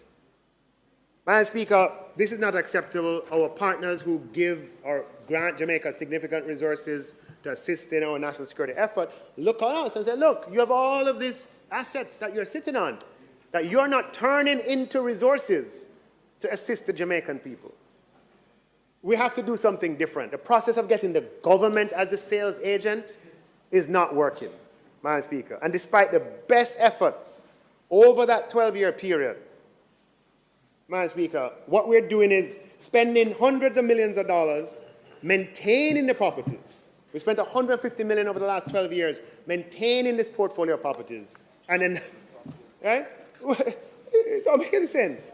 So what we want to do, Madam Speaker, is that we intend to engage, Madam Speaker, with private company of professional realtors in keeping with the procurement rules to market and sell the portfolio of properties, either collectively or individually. Yes, it is something that we will, not something that we have just the discretion to do. It has some procedure, and I have to investigate what the procedure is. But the policy intent is to accelerate the pace at which these resources can be put into the public coffers to use in the benefit of Jamaican people. The same is true for cash seizures. The government, through the FID, has over $1 billion in cash that has been seized legitimately, well, under the Proceeds of Crime Act. And I list all the currencies here. I won't bother speak to it. Euros, pounds, Canadian, US dollars. There are over 800 cases before the courts that are related to this $1 billion. But we're only disposing of 25 to 30 cases a year, and the number of new cases continues to grow exponentially. Now, this puts a burden on the courts, it puts a burden on the state, it puts a burden on the FID, and it puts a burden on the defendants from whom the cash is seized. Because they have to wait this, right? Madam Speaker, the FID is working across government to look for ways to solve this problem. And when we have solutions, we'll come back, but we want you to at least be aware of the problem. Madam Speaker, a paragraph on SSL, the magnitude of the case, Madam Speaker, has warranted a long and thorough investigation. The investigation is progressing as planned. A file was submitted to the Office of the Department of Public Prosecutions by the FID for the consideration of criminal charges against individuals, Madam Speaker, and the DPP is doing her job, and I think that office has publicly stated that they'll make a ruling at some point. Madam Speaker, I summarize our policy on SSL: leave no stone unturned, follow the evidence wherever it leads, and seek international assistance. And that is what we have followed. Madam Speaker, I announced last year that in consultation with the British High Commission, Kroll Associates was hired to assist in the investigation. Madam Speaker, they had no connections in Jamaica, and their experience internationally, which resulted in their selection. Madam Speaker, they used technology, data analytics, and forensic expertise to produce a comprehensive report, and independent report as well, of it and independently reported its findings in November of 2023 to the FID. Madam Speaker, Kroll has confirmed that the suspected fraudulent activity and mismanagement at SSL and its related parties were much broader than initially understood. Madam Speaker, the investigative authorities have a much clearer picture of what took place, those involved, and they're committed to bringing those involved to justice. The FID will use all the powers at their disposal, Madam Speaker, to attempt to recover as much as possible of dissipated funds. Madam Speaker, with respect to fees paid to Kroll, it's a government of transparency. We'd have to wait to be asked. It wrapped up in November, and just to disclose, the UK provided $50,000 as an initial retainer for the engagement, for which we're grateful, and the total cost to Kroll was $1.2 million US, which was paid from the Civil Recovery Fund held by the Financial Investigations Division. In addition, Madam Speaker, to the payment to Kroll, and Kroll was essential to get to the point that we have something before the DPP, Madam Speaker. In addition to that, FID transferred $100 million from its Civil Recovery Fund to the Consolidated Fund as budgetary support, including support for national security. Madam Speaker, during the past year, we have made significant progress with the International Finance Corporation in the development of a public-private partnership for the expansion of the North Coast Road that we had spoken about in previous years. In 22-23 fiscal year, we signed a financial advisory services agreement with IFC, and the required due diligence studies have been carried out, and the project has been advanced to the stage that we expect to issue a request for qualification and information this year, with the selection and announcement of pre-qualified bidders next year. If all goes well, Madam Speaker, we could have final bidder selection by the end of 2025. Madam Speaker, this is a property that will involve an investment of approximately $650 million US, or $100 billion at the current exchange rate. It is likely to be the largest single government capex in Jamaica, but it will soon be surpassed by others.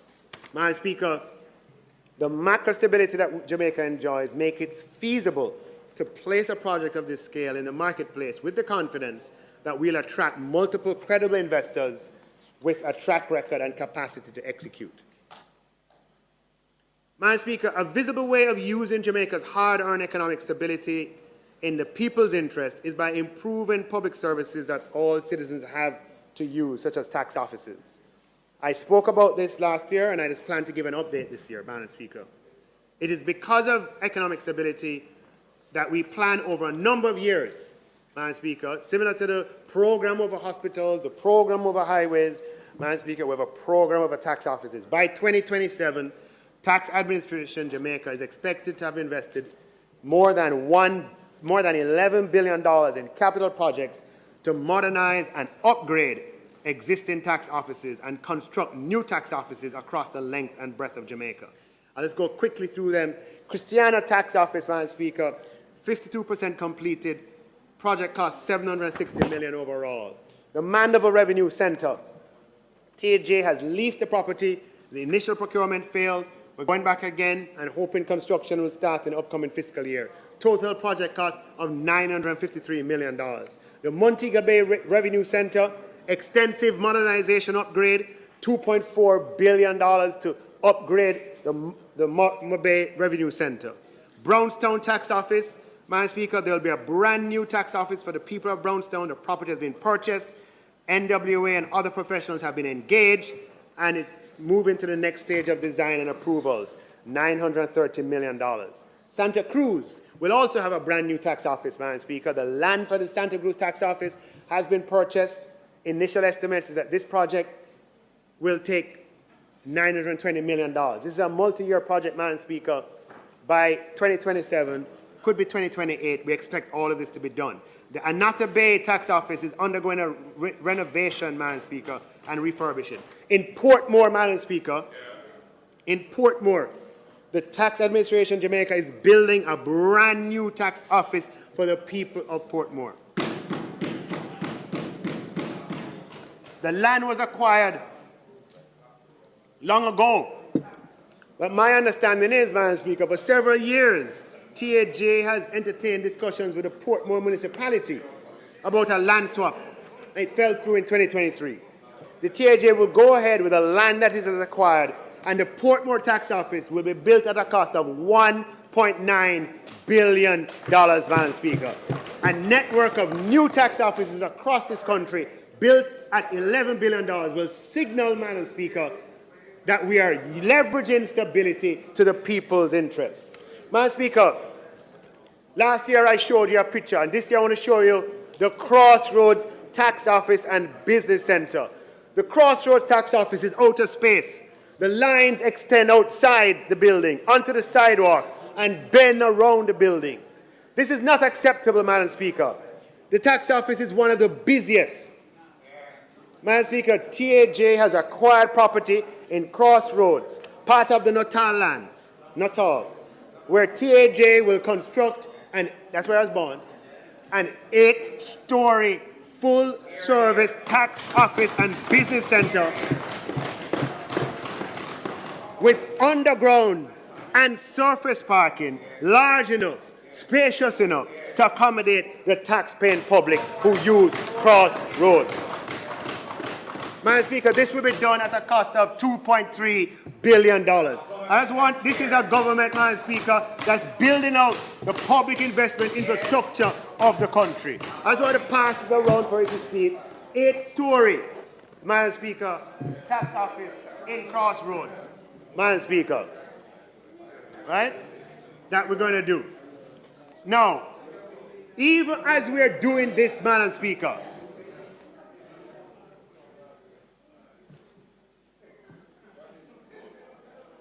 when you look at the picture, you have to say, where in the world am I? This is where in the future you will go to pay your taxes in Crossroads, Madam Speaker. Okay? And this is what we're doing across Jamaica.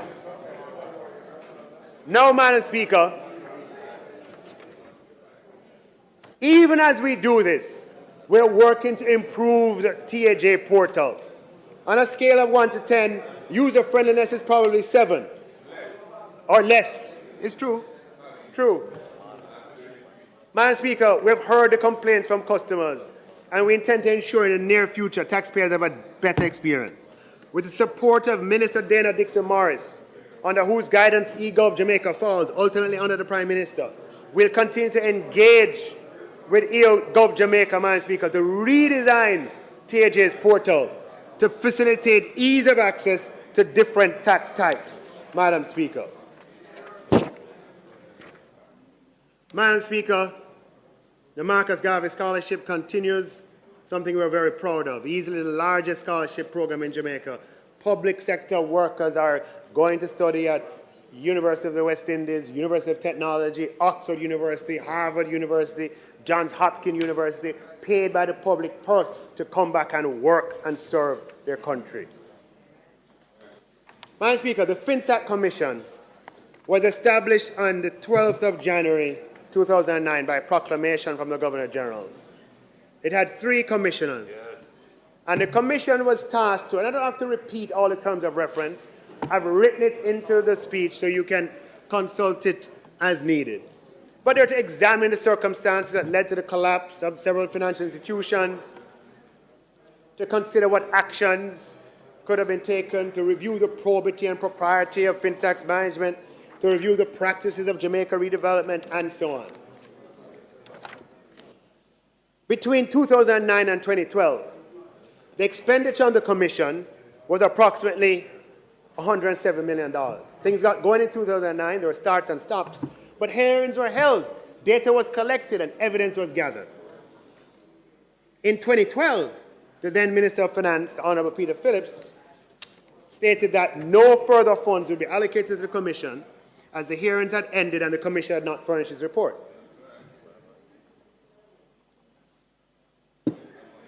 There were no allocations in 2012-13 and only $4 million in 2013-14. So between 2012-13 and 2015-16, only $7 million was allocated and $3 million went for rent to the PIOJ. The FinSAC Commission therefore grew to a halt, even though all the data and evidence and submissions had already been collected. In June 2016, Cabinet approved the re-establishment of the FinSAC Commission. The approved budget at that time was $35.7 million. And the expectation, I remember Minister Shaw went to the public, and the expectation he was led to believe from the commissioners that the report would be available in 6 months. However, by December 2016, the commission had submitted a revised budget and no report, a revised budget of $57 million. Cabinet approved the revised budget of $46 million and further upward revised it to $58. By the time I became Minister of Finance in 2018, there's still no FinSAC Commission report, and given the multiple upward revisions, Cabinet had lost confidence in the ability of the Commission to actually produce a report from the data. Between 2009 and 2017, approximately $150 million was allocated to the Commission. But since 2018, there's been no further allocation of resources to the FinSAC Commission. In 2019, given the absence of further funding, the remaining commissioners resigned and turned over the drafts of chapters of a report in electronic form, along with thousands of pages of transcripts of evidence and submissions placed before the Commission, also in electronic form. And in 2020, our focus shifted to COVID. Madam Speaker, the FinSAC period was a defining period of Jamaica's economic life. It was a financial sector crisis, the scale of which the world has rarely seen. It cost 40% of GDP. By comparison, the global financial crisis of 2009, in which global banks cost 9% of GDP in the US. Our financial sector crisis was 5 times worse in terms of impact than the worst global crisis in 100 years. Tens of thousands of businesses failed, hundreds of thousands of individual lives were affected. Thousands lost their homes, their livelihood, and some even lost their lives. The FinSAC crisis plunged Jamaica into deeper macro instability and resulted in a rapid buildup of the debt ratio that has taken us 30 years to resolve and reduce. It had an effect of obliterating opportunity for decades as interest costs consume national resources. Madam Speaker, the material gathered by the Commission consists of contributions from then government officials, economists, academics, former leaders of failed financial institutions, customers of those institutions, people FinSAC, people running FinSAC, including those who found themselves, as I said, with ballooning debts, among other stakeholders. Their perspectives on a defining period of the Jamaican story need to be made available to the public. We owe it to the victims of that era, to ourselves and to future generations, to do our best to record for posterity the evidence gathered from the Commission, to make it publicly available, and to have it inspire the production of research reports and cultural creative output. The cost can't be a constantly escalating one. Madam Speaker, next year, 2025, it will be 30 years since the establishment of Fiscal Institution Services, the precursor to FinSAC, which is set up to implement the scheme of arrangement pursuant to the temporary management of the failed Blaze and Century entities. The data and evidence submitted by the Commission to the Commission is public information and ought to be available to the public. It is a treasure trove of information from various perspectives that will add to public understanding of that period of Jamaican life. Madam Speaker, considering all of the above, the governments will take the necessary procedural steps, which there will be some procedural steps, to achieve the following. 1, we will publish, Madam Speaker, as soon as practically possible, on a specially curated website, the FinSAC Commission archives, consisting of all of the evidence provided and the submissions made to the Commission. It was a public commission. The submissions were made in public. Yeah? All of this archive data will be put out in volumes, in chapters, in folders, and made available to the public, Madam Speaker, in perpetuity. Never again. On publication of the FinSac Commission archives, the Ministry of Finance will issue a special call for scholarly research into the Commission archives for the purpose of producing scholarly articles and books. And we'll think very carefully about... No, the Commission doesn't exist anymore. The draft will be as part of the documents. Yeah. Everything that they handed over will be uploaded, as is. Yeah? But what we want to make sure the lessons, whatever they are learned. So we want to say, look, open to researchers here and abroad. Here's a grant for $1 million, for $500,000, etc., to produce a report. Madam Speaker, in collaboration with the Ministry of Culture, Gender, Entertainment and Sport and the Screen Development Initiative, will also issue a special call to the creative community for proposals for documentaries on the financial sector collapse. Madam Speaker, some people will be able to sift through the reams of data on the website. Some people will be able to read the scholarly material that's put out. But for some people, you have to put it in an audio-visual format for them to get it. Madam Speaker, societies that achieve, they document their history. The good book tells us about the society 5,000 years ago who saw themselves as a chosen people, and they wrote down every aspect of their history. Madam Speaker, societies who thrive document their history. We, Madam Speaker, are going to document through documentaries what happened using the archive, Madam Speaker, and working with the ministry as well, issue a call for a theatrical production, Madam Speaker, in whatever format, on the FinSac Commission archive. Madam Speaker, we're going to turn that lemon of FinSac, Madam Speaker, into lemonade of lessons that can serve the people of Jamaica going forward. We'll provide more details once we accomplish the first task, which is the publication of the FinSac Commission archives on a curated public website, Madam Speaker. Now, Madam Speaker, under this government, from 2018, there's been no funds spent on that report. Madam Speaker, I now turn my attention to the revenue measures. Madam Speaker, the armored cash courier industry plays an integral role in the financial services industry in Jamaica. Business owners and operators, financial institutions, and multi-branch banks rely heavily on the armored car companies which oversee cash logistics, cash movement. The well-publicized gun attacks and ambush and robbery attempts directed at ABMs, Madam Speaker, have negatively affected the industry and exposed weaknesses. In addition, these attacks have significantly impacted the mental health of the security officers, employees in the industry, and citizens at large. Given the gravity of the situation, increased fear, and the negative spillover effects to the society, the government is proposing to increase support for the armored cash courier industry, not any one company, and to enhance the security of courier operations.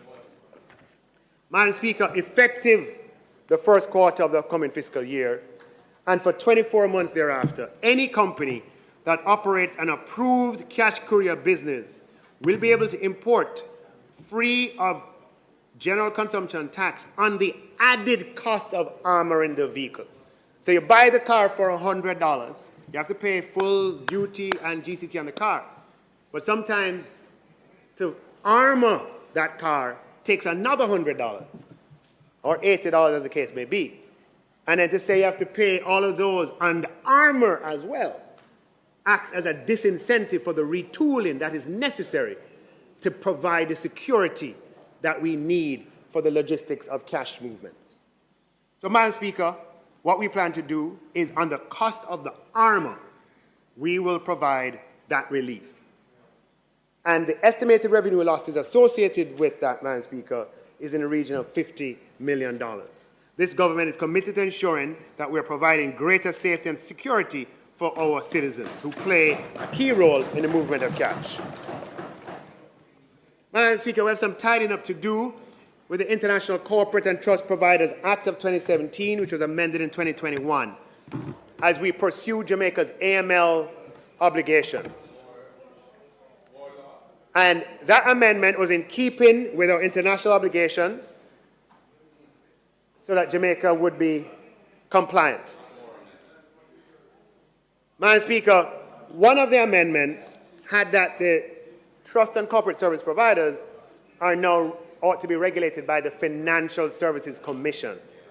And an unintended consequence of that was that their corporate income tax rate went up from 25% to 33.33%, because under the Income Tax Act, when we went to having banks and insurance companies and financial services entities pay more, not instituted by this government, but by a previous government, the mechanism by which we captured those was to say that any entity regulated by the FSC is taxed at 33.33%. This was not the policy intent, Madam Speaker. So we intend to amend the Income Tax Act to clarify that trust and corporate services providers continue to be assessed corporate income tax at the rate of 25%. And, Madam Speaker, this measure is to take effect in the year of assessment 2023 and is expected to be revenue neutral as we collected no tax in the first place. Madam Speaker, this Honourable House is asked to note that the maximum participating voting share equity for companies listed on the Junior Stock Exchange is currently capped at $500 million. And that cap has been in place since 2016 when it was reinstituted by this government. The imposition of this limit was consistent with the sizes of medium-sized enterprises at the time. Madam Speaker, in an effort to facilitate growth of the MSME sector, and just in keeping with the cumulative movement in the consumer price index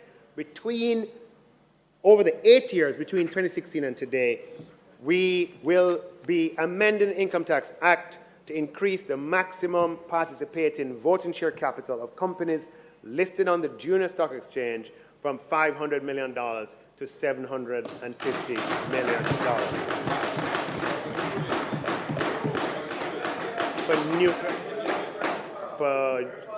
Yes, I think it's for new listing, yes. Madam Speaker, the industry has lobbied for this over quite a number of years, and we have listened and listened and listened. And, Madam Speaker, today we are signaling support, Madam Speaker, and moving that threshold from $500 million to $750 million. Madam Speaker, the energy system is highly dependent on imported fossil fuels, primarily oil. Fossil fuels have been the primary source of energy for most of human history, powering industrialization, transportation, and electricity generation. However, their use has significant environmental drawbacks. The finite nature, Madam Speaker,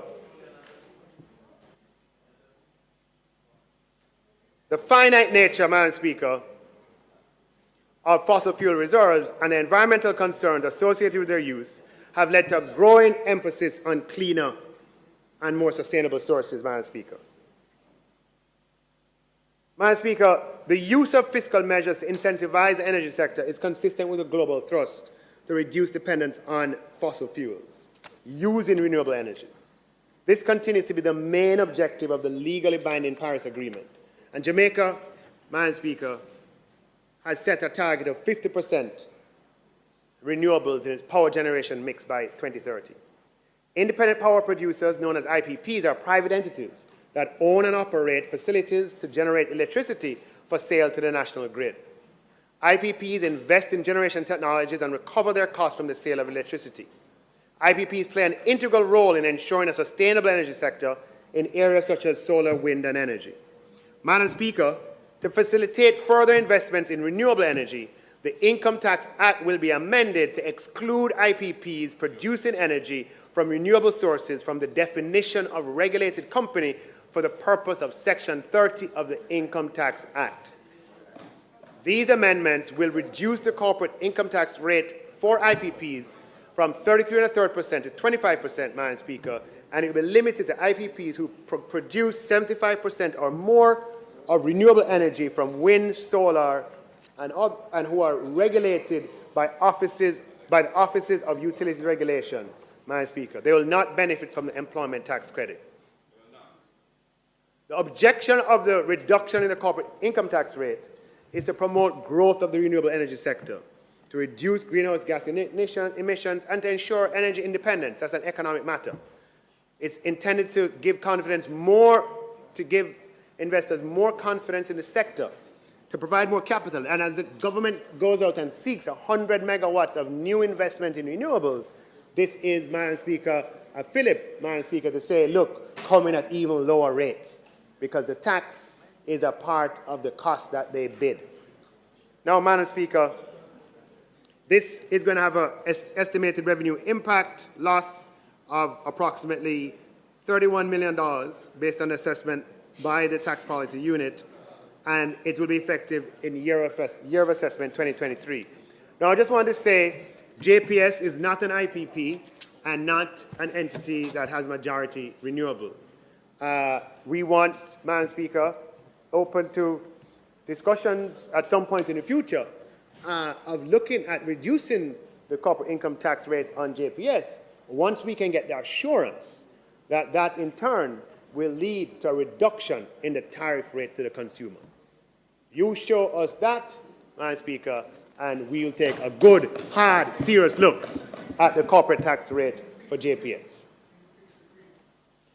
Madam Speaker, there's been significant public sentiment concerning the custom de minimis value and passenger duty-free allowances. This increased discourse has been fueled by changes in the global macroeconomic environment and increase in e-commerce activities.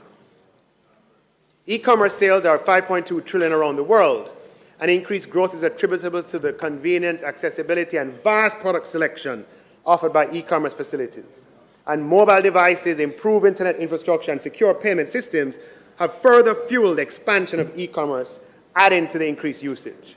Increasing the de minimis value on imported goods will facilitate access to a wider variety of goods to local consumers and will facilitate more activity in the local economy by way of intermediaries and shipping companies eager to capitalize and increase activities.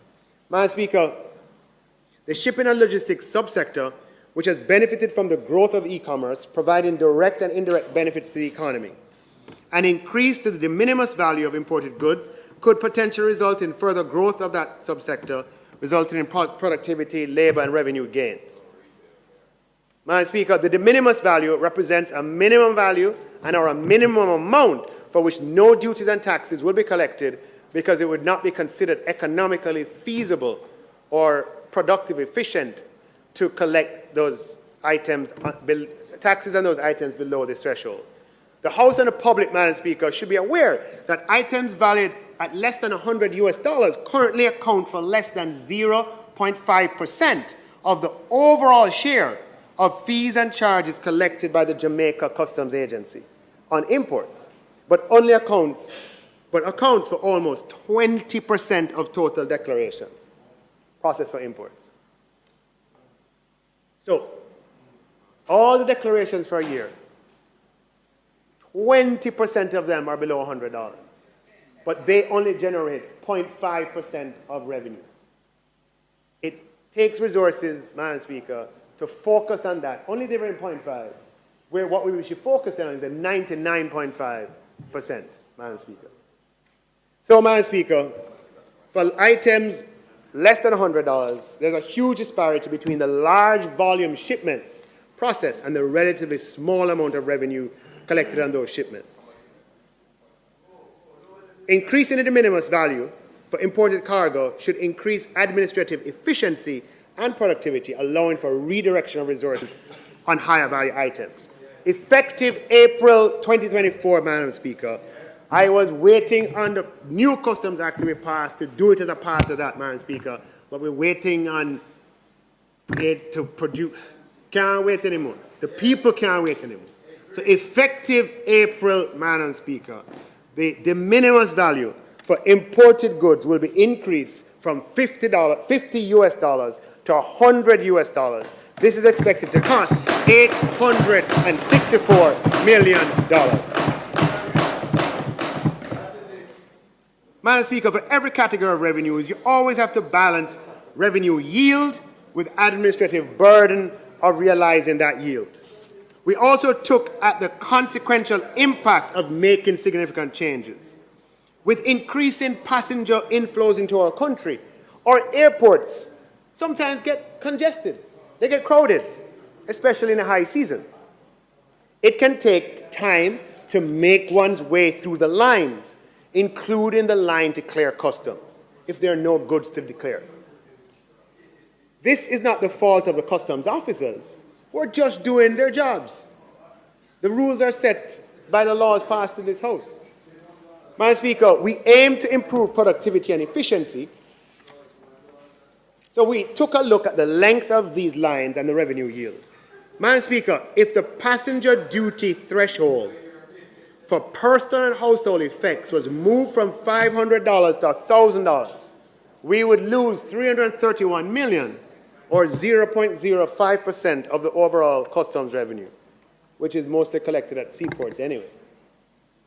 And with this higher threshold, passengers traveling with dutiable items with a value not exceeding $1,000 would be able to enjoy expedited processing, significantly improving passenger flow through our international airports and providing immeasurable value to the Jamaican experience. So, Madam Speaker, effective April 2024, the duty-free threshold for personal and household effects will be increased from $500 US dollars to $1,000 US dollars.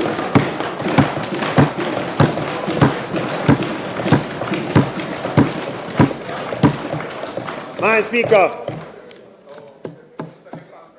fiscal policies, revenue and expenditure measures. These are measures that we're using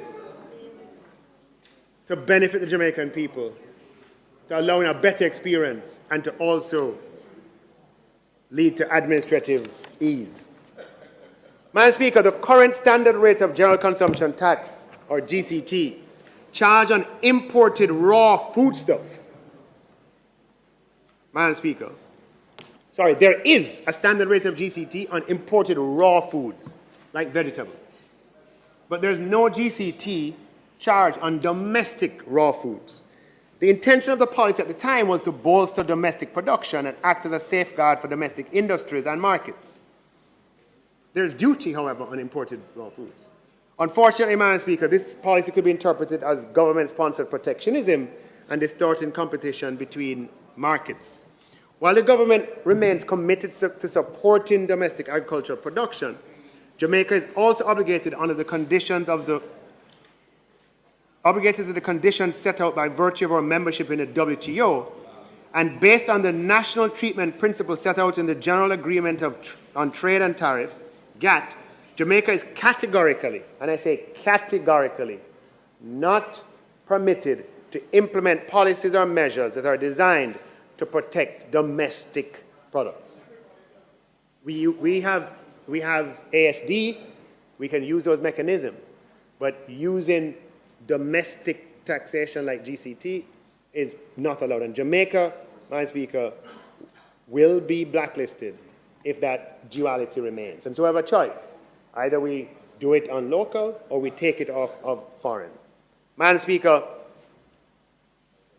in keeping with Jamaica's trade obligations, the GCT on all raw foodstuff, Madam Speaker, imported, Madam Speaker, or domestic will be removed.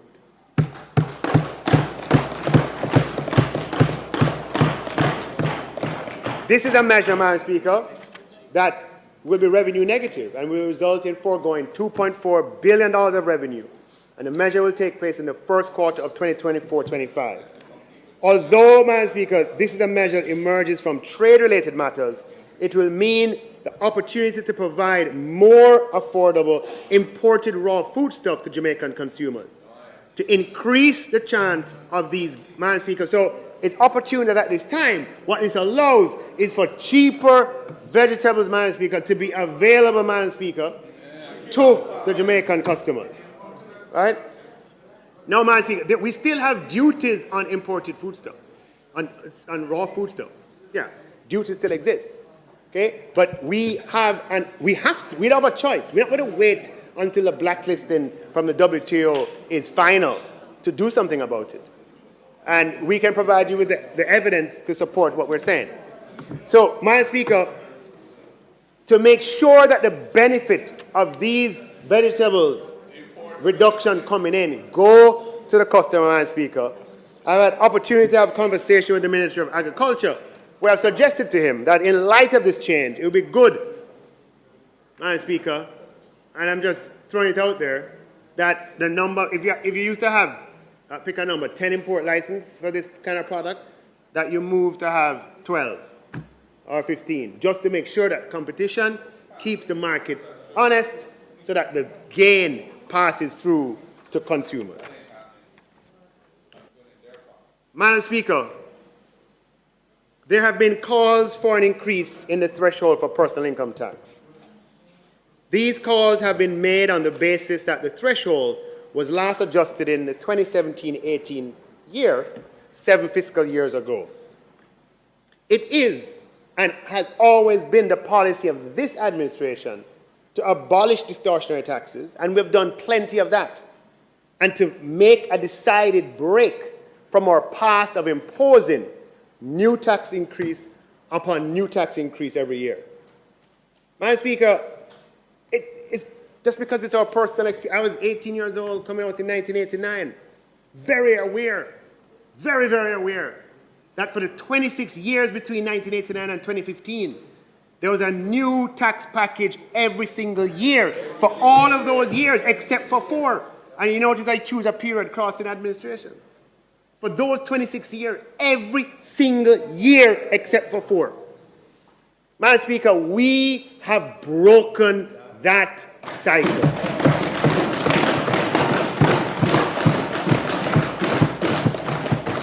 Madam Speaker, I'm not finished my speech yet. But so far, we have had 6 consecutive years of no new taxes. Do I hear 7? Anyone? Do I hear 7? Well, I'm not done yet. Madam Speaker, in addition, Manayard Audley Shaw dramatically increased the tax threshold in 2016-17 and 2017-18. He phased it in, and he presided over a transition from direct to indirect. Madam Speaker, was revenue neutral. Madam Speaker, there were no net new taxes. So this would be the 9th year of no net new taxes. Madam Speaker, raising the income tax threshold is the policy of this government.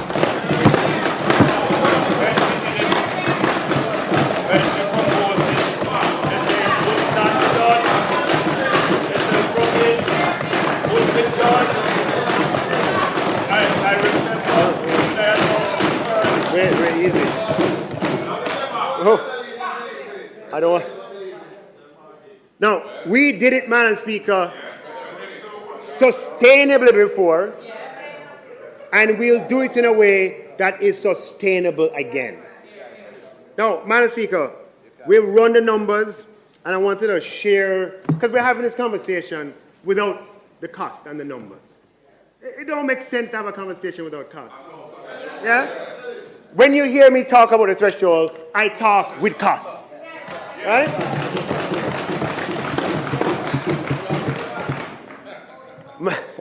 Madam Speaker, increasing the threshold, this is just a data provision section. Please, I'm just providing data. Increasing the threshold from 1.5 million to 2.1 million would cost approximately $23.6 billion. Improving the threshold, Madam Speaker, for 1.5 billion to 1.5 million to 2.5 million would cost approximately $34.6 billion. Increasing the income tax threshold from 1.5 million to 3 million, Madam Speaker, would cost over $45 billion. Now, Madam Speaker, these are huge, huge numbers. It stands to reason that, we've never had any measure, any single measure, Madam Speaker, that results in a net reduction, meaning that you give up taxes of that magnitude. When we increased the tax threshold from 592,800 to 1.5 million, as I mentioned earlier, it was done in a revenue neutral way. And, Madam Speaker, though what is often forgotten is that social spending was materially increased, as documented in IMF reports at the time, which anybody who cares to look can see that nearly 0.8%, nearly 1% of GDP at the time in social. Go back and look at it. I don't want to quote it and get it wrong. But it was a material increase in social spending.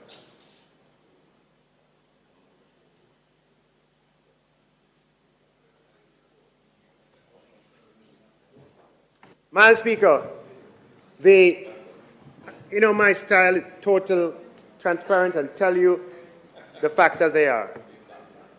The Financial Administration, Audit and Administration Act requires that Jamaica pursue a fiscal balance, meaning the difference between revenues and expenditure each year that is derived from a formula written into the law, which produces a result for that year consistent with the debt target that's set in the law. When there is a negative deviation from that fiscal balance target, that same law, the Financial Administration Audit Act, requires a correction in that subsequent year. During COVID, Madam Speaker, the deviation was so large when we escaped the rules that we had to amend the law to say, look, we can't do a correction in 1 year. We have to do it over 3 years. Yeah, that's to phase it in. No, the thing about it is that when the rules are set for that, that correction is set at that time. And you have to complete those 3 fiscal years and then recalculate. Right? That is in the law of Jamaica. I happened to be in the Senate when it was first passed, and I remember our discussion at the time. Well, you said to me, good thing that you understand the formula. I don't know if you remember that. It's in Hansard. Yeah, well, you said it. You said to me, good thing that you understand it, because it's the only law in Jamaica where there's a formula in the back. And in my contribution at Senate debate in 2014, I stood up and I explained the derivation of the formula. Yes. Yeah. So that's also true. Madam Speaker, the amended law allowed for deviations beyond a particular threshold, as I said, to take place more gently over 3 years. That was the amendment. So we are in the 3rd year of that correction period. And the FAA Act requires, meaning this upcoming fiscal year, 24-25, is the 3rd year. And it requires that our expenditures, our revenues do not exceed our expenditures, which means that we don't borrow to pay interest. So, Madam Speaker, given the estimates of expenditure tabled in Parliament and the details announced so far today, which our projected revenues just about meet, it's not feasible to accommodate a net expenditure of these magnitudes this year and still stick within the ambit of our laws. Madam Speaker, even if we could increase income tax threshold by these amounts without any accompanying measure, with a net cost to the public purse of between 23 billion and 45 billion, we'd have to think carefully about the distribution of who benefits. Because, Madam Speaker, it's important to recall that income tax threshold of 1.5 million is equivalent to 28,800 a week. Madam Speaker, Jamaica's per capita GDP at 7,000 US is approximately 1.1 million at prevailing exchange rate. So it shouldn't be a surprise that 70% of persons who are contributing to the system, either through statutories or otherwise, or approximately 450,000 Jamaicans on the tax database, have incomes below the income tax threshold, and as a result do not pay any personal income tax. So spending $20 billion to $45 billion on a net basis to raise the threshold as per above would not benefit a single one of these Jamaicans on the lower end of the spectrum. 70% of persons, it would not benefit. Now, Madam Speaker, before we increase income tax threshold in a manner that affects those who relative to the people who earn less than 1.5 million, they're slightly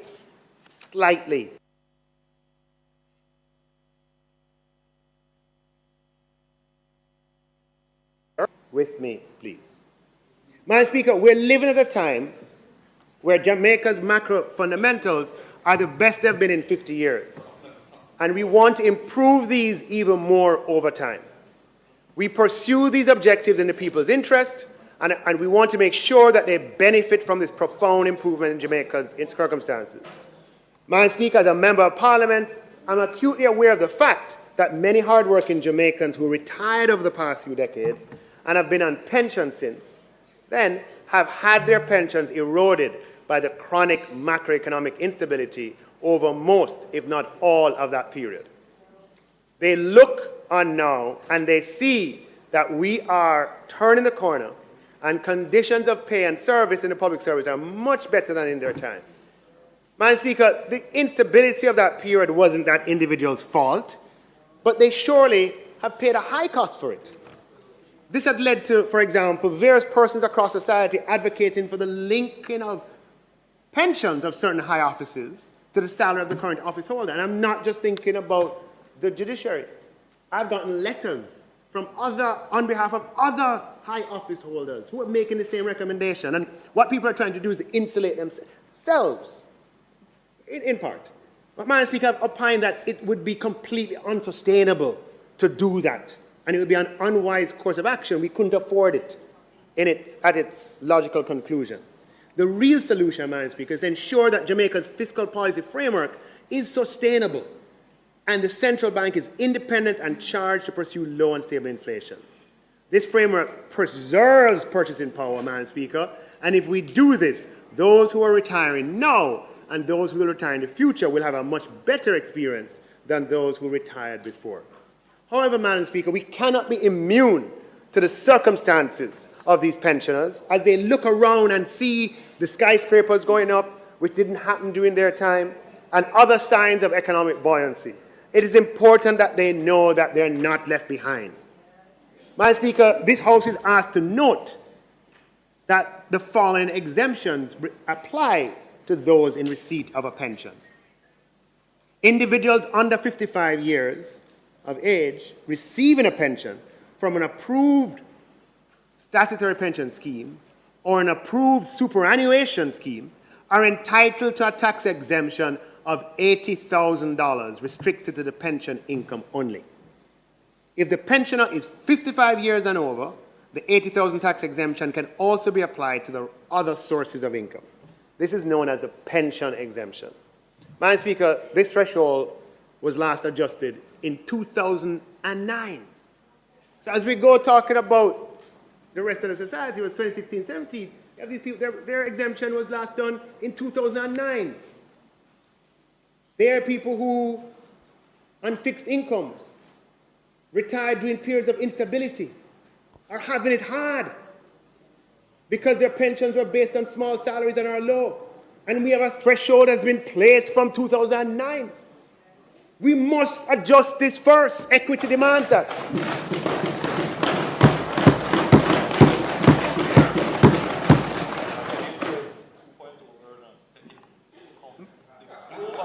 Madam Speaker, individuals 65 years and older who are in receipt of a pension are entitled to age relief pension exemption of $80,000, a second one.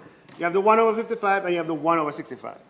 This one was, it's a pension exemption enabling persons 65 years and over. Therefore, the total, you get 160,000 of exemptions. But this over 65 was introduced in 2009. Do the math. 2024 minus 2009, 15 years ago, and it has not changed since. Equity demands that we change this first. Now, Madam Speaker, the government remains committed to ensuring the adequacy of our social protection system, and we recognize significant financial challenges faced by individuals who went before us. We honor you, we respect you, we love you, and we are here for you. As such, Madam Speaker, in an effort to provide further protection for this vulnerable group, it is proposed that the annual pension exemption and the age relief exemption be both increased from $80,000 to $250,000.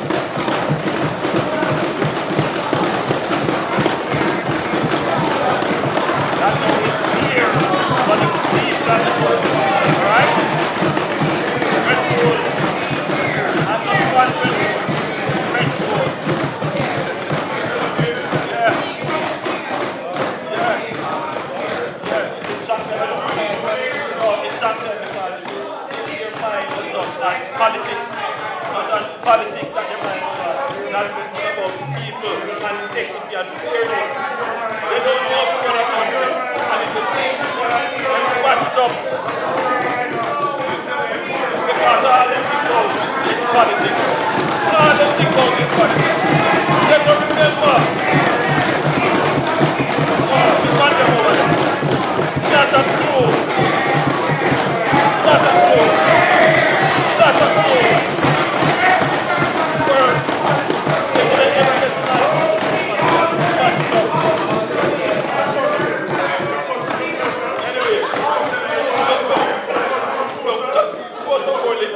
So, Madam Speaker,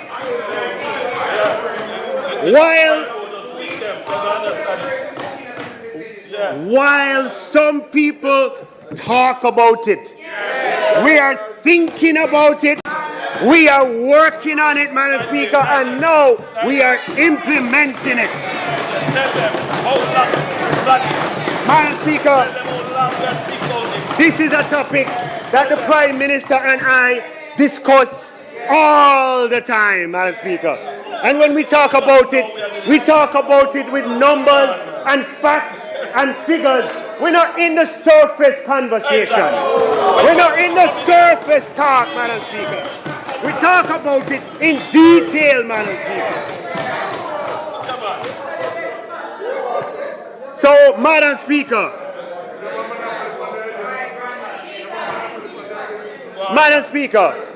the pensioner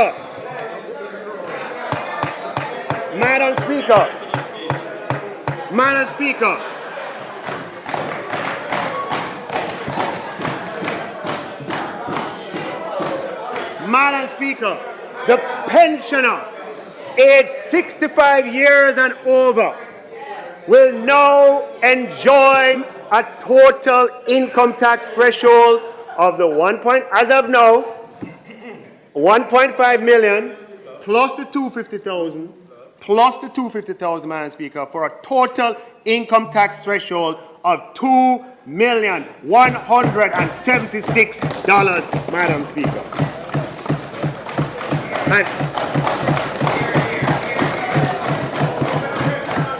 And age 55 and over will be 1,750,000. The estimated revenue loss associated with this increase in the pension exemption is $1 billion, Madam Speaker, and the measures to take effect in the first quarter of fiscal year 24-25. Madam Speaker, we are leveraging macro stability to the people's benefit, Madam Speaker. Now hear me carefully, because we think this stuff's true.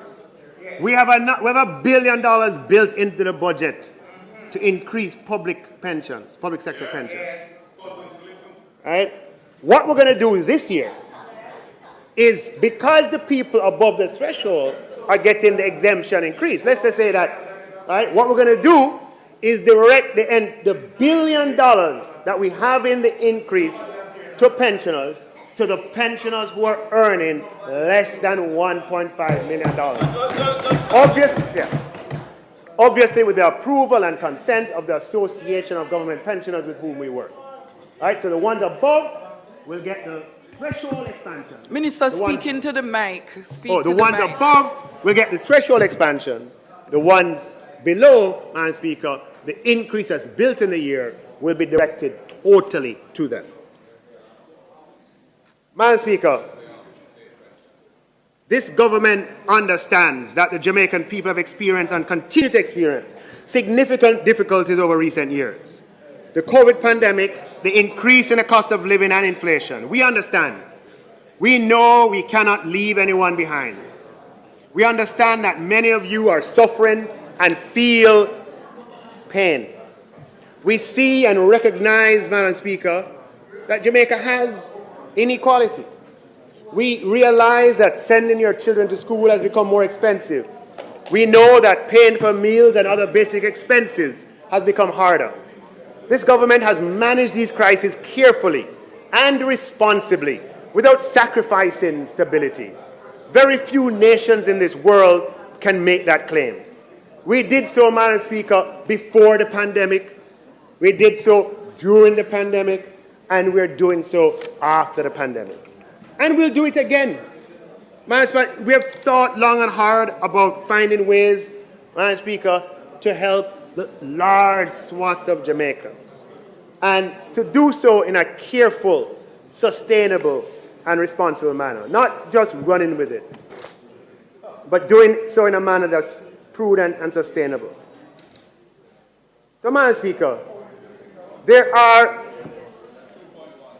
approximately 450,000 Jamaicans who fall below the $1.5 million threshold, and even some at higher thresholds, for example, $3 million, who have been adversely affected by this unusual period.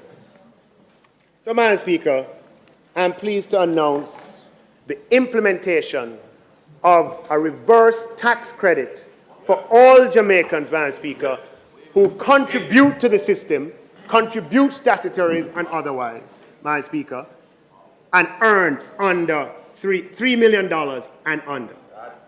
The reverse tax credit, Madam Speaker, means that every registered taxpayer, Madam Speaker, who in the completed fiscal year did their part of contributing to society, whether through PAYE or being self-employed, Madam Speaker, and who earn under that threshold, Madam Speaker, this government, Madam Speaker, will provide for them a reverse tax credit, Madam Speaker, a tax credit, cash credit of $20,000.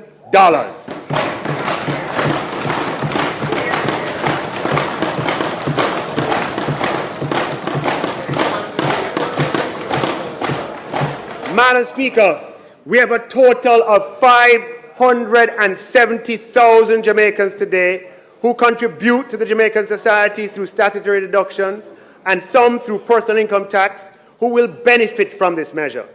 Madam Speaker, the cost of this program is $11.4 billion, and we consider this money very well spent. Reverse tax credits, Madam Speaker, are not new. They exist in other countries. It never existed before in Jamaica, but we are going to put it in place. Now, Madam Speaker, there's going to be an established system for the processing and payment of the reverse tax credit to be managed by the Tax Administration Jamaica. This will take some time to set up before it's ready, because we want to set it up in a way that is durable so that the mechanism can be potentially available again in the future. Madam Speaker, make no mistake about it. We are leveraging our macroeconomic stability to the people's benefit. So, If you are working in the restaurant, serving customers morning, noon, and night, you're working on the floor of the ice cream shop, you're a janitor in the office building, you are a worker in the hotel, in the bartending, or you're taking out, you're tending to the lawns, or you're in the entertainment section. If you are, Madam Speaker, working as a customer service rep in a retail operation or a wholesale operation, if you're working at the BPO, Madam Speaker, if you occupy, if I'm talking to you, any one of the 570,000 persons, what we are saying to you is that the government, Madam Speaker, may not be able to solve everything overnight, but we are listening to you, we are hearing you, we are responding to you, and we are prepared to use creative means that are used in other countries in the world to attend to your circumstances.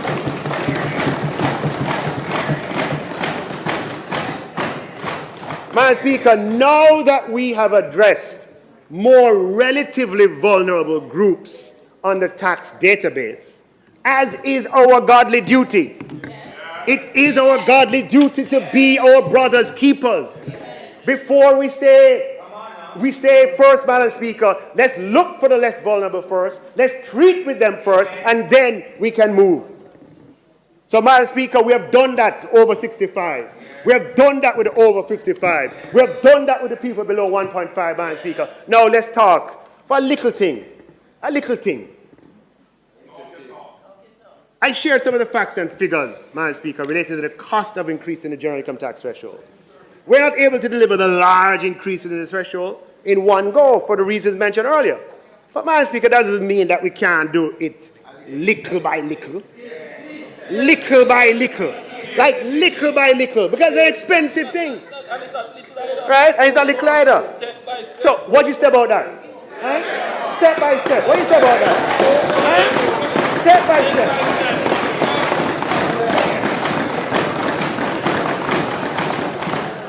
Step by step, Madam Speaker.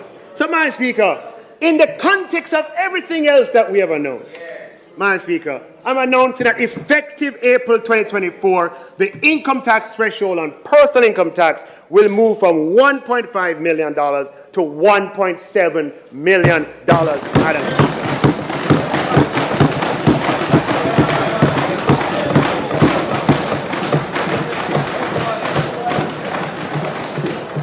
Madam Speaker, this will cost approximately $9 billion.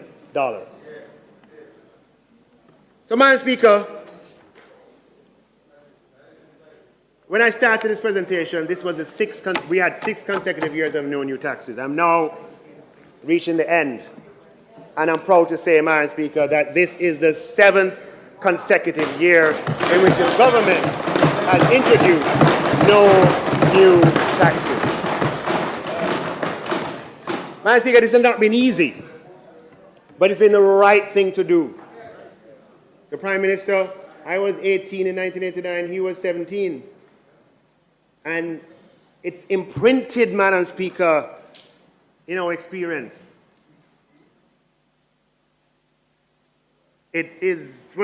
Jamaica should never go through that again. Never. Never go back to that again. Never. That is why I'm serving, to make sure that we never, and we know who are the people who can do it, and we know who are the people who have done it, and we know who are the people who could destroy it, and therefore we must never allow that. Never. So, Madam Speaker, this is the 7th consecutive year of no new taxes.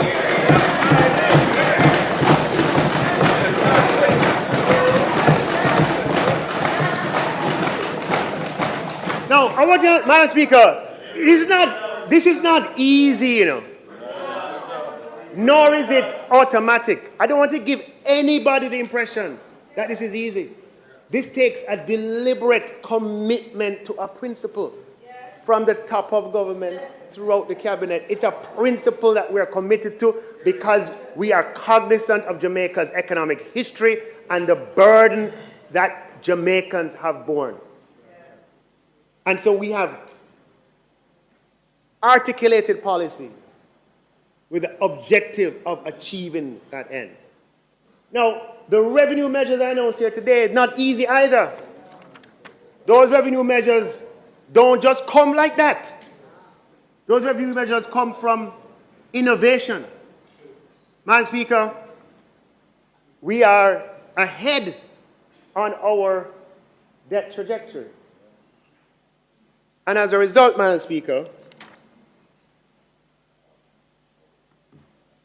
we are executing a securitization this year of receivables.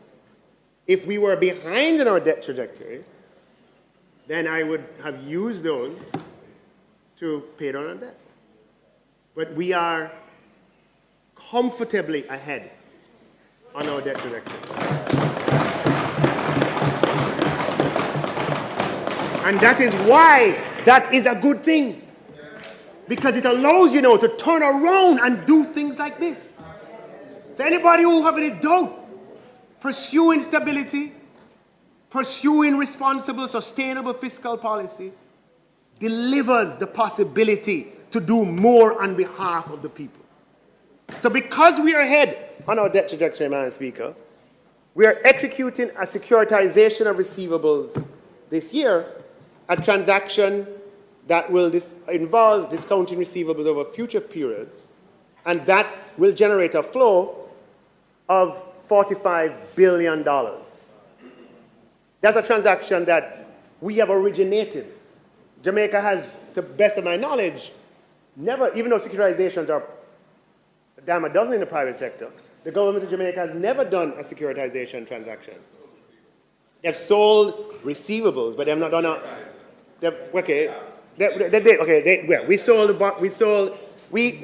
wouldn't call it secure. What we have done in the past is to sell. Let's just not go into that. We, Madam Speaker, we have not done a transaction like the one that we're talking about. Okay? Yeah, that's the point I'm making. So this is not something where somebody put down and say, that is there. That is something that we have to go look for and find, Madam Speaker. It takes innovation. It takes sweat, Madam Speaker. It takes effort. This is not automatic.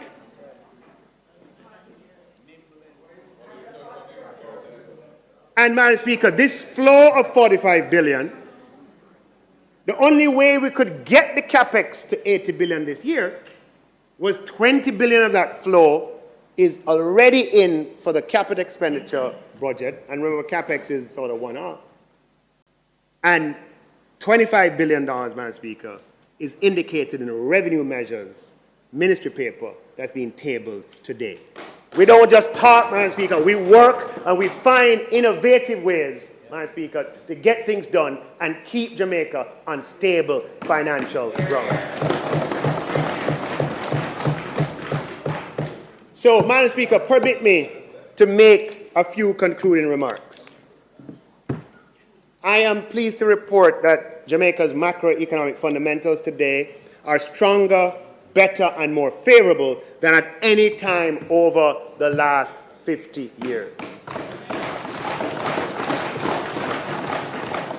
The government understands that while macroeconomic stability is critical to improving the quality of life and standard of living of our people, it is by no means sufficient. We hear you, we have listened, and we have done what we have always done, Madam Speaker, is to respond and to act. We're committed to ensuring that we protect and preserve our hard-fought stability in the people's interest. We want the people of Jamaica to know, to feel, and participate in the significant macroeconomic advances that we have made in a manner that betters their lives and to benefit, and in a way that they benefit from these advances in a material way. Madam Speaker, Jamaicans, Madam Speaker, we all should be proud that the economy has grown by 10 consecutive quarters, Madam Speaker. The unemployment is at the lowest rate in our history. More people than ever are employed, Madam Speaker. and our macro fundamentals, as I said, are stronger than ever before in the last 50 years.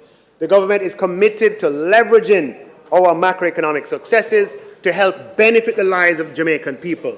We have our public investment process has projections for public investments over the next 5 years of over $1 trillion. It will be the largest period of public investment in Jamaica. We will implement an unemployment insurance scheme in Jamaica to provide added protection to those who have lost their jobs and a bridge until they find new employment. We have increased public sector employee compensation by over $200 billion in 3 years.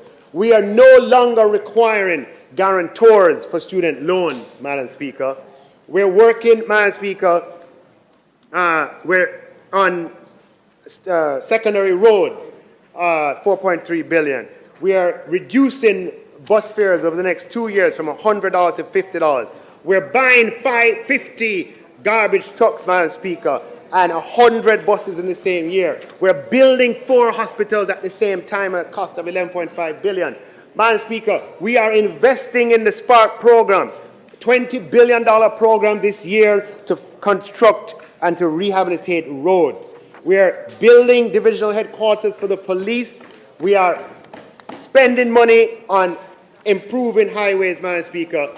And as far as our revenue measures are concerned, we're using policy to meet the needs of the Jamaican people. We're increasing the threshold on import duty for personal items and household effects, Madam Speaker, and the de minimis threshold from $500 to $1,000 and $50 to $100 respectively. Removing the GCT and imported raw stuff, Madam Speaker. Increasing the tax threshold for our pensioners first, 55 years old and age-old exemption, Madam Speaker. We're introducing a reverse tax credit, Madam Speaker, for all those who earn less than $3 million. And, Madam Speaker, we're increasing the income threshold from $1.5 million to $1.7 million, Madam Speaker, step by step. And we're doing all of this, Madam Speaker, in the context of not introducing any new taxes for the 7th year in a row.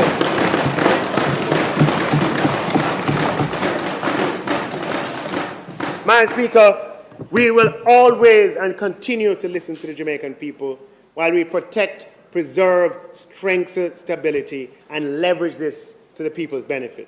Madam Speaker, it's an honor and privilege to serve the people of Jamaica. I have done so with all my strength and capability, and because I believe that we are a people of destiny with a message for the world. I thank all those who have supported and guided me on this journey, because without you, it would not be possible. And I continue to ask for God's guidance and favor and blessings as we seek together to improve the quality of life for all Jamaicans and make our country a better, safer, and stronger place. I thank you, Madam Speaker.